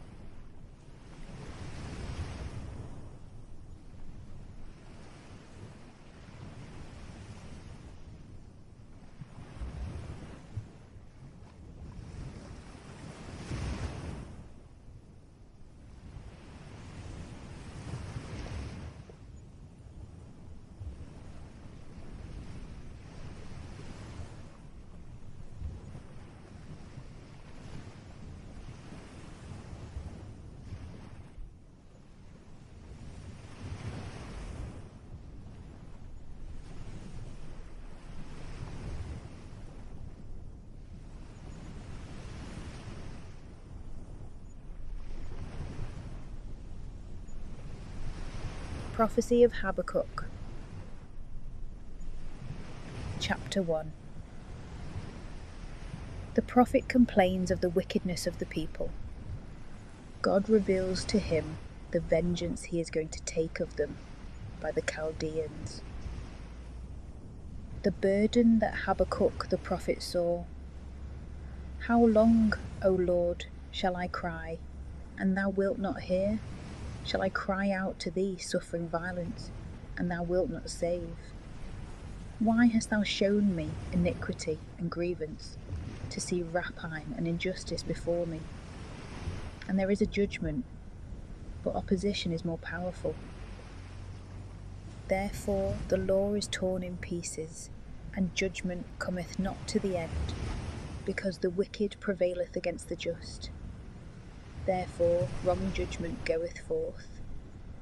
Behold ye among the nations, and see, wonder, and be astonished. For a work is done in your days, which no man will believe when it shall be told. For behold, I will raise up the Chaldeans, a bitter and swift nation, marching upon the breadth of the earth to possess the dwelling places that are not their own. They are dreadful and terrible. From themselves shall their judgment and their burden proceed. Their horses are lighter than leopards, and swifter than evening wolves. And their horsemen shall be spread abroad, for their horsemen shall come from afar. They shall fly as an eagle that maketh haste to eat. They shall all come to the prey, their face is like a burning wind, and they shall gather together captives as the sand. And their prince shall triumph over kings, and princes shall be his laughingstock. And he shall laugh at every stronghold, and shall cast up a mount, and shall take it. Then shall his spirit be changed, and he shall pass and fall. This is his strength of his God. West thou not from the beginning, O Lord my God, my Holy One, and we shall not die? Lord, thou hast appointed him for judgment, and made him strong for correction. Thy eyes are too pure to behold evil, and thou canst not look on iniquity. Why lookest thou upon them that do unjust things, and holdest thy peace, when the wicked devoureth the man that is more just than himself? And thou wilt make men as the fishes of the sea, and as the creeping things that have no ruler. He lifted up all them with his hook, he drew them in his drag, and gathered them into his net. For this he will be glad and rejoice. Therefore will he offer victims to his drag, and he will sacrifice to his net, because through them his portion is made fat, and his meat dainty. For this cause, therefore, he spreadeth his net, and will not spare continually to slay the nations. Chapter 2. The prophet is admonished to wait with faith. The enemies of God's people shall assuredly be punished. I will stand upon my watch, and fix my foot upon the tower, and I will watch to see what will be said to me, and what I may answer to him that reproveth me. And the Lord answered me and said, Write the vision, and make it plain upon tables, that he that readeth it may run over it. For as yet the vision is far off, and it shall appear at the end, and shall not lie. If it make any delay, wait for it shall surely come, and it shall not be slack. Behold, he that is unbelieving, his soul shall not be right in himself, but the just shall live in his faith. And as wine deceiveth him that drinketh it, so shall the proud man be, and he shall not be honoured, who hath enlarged his desire like hell, and is himself like death, and he is never satisfied, but will gather together unto him all nations, and heap together unto him all people. Shall not all these take up a parable against him? and a dark speech concerning him. And it shall be said, Woe to him that heapeth together that which is not his own. How long also doth he load himself with thick clay? Shall they not rise up suddenly that shall bite thee? And they be stirred up that shall tear thee, and thou shalt be a spoil to them. Because thou hast spoiled many nations, all that shall be left of the people shall spoil thee, because of men's blood, and for the iniquity of the land, of the city, and of all that dwell therein.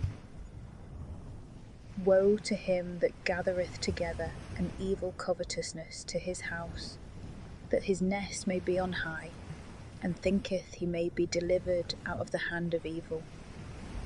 Thou hast devised confusion to thy house, thou hast cut off many people, and thy soul hath sinned. For the stone shall cry out of the wall, and the timber that is between the joints of the building shall answer. Woe to him that buildeth a town with blood, and prepareth a city by iniquity. Are not these things from the Lord of hosts? For the people shall labour in a great fire, and the nations in vain, and they shall faint. For the earth shall be filled, that men may know the glory of the Lord, as waters covering the sea. Woe to him that giveth drink to his friend, and presenteth his gall, and maketh him drunk, that he may behold his nakedness.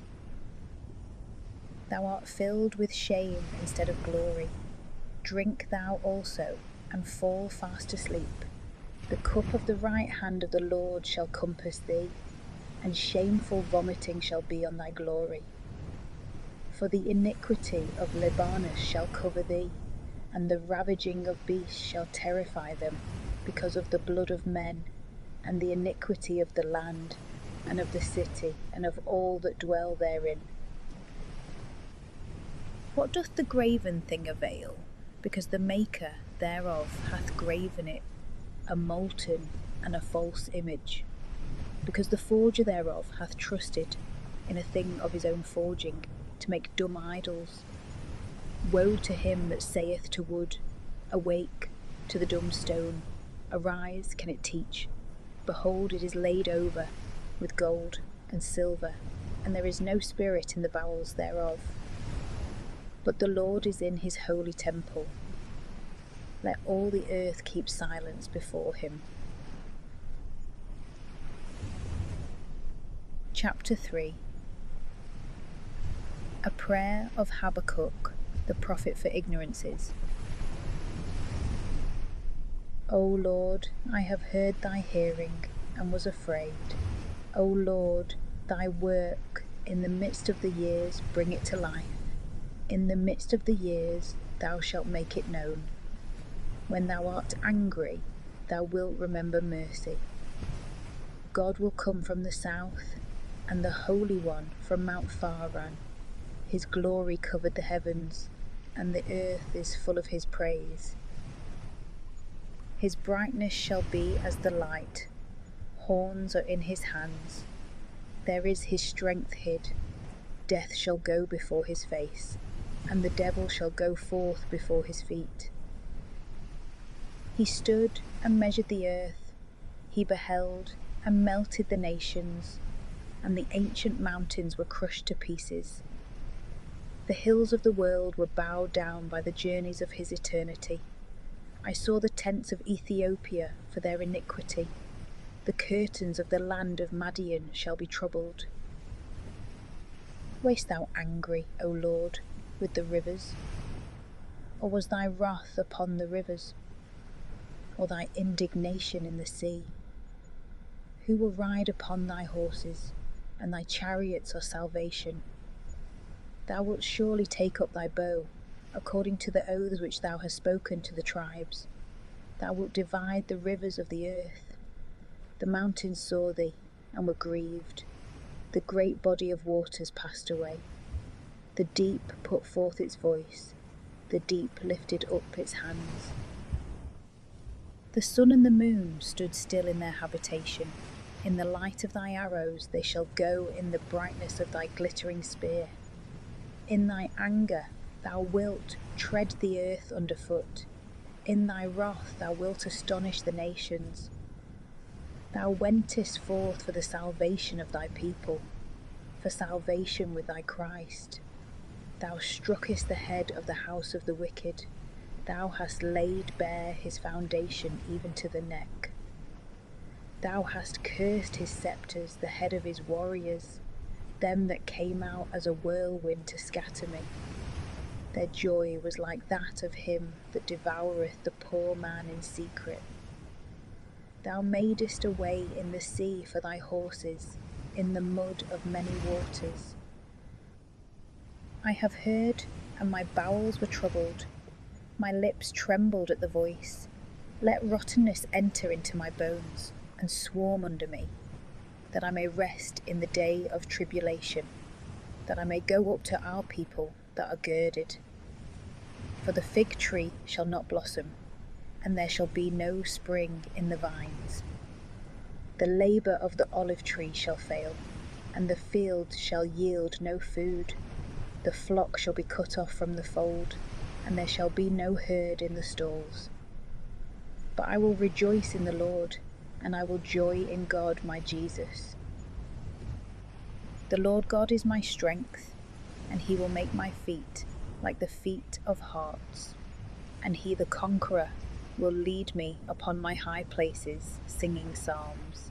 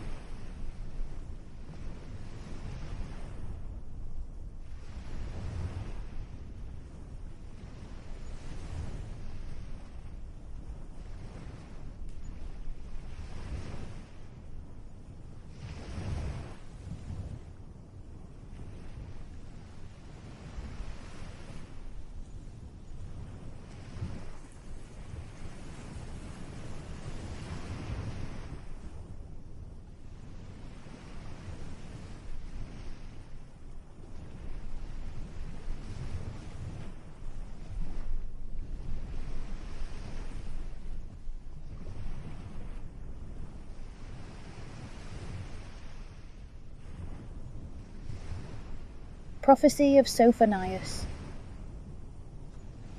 Chapter 1. For divers enormous sins, the kingdom of Judah is threatened with severe judgment. The word of the Lord that came to Sophonius the son of Cusai, the son of Gedalius, the son of Amarias, the son of Ezechias, in the days of Josias, the son of Arman, king of Judah, gathering, I will gather together all things from off the face of the land, saith the Lord. I will gather man and beast, I will gather the birds of the air, and the fishes of the sea, and the ungodly shall meet with ruin, and I will destroy men from off the face of the land, saith the Lord. And I will stretch out my hand upon Judah, and upon all the inhabitants of Jerusalem, and I will destroy out of this place the remnant of Baal, and the names of the wardens, of the temples with the priests, and them that worship the host of heaven upon the tops of houses, and them that adore and swear by the Lord, and swear by Melchom, and them that turn away from following after the Lord, and that have not sought the Lord, nor searched after him. Be silent before the face of the Lord God, for the day of the Lord is near. For the Lord hath prepared a victim, he hath sanctified his guests. And it shall come to pass in the day of the victim of the Lord, that I will visit upon the princes, and upon the king's sons, and upon all such as are clothed with strange apparel.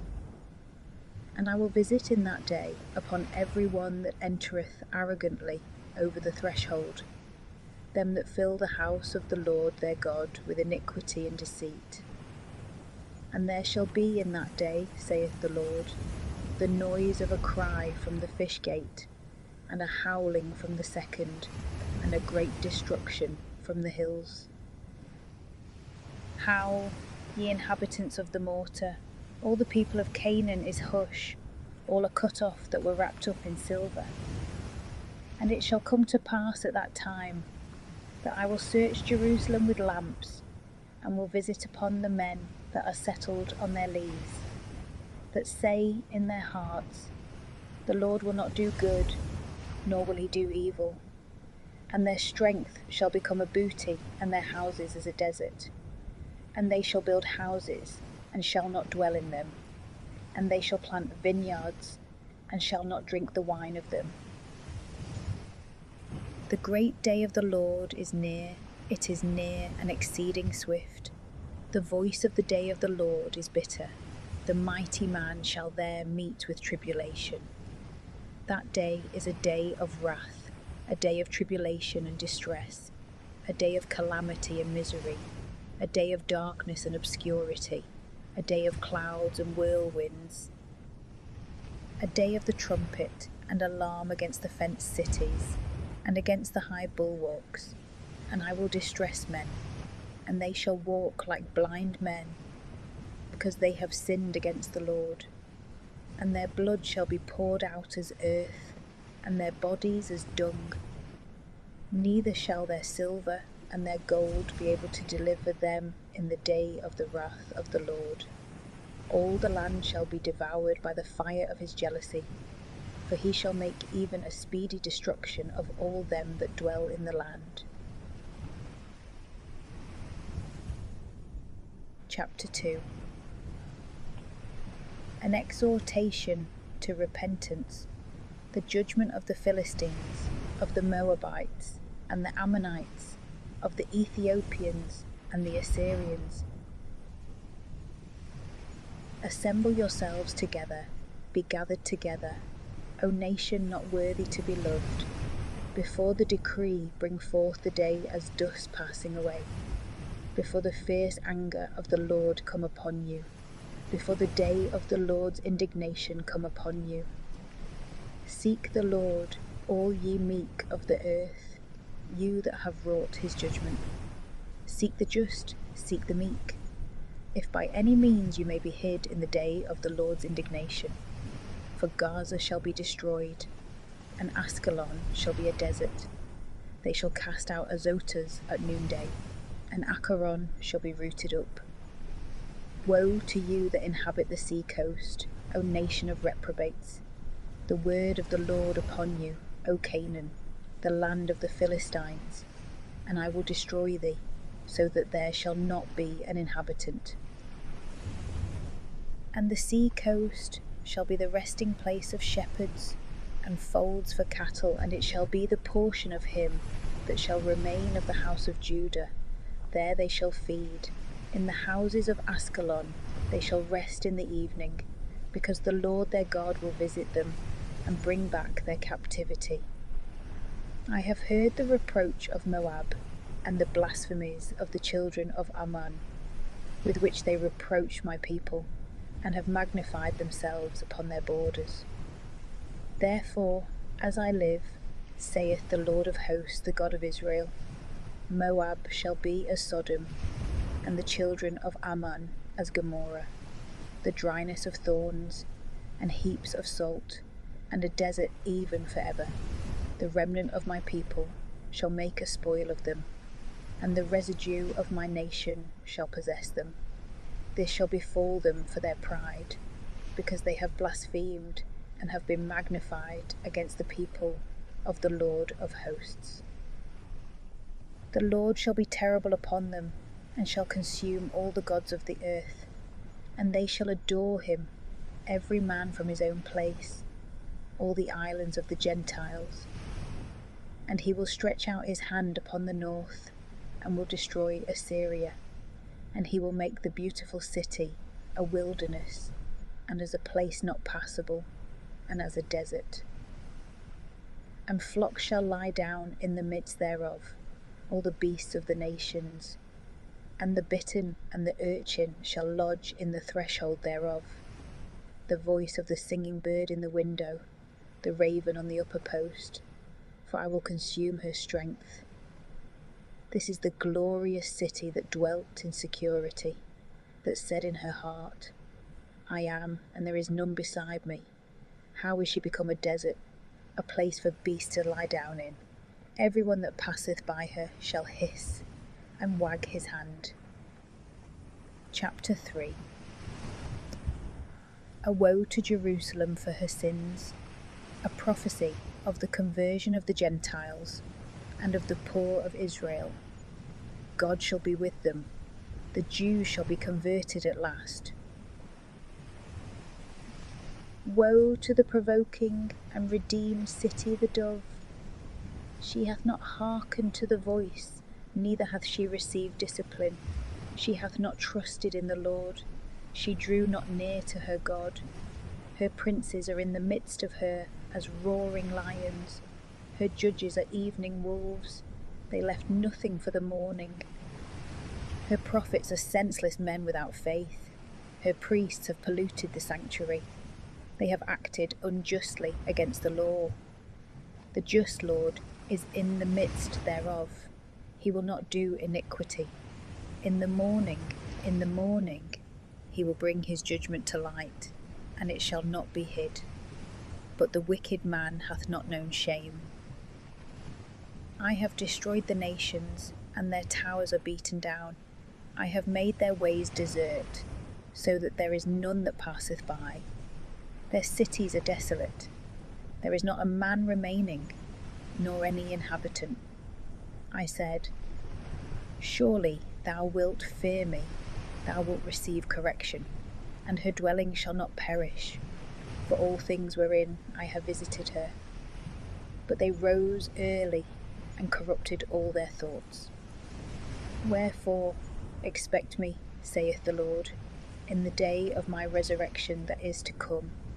For my judgment is to assemble the Gentiles, and to gather the kingdoms, and to pour upon them my indignation, or my fierce anger. For with the fire of my jealousy shall all the earth be devoured. Because then I will restore to the people a chosen lip, that all may call upon the name of the Lord, and may serve him with one shoulder. From beyond the rivers of Ethiopia shall my suppliants, the children of my dispersed people, bring me an offering. In that day thou shalt not be ashamed for all thy doings, wherein thou hast transgressed against me.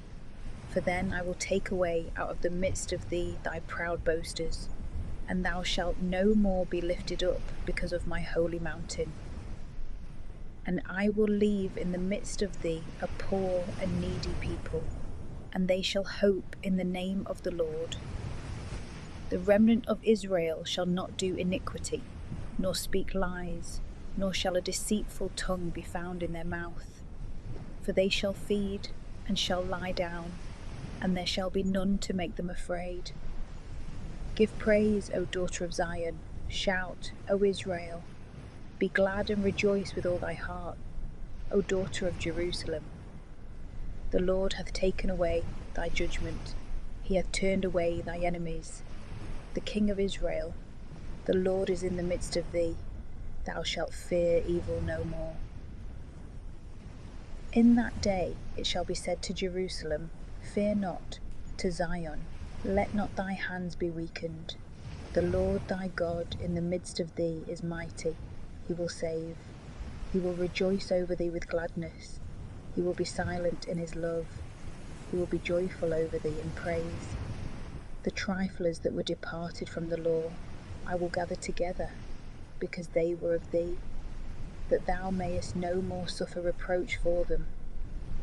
Behold, I will cut off all that have afflicted thee at that time, and I will save her that halteth, and will gather her that was cast out. And I will get them praise and a name in all the land where they had been put to confusion.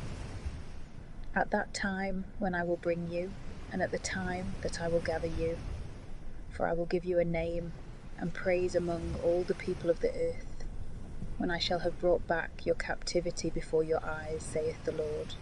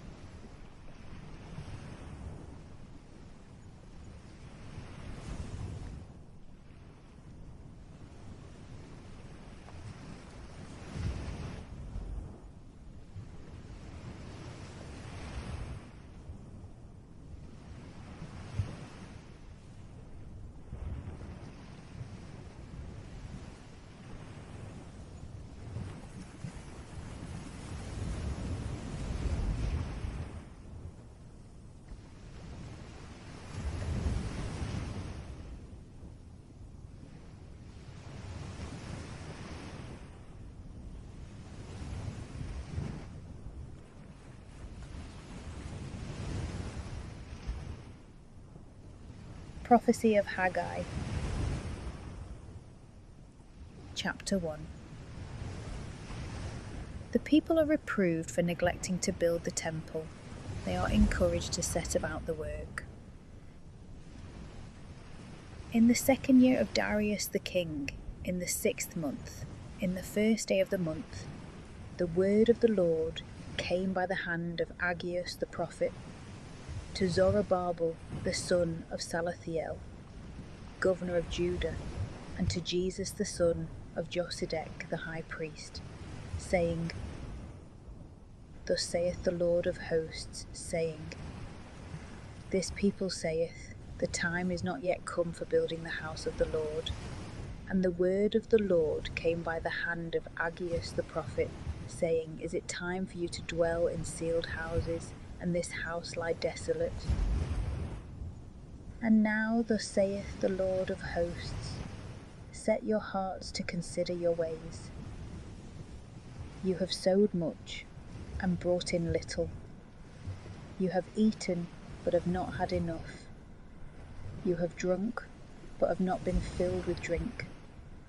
You have clothed yourselves, but have not been warmed. And he that hath earned wages, put them into a bag with holes. Thus saith the Lord of hosts, Set your hearts upon your ways. Go up to the mountain, bring timber, and build the house, and it shall be acceptable to me, and I shall be glorified, saith the Lord. You have looked for more, and behold, it became less, and you brought it home, and I blowed it away. Why, saith the Lord of hosts? because my house is desolate, and you make haste every man to his own house. Therefore the heavens over you were stayed from giving dew, and the earth was hindered from yielding her fruits. And I called for a drought upon the land, and upon the mountains, and upon the corn, and upon the wine, and upon the oil, and upon all that the ground bringeth forth, and upon men, and upon beasts, and upon all the labour of the hands. Then Zorobabel the son of Salathiel, and Jesus the son of Josedech the high priest, and all the remnant of the people hearkened to the voice of the Lord their God, and to the words of Aggeus the prophet, as the Lord their God sent him to them. And the people feared before the Lord. And Aggeus the messenger of the Lord, as one of the messengers of the Lord, spoke, saying to the people, I am with you, saith the Lord. And the Lord stirred up the spirit of Zorobabel the son of Salathiel, governor of Judah, and the spirit of Jesus the son of Josedech the high priest, and the spirit of all the rest of the people. And they went in and did the work in the house of the Lord of hosts their God. Chapter 2. Christ by his coming shall make the latter temple more glorious than the former. The blessing of God shall reward their labour in building. God's promise to Zorobabel. In the 24th day of the month, in the 6th month, in the 2nd year of Darius the king, they began. And in the 7th month, the word of the Lord came by the hand of Aggeus the prophet, saying, Speak to Zorobabel the son of Salathiel, the governor of Judah, and to Jesus the son of Josedech the high priest, and to the rest of the people, saying, Who is left among you that saw this house in its first glory? And how do you see it now? Is it not in comparison to that as nothing in your eyes? Yet now take courage, O Zorobabel, saith the Lord, and take courage, O Jesus the son of Josedech the high priest, and take courage, all ye people of the land, saith the Lord of hosts, and perform. For I am with you, saith the Lord of hosts. The word that I covenanted with you when you came out of the land of Egypt, and my spirit shall be in the midst of you. Fear not. For thus saith the Lord of hosts, Yet one little while, and I will move the heaven and the earth and the sea and the dry land. And I will move all nations, and the desired of all nations shall come, and I will fill this house with glory, saith the Lord of hosts. The silver is mine, and the gold is mine, saith the Lord of hosts. Great shall be the glory of this last house, more than of the first, saith the Lord of hosts. And in this place I will give peace, saith the Lord of hosts. In the 24th day of the 9th month, in the 2nd year of Darius the king, the word of the Lord came to Aggeus the prophet, saying, Thus saith the Lord of hosts, Ask the priest the law, saying, If a man carry sanctified flesh in the skirt of his garment, and touch with his skirt bread, or pottage, or wine, or oil, or any meat, shall it be sanctified? And the priest answered and said, No. And Aggeus said, If one that is unclean by occasion of a soul touch any of all these things, shall it be defiled? And the priest answered and said, It shall be defiled. And Aggeus answered and said, So is this people, and so is this nation before my face, saith the Lord, and so is all the work of their hands, and all that they have offered there shall be defiled. And now consider in your hearts, from this day and upward, before there was a stone laid upon a stone in the temple of the Lord, when you went to a heap of 20 bushels, and they became 10, and you went into the press, to press out 50 vessels, and they became 20. I struck you with a blasting wind, and all the works of your hand, with the mildew, and with hail, yet there was none among you that returned to me, saith the Lord. Set your hearts from this day, and henceforward from the 24th day of the 9th month, from the day that the foundations of the temple of the Lord were laid, and lay it up in your hearts. Is the seed as yet sprung up, or hath the vine and the fig tree and the pomegranate and the olive tree as yet flourished? From this day I will bless you. And the word of the Lord came a second time to Aggeus in the 24th day of the month, saying, Speak to Zerubbabel, the governor of Judah, saying, I will move both heaven and earth. And I will overthrow the throne of kingdoms, and will destroy the strength of the kingdom of the Gentiles, and I will overthrow the chariot, and him that rideth therein. And the horses and their riders shall come down, every one by the sword of his brother. In that day, saith the Lord of hosts, I will take thee, O Zerubbabel the son of Salathiel, my servant, saith the Lord, and will make thee as a signet, for I have chosen thee, saith the Lord of hosts.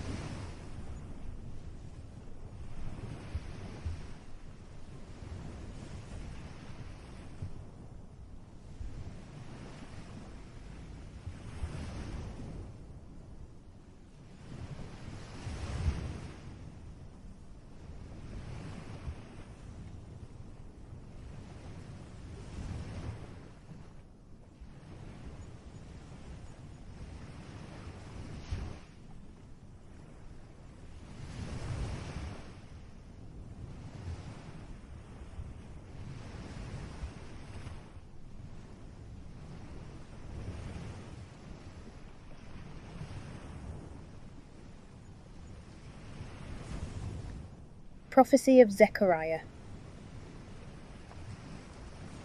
Chapter 1. The prophet exhorts the people to return to God and declares his visions, by which he puts them in hopes of better times.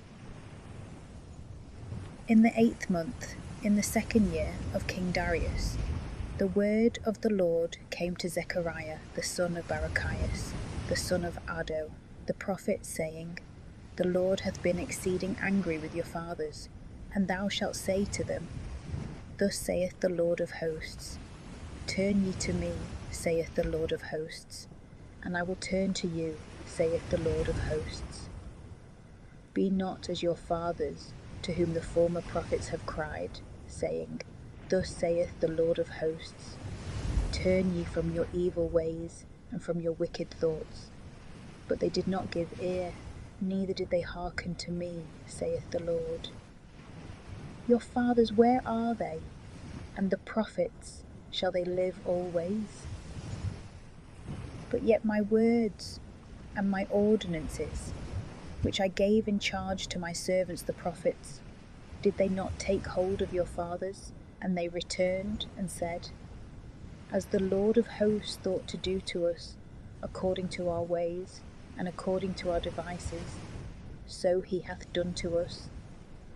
In the 24th day of the 11th month, which is called Sabbath, in the 2nd year of Darius, the word of the Lord came to Zechariah, the son of Barachias, the son of Addo, the prophet, saying, I saw by night, and behold, a man riding upon a red horse, and he stood among the myrtle trees that were in the bottom, and behind him were horses, red, speckled, and white. And I said, What are these, my Lord?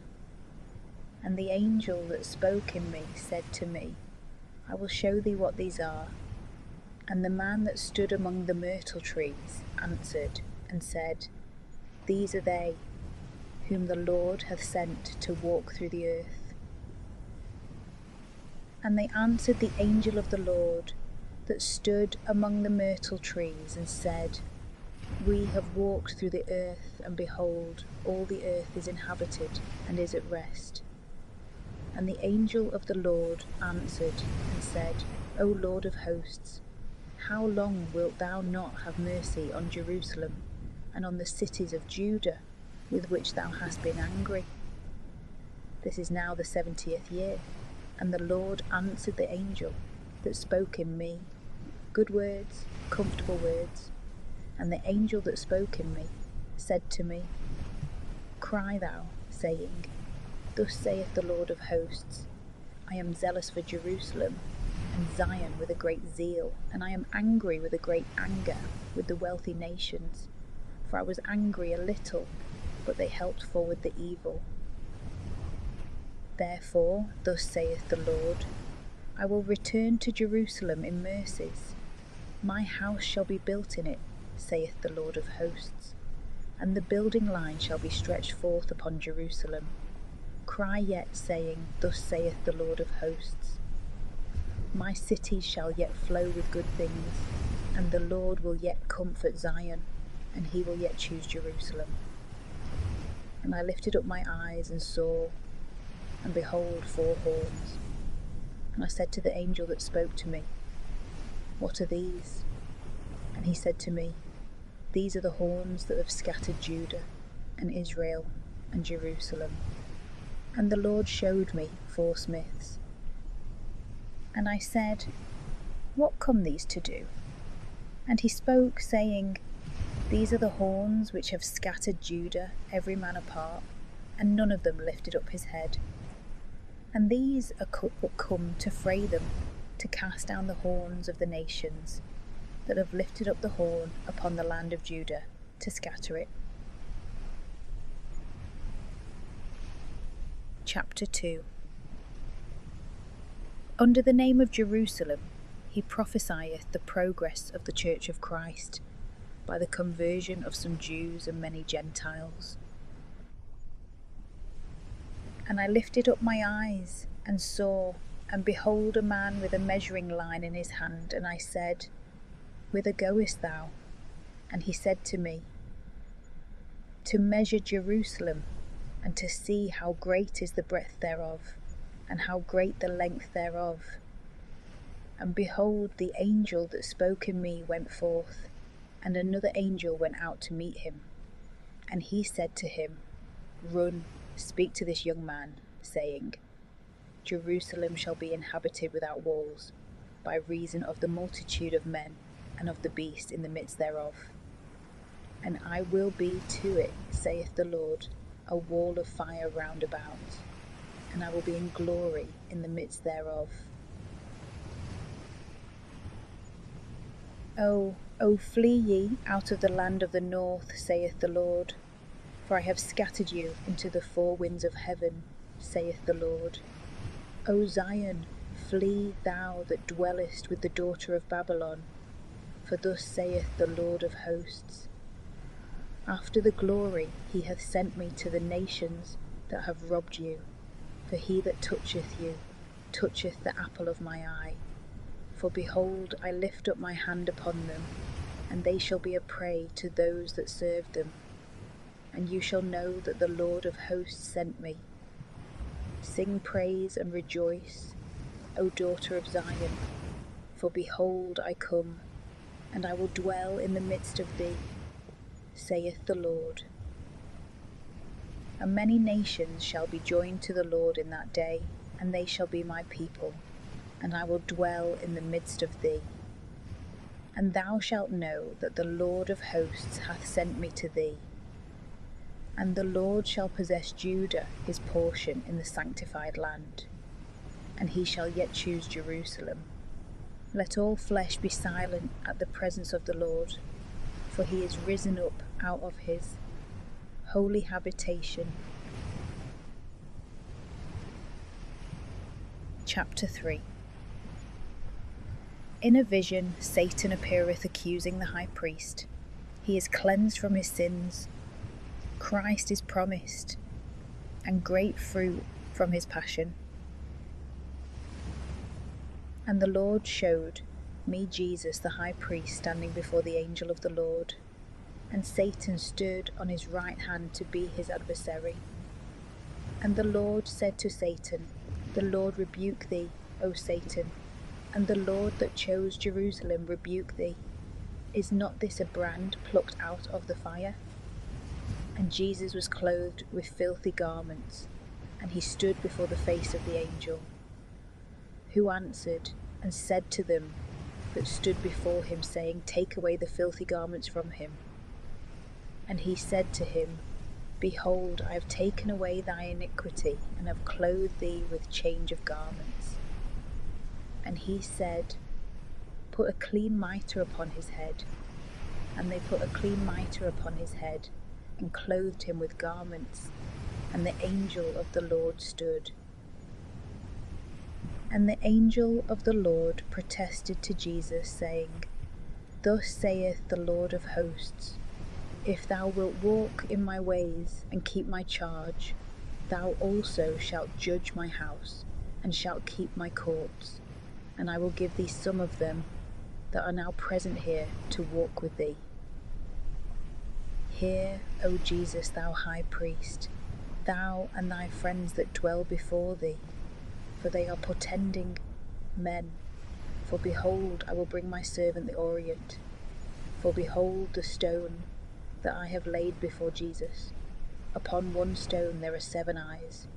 Behold, I will grave the graving thereof, saith the Lord of hosts. And I will take away the iniquity of that land in one day. In that day, saith the Lord of hosts, every man shall call his friend under the vine and under the fig tree. Chapter 4. The vision of the golden candlestick and 7 lamps, and of the 2 olive trees. And the angel that spoke in me came again, and he waked me, as a man that is wakened out of his sleep. And he said to me, What seest thou? And I said, I have looked, and behold a candlestick all of gold, and its lamp upon the top of it, and the 7 lights thereof upon it, and 7 funnels for the lights that were upon the top thereof, and 2 olive trees over it, one upon the right side of the lamp, and the other upon the left side thereof. And I answered and said to the angel that spoke in me, saying, What are these things, my Lord? And the angel that spoke in me answered and said to me, Knowest thou not what these things are? And I said, No, my Lord.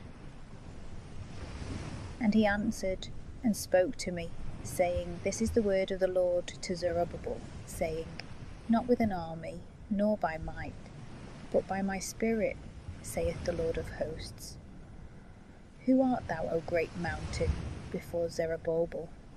Thou shalt become a plain, and he shall bring out the chief stone, and shall give equal grace to the grace thereof. And the word of the Lord came to me, saying, The hands of Zerubbabel have laid the foundations of this house, and his hands shall finish it. And you shall know that the Lord of hosts hath sent me to you. For who hath despised little days? And they shall rejoice, and shall see the tin plummet in the hand of Zerubbabel. These are the 7 eyes of the Lord that run to and fro through the whole earth. And I answered and said to him, What are these 2 olive trees upon the right side of the candlestick, and upon the left side thereof? And I answered again and said to him, What are the 2 olive branches that are by the 2 golden beaks, in which are the funnels of gold? And he spoke to me, saying, Knowest thou not what these are? And I said, No, my lord. And he said, These are 2 sons of oil who stand before the Lord of the whole earth. Chapter 5. The vision of the flying volume and of the woman in the vessel. And I turned and lifted up my eyes, and I saw, and behold, a volume flying. And he said to me, What seest thou? And I said, I see a volume flying. The length thereof is 20 cubits, and the breadth thereof 10 cubits. And he said to me, This is the curse that goeth forth over the face of the earth. For every thief shall be judged, as is there written, and every one that sweareth in like manner shall be judged by it. I will bring it forth, saith the Lord of hosts, and it shall come to the house of the thief, and to the house of him that sweareth falsely by my name. And it shall remain in the midst of his house, and shall consume it, with the timber thereof, and the stones thereof. And the angel went forth that spoke in me, and he said to me, Lift up thy eyes, and see what this is that goeth forth. And I said, What is it? And he said, This is a vessel going forth. And he said, This is their eye in all the earth. And behold, a talent of lead was carried, and behold, a woman sitting in the midst of the vessel. And he said, This is wickedness. And he cast her into the midst of the vessel, and cast the weight of lead upon the mouth thereof. And I lifted up my eyes and looked, and behold, there came out 2 women, and wind was in their wings, and they had wings like the wings of a kite, and they lifted up the vessel between the earth and the heaven. And I said to the angel that spoke in me, Whither do these carry the vessel? And he said to me, That a house may be built for it in the land of Seneo, and that it may be established and set there upon its own basis. Chapter 6. The vision of the 4 chariots. Crowns are ordered for Jesus the high priest, as a type of Christ. And I turned and lifted up my eyes and saw, and behold, 4 chariots came out from the midst of 2 mountains, and the mountains were mountains of brass. In the first chariot were red horses, and in the second chariot black horses, and in the third chariot white horses, and in the fourth chariot grizzled horses, and strong ones. And I answered and said to the angel that spoke in me, What are these, my lord? And the angel answered and said to me, These are the 4 winds of the heaven, which go forth to stand before the Lord of all the earth. That in which were the black horses went forth into the land of the north, and the white went forth after them, and the grizzled went forth to the land of the south. And they that were most strong went out, and sought to go, and to run to and fro through all the earth. And he said, "Go, walk throughout the earth." And they walked throughout the earth.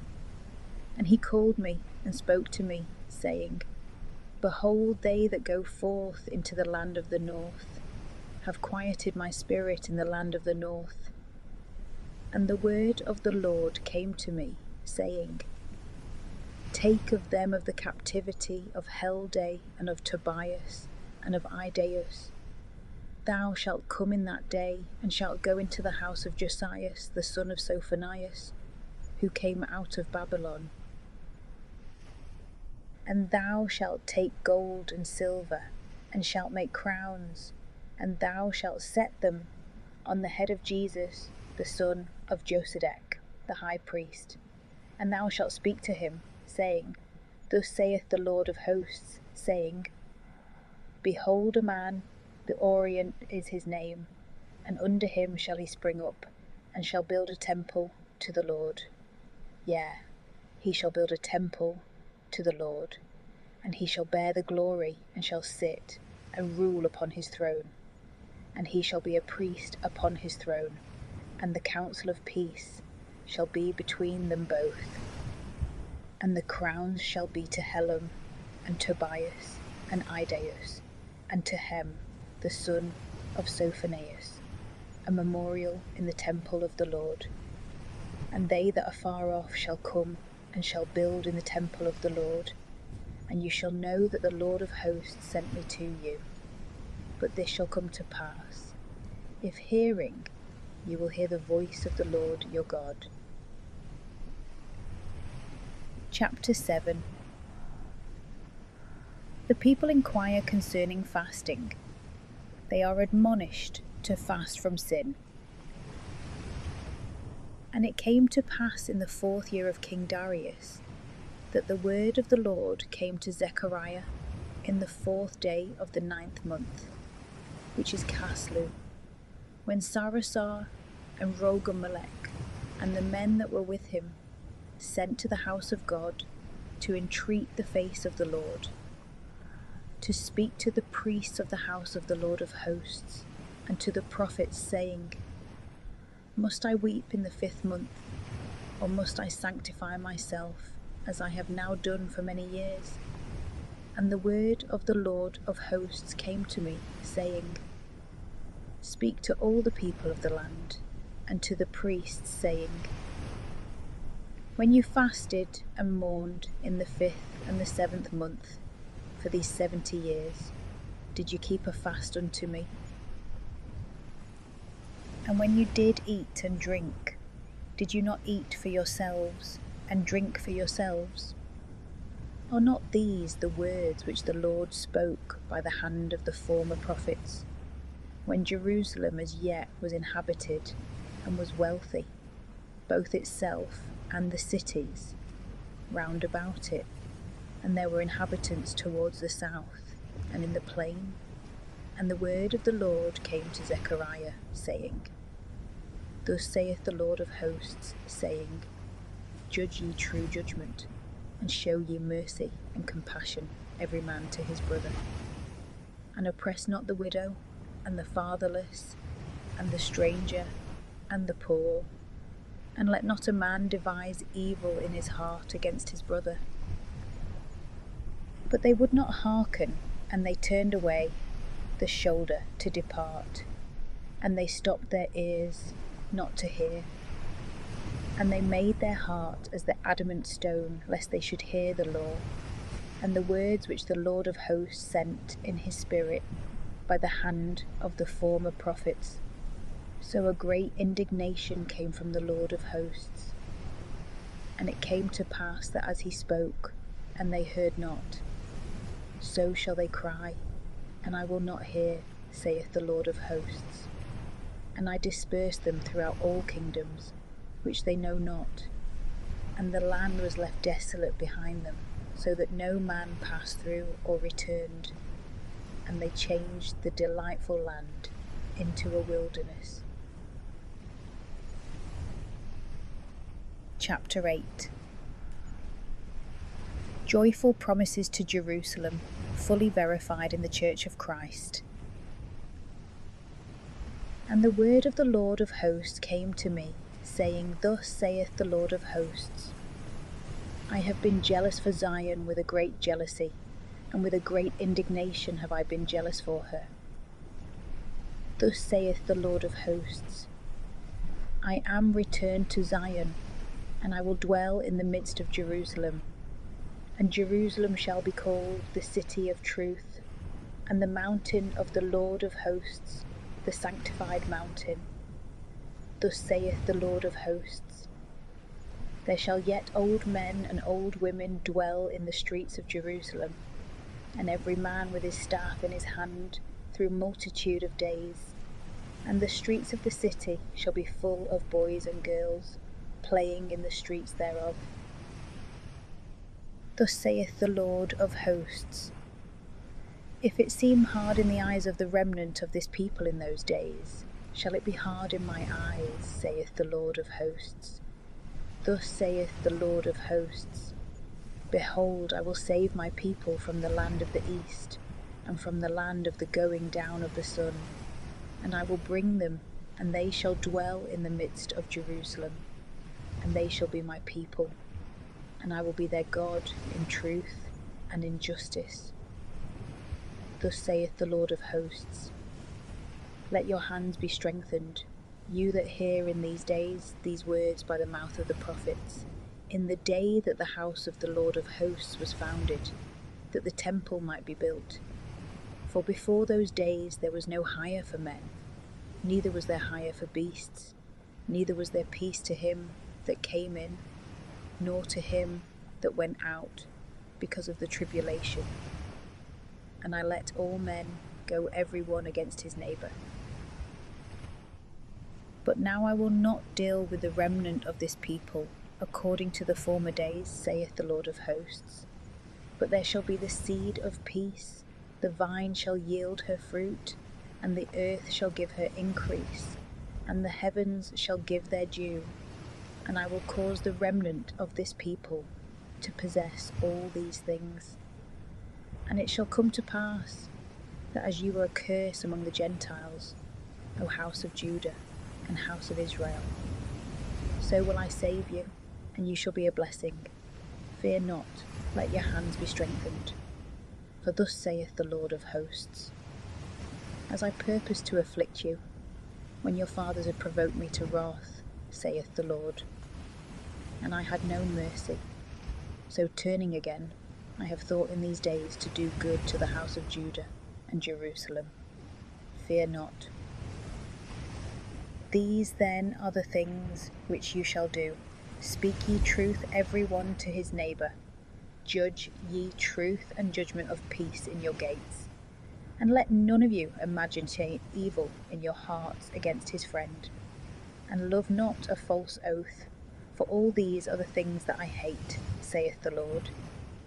And the word of the Lord of hosts came to me, saying, Thus saith the Lord of hosts, The fast of the 4th month, and the fast of the 5th, and the fast of the 7th, and the fast of the 10th shall be to the house of Judah joy and gladness and great solemnities. Only love ye truth and peace. Thus saith the Lord of hosts, until people come and dwell in many cities, and the inhabitants go one to another, saying, Let us go, and entreat the face of the Lord, and let us seek the Lord of hosts. I also will go, and many peoples and strong nations shall come to seek the Lord of hosts in Jerusalem, and to entreat the face of the Lord.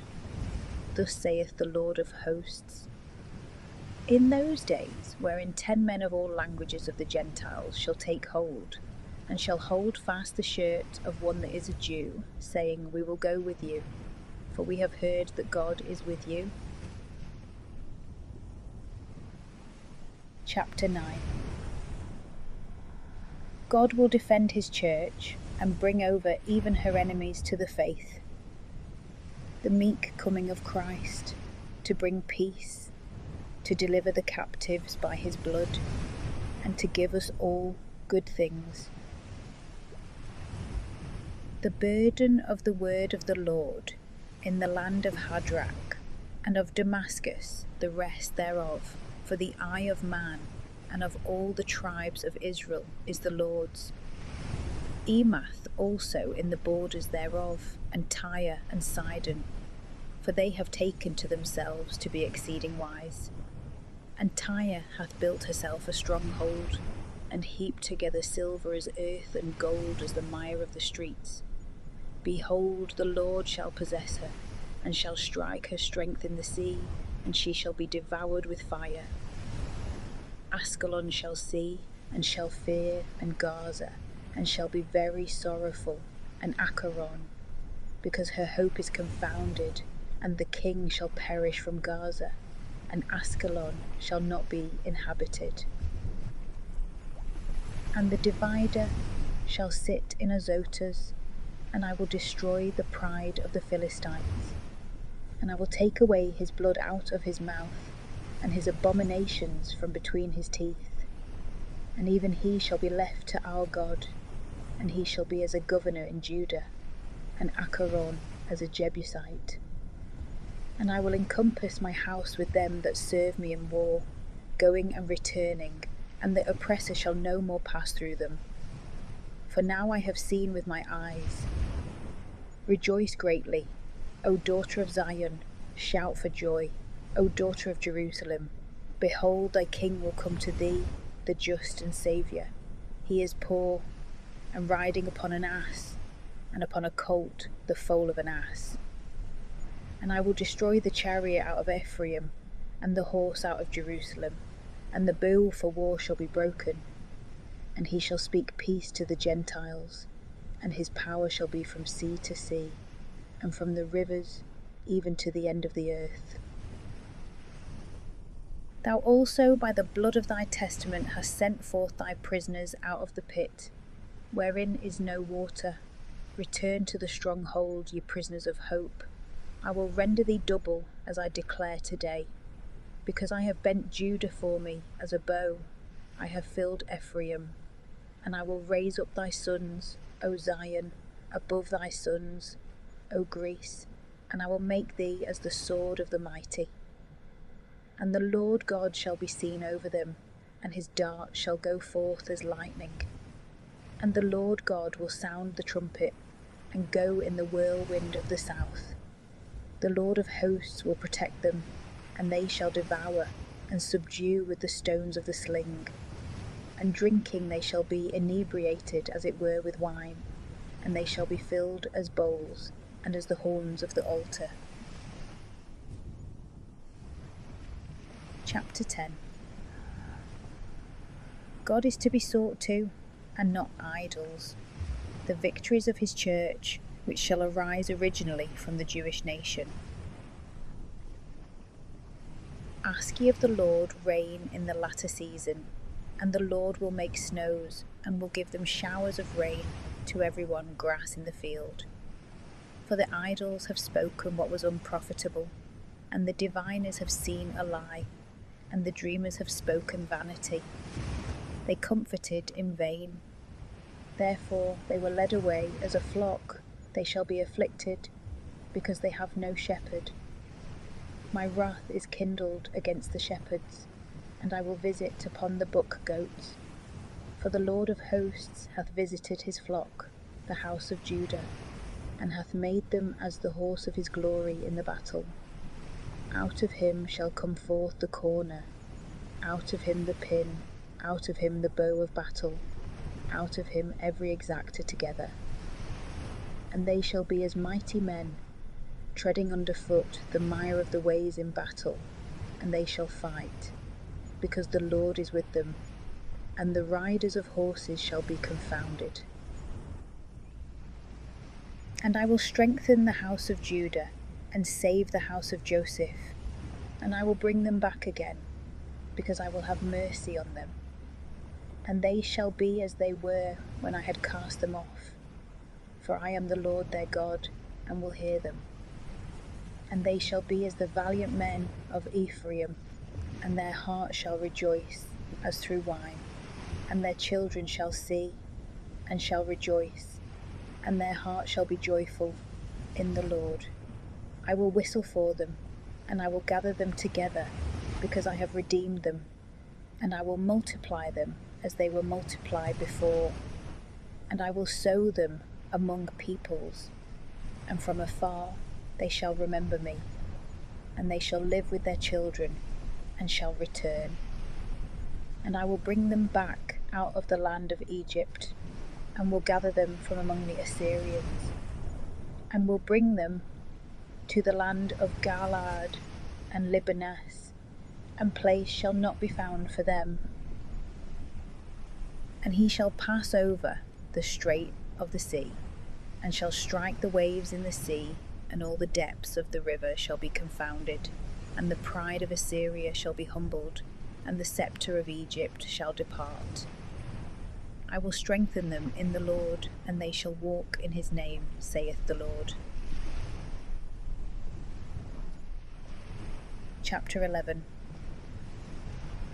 God is to be sought to, and not idols. The victories of his church, which shall arise originally from the Jewish nation. Ask ye of the Lord rain in the latter season, and the Lord will make snows, and will give them showers of rain to everyone grass in the field. For the idols have spoken what was unprofitable, and the diviners have seen a lie, and the dreamers have spoken vanity. They comforted in vain. Therefore they were led away as a flock. They shall be afflicted, because they have no shepherd. My wrath is kindled against the shepherds, and I will visit upon the buck goats. For the Lord of hosts hath visited his flock, the house of Judah, and hath made them as the horse of his glory in the battle. Out of him shall come forth the corner, out of him the pin, out of him the bow of battle, out of him every exactor together. And they shall be as mighty men, treading under foot the mire of the ways in battle. And they shall fight, because the Lord is with them, and the riders of horses shall be confounded. And I will strengthen the house of Judah, and save the house of Joseph, and I will bring them back again, because I will have mercy on them, and they shall be as they were when I had cast them off. For I am the Lord their God, and will hear them. And they shall be as the valiant men of Ephraim, and their heart shall rejoice as through wine, and their children shall see, and shall rejoice, and their heart shall be joyful in the Lord. I will whistle for them, and I will gather them together, because I have redeemed them, and I will multiply them as they were multiplied before. And I will sow them among peoples, and from afar they shall remember me, and they shall live with their children, and shall return. And I will bring them back out of the land of Egypt, and will gather them from among the Assyrians, and will bring them to the land of Galaad and Libanus, and place shall not be found for them. And he shall pass over the strait of the sea, and shall strike the waves in the sea, and all the depths of the rivers shall be confounded, and the pride of Assyria shall be humbled, and the sceptre of Egypt shall depart. I will strengthen them in the Lord, and they shall walk in his name, saith the Lord. Chapter 12. God shall protect his church against her persecutors, the mourning of Jerusalem. The burden of the word of the Lord upon Israel. Thus saith the Lord, who stretcheth forth the heavens, and layeth the foundations of the earth, and formeth the spirit of man in him. Behold, I will make Jerusalem a lintel of surfeiting to all the people round about. And Judah also shall be in the siege against Jerusalem. And it shall come to pass in that day, that I will make Jerusalem a burdensome stone to all people. All that shall lift it up shall be rent and torn, and all the kingdoms of the earth shall be gathered together against her. In that day, saith the Lord, I will strike every horse with astonishment, and his rider with madness. And I will open my eyes upon the house of Judah, and will strike every horse of the nations with blindness. And the governors of Judah shall say in their heart, Let the inhabitants of Jerusalem be strengthened for me in the Lord of hosts, their God. In that day I will make the governors of Judah like a furnace of fire amongst wood, and as a firebrand amongst hay. And they shall devour all the people round about to the right hand and to the left, and Jerusalem shall be inhabited again in her own place in Jerusalem. And the Lord shall save the tabernacles of Judah as in the beginning, that the house of David and the glory of the inhabitants of Jerusalem may not boast and magnify themselves against Judah. In that day shall the Lord protect the inhabitants of Jerusalem, and he that hath offended among them in that day shall be as David, and the house of David as that of God, as an angel of the Lord in their sight. And it shall come to pass in that day that I will seek to destroy all the nations that come against Jerusalem. And I will pour out upon the house of David and upon the inhabitants of Jerusalem the spirit of grace and of prayers, and they shall look upon me, whom they have pierced, and they shall mourn for him as one mourneth for an only son, and they shall grieve over him, as the manner is to grieve for the death of the firstborn. In that day there shall be a great lamentation in Jerusalem, like the lamentation of Adadrimmon, in the plain of Mogadon. And the land shall mourn, families and families apart, the families of the house of David apart, and their women apart, the families of the house of Nathan apart, and their women apart, the families of the house of Levi apart, and their women apart, the families of Semei apart, and their women apart, all the rest of the families and families apart, and their women apart. Chapter 13. The fountain of Christ, idols and false prophets shall be extirpated. Christ shall suffer, his people shall be tried by fire. In that day there shall be a fountain open to the house of David, and to the inhabitants of Jerusalem, for the washing of the sinner and of the unclean woman. And it shall come to pass in that day, saith the Lord of hosts, that I will destroy the names of idols out of the earth, and they shall be remembered no more. And I will take away the false prophets and the unclean spirit out of the earth. And it shall come to pass that when any man shall prophesy any more, his father and his mother that brought him into the world shall say to him, Thou shalt not live, because thou hast spoken a lie in the name of the Lord. And his father and his mother, his parents, shall thrust him through when he shall prophesy. And it shall come to pass in that day that the prophets shall be confounded, every one by his own vision, when he shall prophesy, neither shall they be clad with a garment of sackcloth to deceive. But he shall say, I am no prophet, I am a husbandman, for Adam is my example from my youth.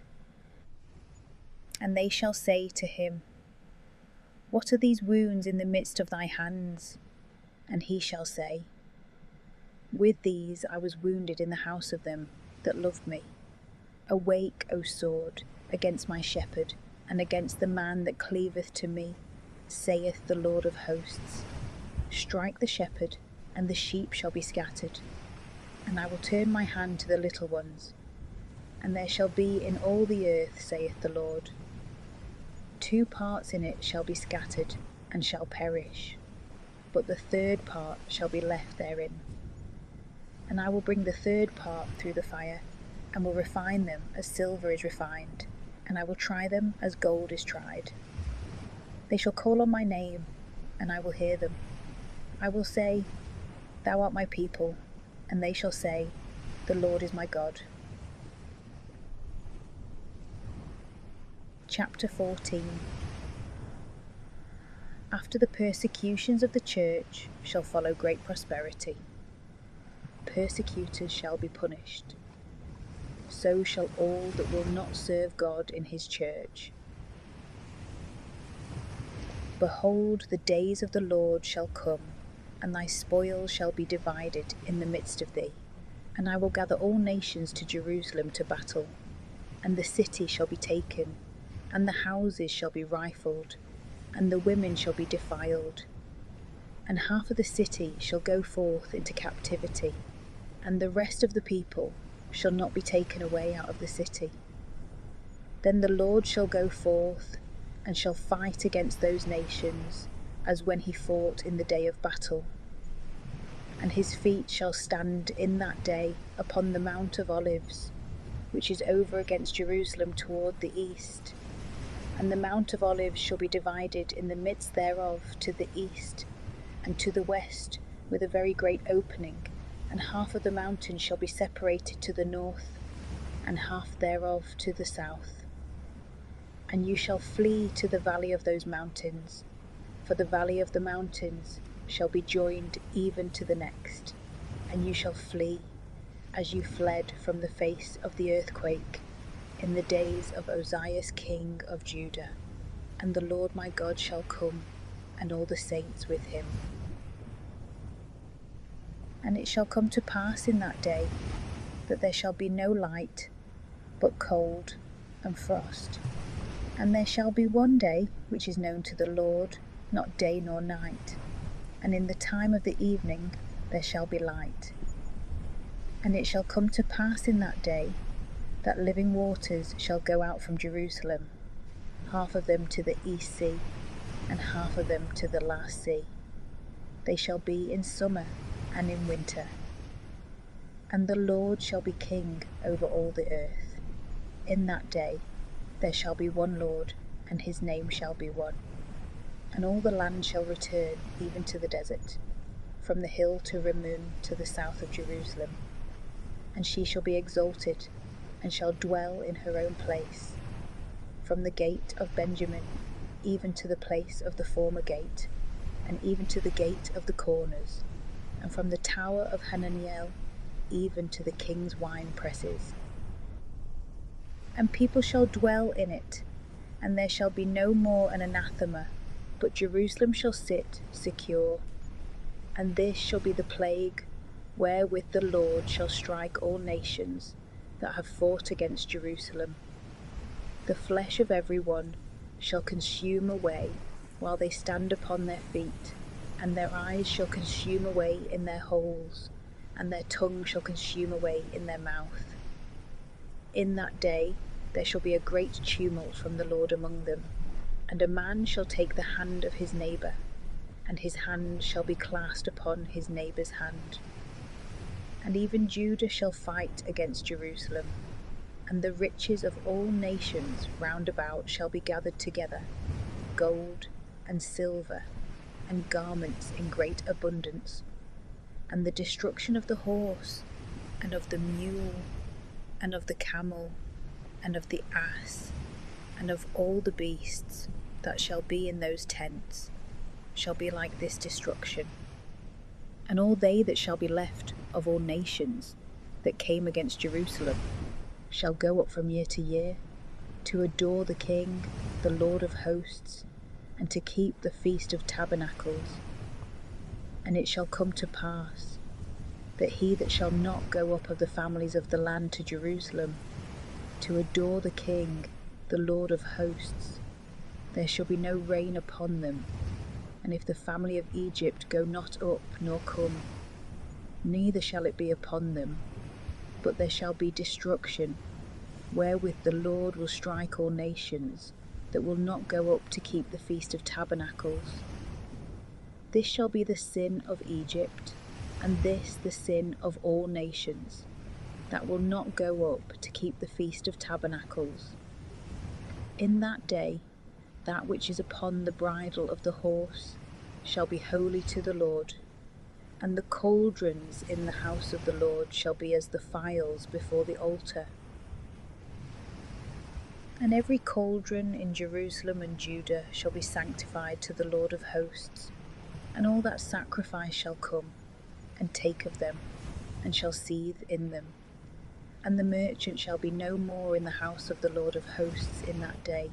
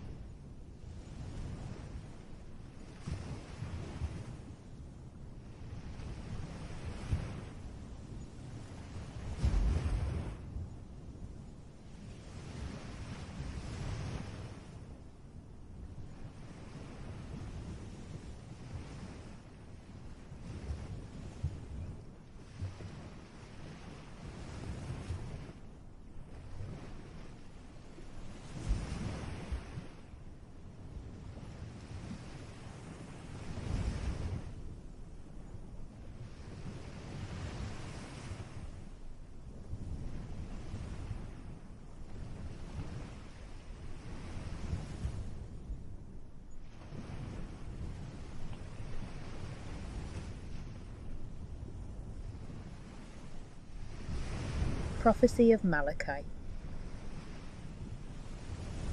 Chapter 1. God reproaches the Jews with their ingratitude, and the priests for not offering pure sacrifices. He will accept of the sacrifice that shall be offered in every place among the Gentiles. The burden of the word of the Lord to Israel by the hand of Malachias.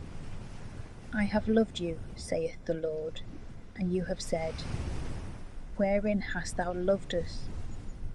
Was not Esau brother to Jacob, saith the Lord, and I have loved Jacob, but have hated Esau, and I have made his mountains a wilderness, and given his inheritance to the dragons of the desert. But if Edom shall say, we are destroyed, but we will return and build up what hath been destroyed, thus saith the Lord of hosts, they shall build up, and I will throw down, and they shall be called the borders of wickedness, and the people with whom the Lord is angry for ever. And your eyes shall see, and you shall say, the Lord be magnified upon the border of Israel. The son honoureth the father, and the servant his master. If then I be a father, where is my honour? And if I be a master, where is my fear, saith the Lord of hosts? To you, O priests, that despise my name, and have said, wherein have we despised thy name? You offer polluted bread upon my altar, and you say, wherein have we polluted thee? In that you say, the table of the Lord is contemptible. If you offer the blind for sacrifice, is it not evil? And if you offer the lame and the sick, is it not evil? Offer it to thy prince, if he will be pleased with it, or if he will regard thy face, saith the Lord of hosts. And now beseech ye the face of God, that he may have mercy on you, for by your hand hath this been done. If by any means he will receive your faces, saith the Lord of hosts. Who is there among you that will shut the doors, and will kindle the fire on my altar gratis? I have no pleasure in you, saith the Lord of hosts, and I will not receive a gift of your hand. For from the rising of the sun, even to the going down, my name is great among the Gentiles, and in every place there is sacrifice, and there is offered to my name a clean oblation. For my name is great among the Gentiles, saith the Lord of hosts. And you have profaned it, in that you say, the table of the Lord is defiled, and that which is laid thereupon is contemptible, with the fire that devoureth it.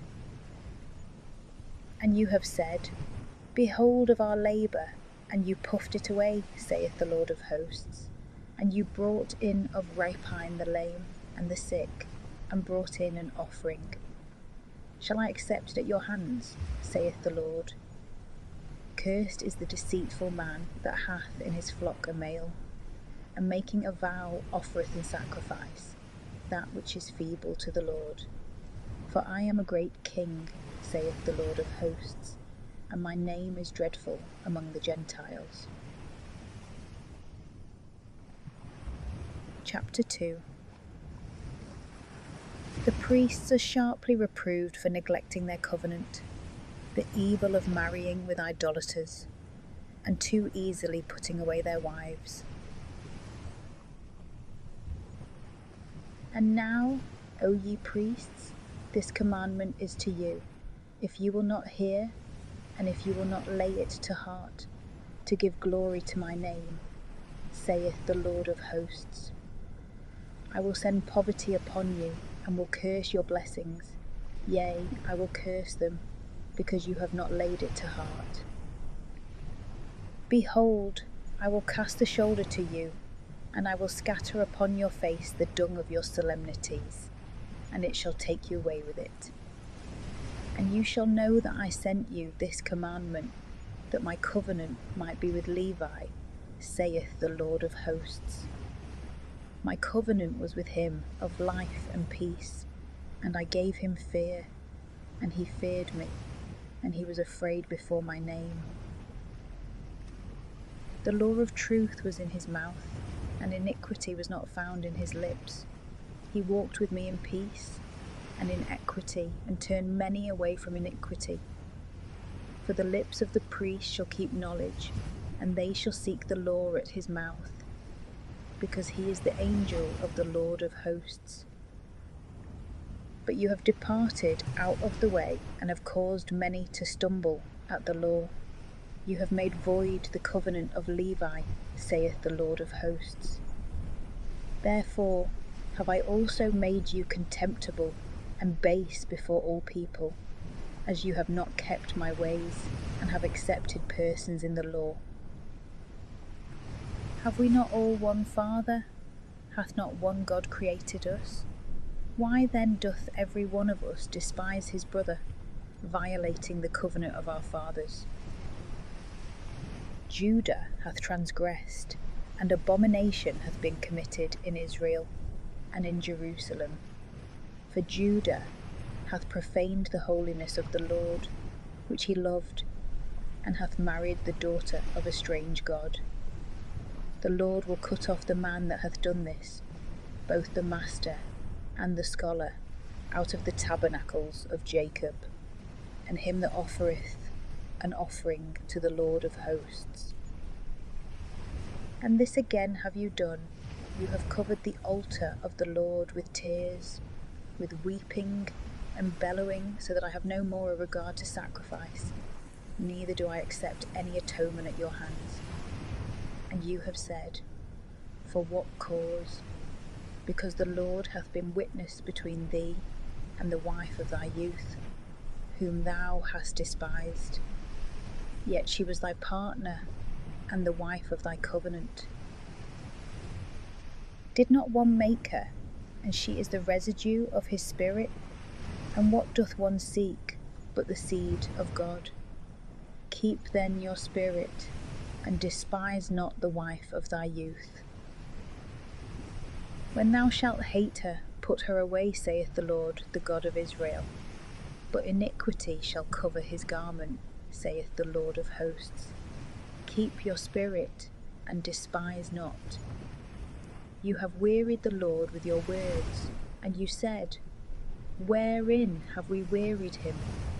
In that you say, every one that doth evil is good in the sight of the Lord, and such please him. Or surely, where is the God of judgment? Chapter 3. Christ shall come to his temple, and purify the priesthood. They that continue in their evil ways shall be punished, but true penitents shall receive a blessing. Behold, I send my angel, and he shall prepare the way before my face. And presently the Lord, whom you seek, and the angel of the testament, whom you desire, shall come to his temple. Behold, he cometh, saith the Lord of hosts. And who shall be able to think of the day of his coming? And who shall stand to see him? For he is like a refining fire, and like the fuller's herb, and he shall sit refining and cleansing the silver, and he shall purify the sons of Levi, and shall refine them as gold and as silver, and they shall offer sacrifices to the Lord in justice. And the sacrifice of Judah and of Jerusalem shall please the Lord, as in the days of old, and in the ancient years. And I will come to you in judgment, and will be a speedy witness against sorcerers, and adulterers, and false swearers, and them that oppress the hireling in his wages, the widows and the fatherless, and oppress the stranger, and have not feared me, saith the Lord of hosts. For I am the Lord, and I change not, and you, the sons of Jacob, are not consumed. For from the days of your fathers you have departed from my ordinances, and have not kept them. Return to me, and I will return to you, saith the Lord of hosts. And you have said, wherein shall we return? Shall a man afflict God? For you afflict me. And you have said, wherein do we afflict thee? In tithes and in first fruits. And you are cursed with want, and you afflict me, even the whole nation of you. Bring all the tithes into the storehouse, that there may be meat in my house, and try me in this, saith the Lord. If I open not unto you the floodgates of heaven, and pour you out a blessing, even to abundance. And I will rebuke for your sakes the devourer, and he shall not spoil the fruit of your land, neither shall the vine in the field be barren, saith the Lord of hosts. And all nations shall call you blessed, for you shall be a delightful land, saith the Lord of hosts. Your words have been unsufferable to me, saith the Lord. And you have said, what have we spoken against thee? You have said, he laboureth in vain that serveth God, and what profit is it, that we have kept his ordinances, and that we have walked sorrowful before the Lord of hosts? Wherefore now we call the proud people happy, for they that work wickedness are built up, and they have tempted God, and are preserved. Then they that feared the Lord spoke every one with his neighbour, and the Lord gave ear, and heard it. And a book of remembrance was written before him for them that fear the Lord, and think on his name. And they shall be my special possession, saith the Lord of hosts, in the day that I do judgment. And I will spare them, as a man spareth his son that serveth him. And you shall return, and shall see the difference between the just and the wicked, and between him that serveth God, and him that serveth him not. Chapter 4. the judgment of the wicked and reward of the just, an exhortation to observe the law. Elias shall come for the conversion of the Jews. For behold, the day shall come, kindled as a furnace, and all the proud and all that do wickedly shall be stubble, and the day that cometh shall set them on fire, saith the Lord of hosts. It shall not leave them root nor branch. But unto you that fear my name, the Son of Justice shall arise, and health in his wings, and you shall go forth, and shall leap like calves of the herd. And you shall tread down the wicked when they shall be ashes under the sole of your feet in the day that I do this, saith the Lord of hosts. Remember the law of Moses my servant, which I commanded him in Horeb for all Israel, the precepts and judgments. Behold, I will send you Elias the prophet before the coming of the great and dreadful day of the Lord. And he shall turn the heart of the fathers to the children, and the heart of the children to their fathers, lest I come and strike the earth with anathema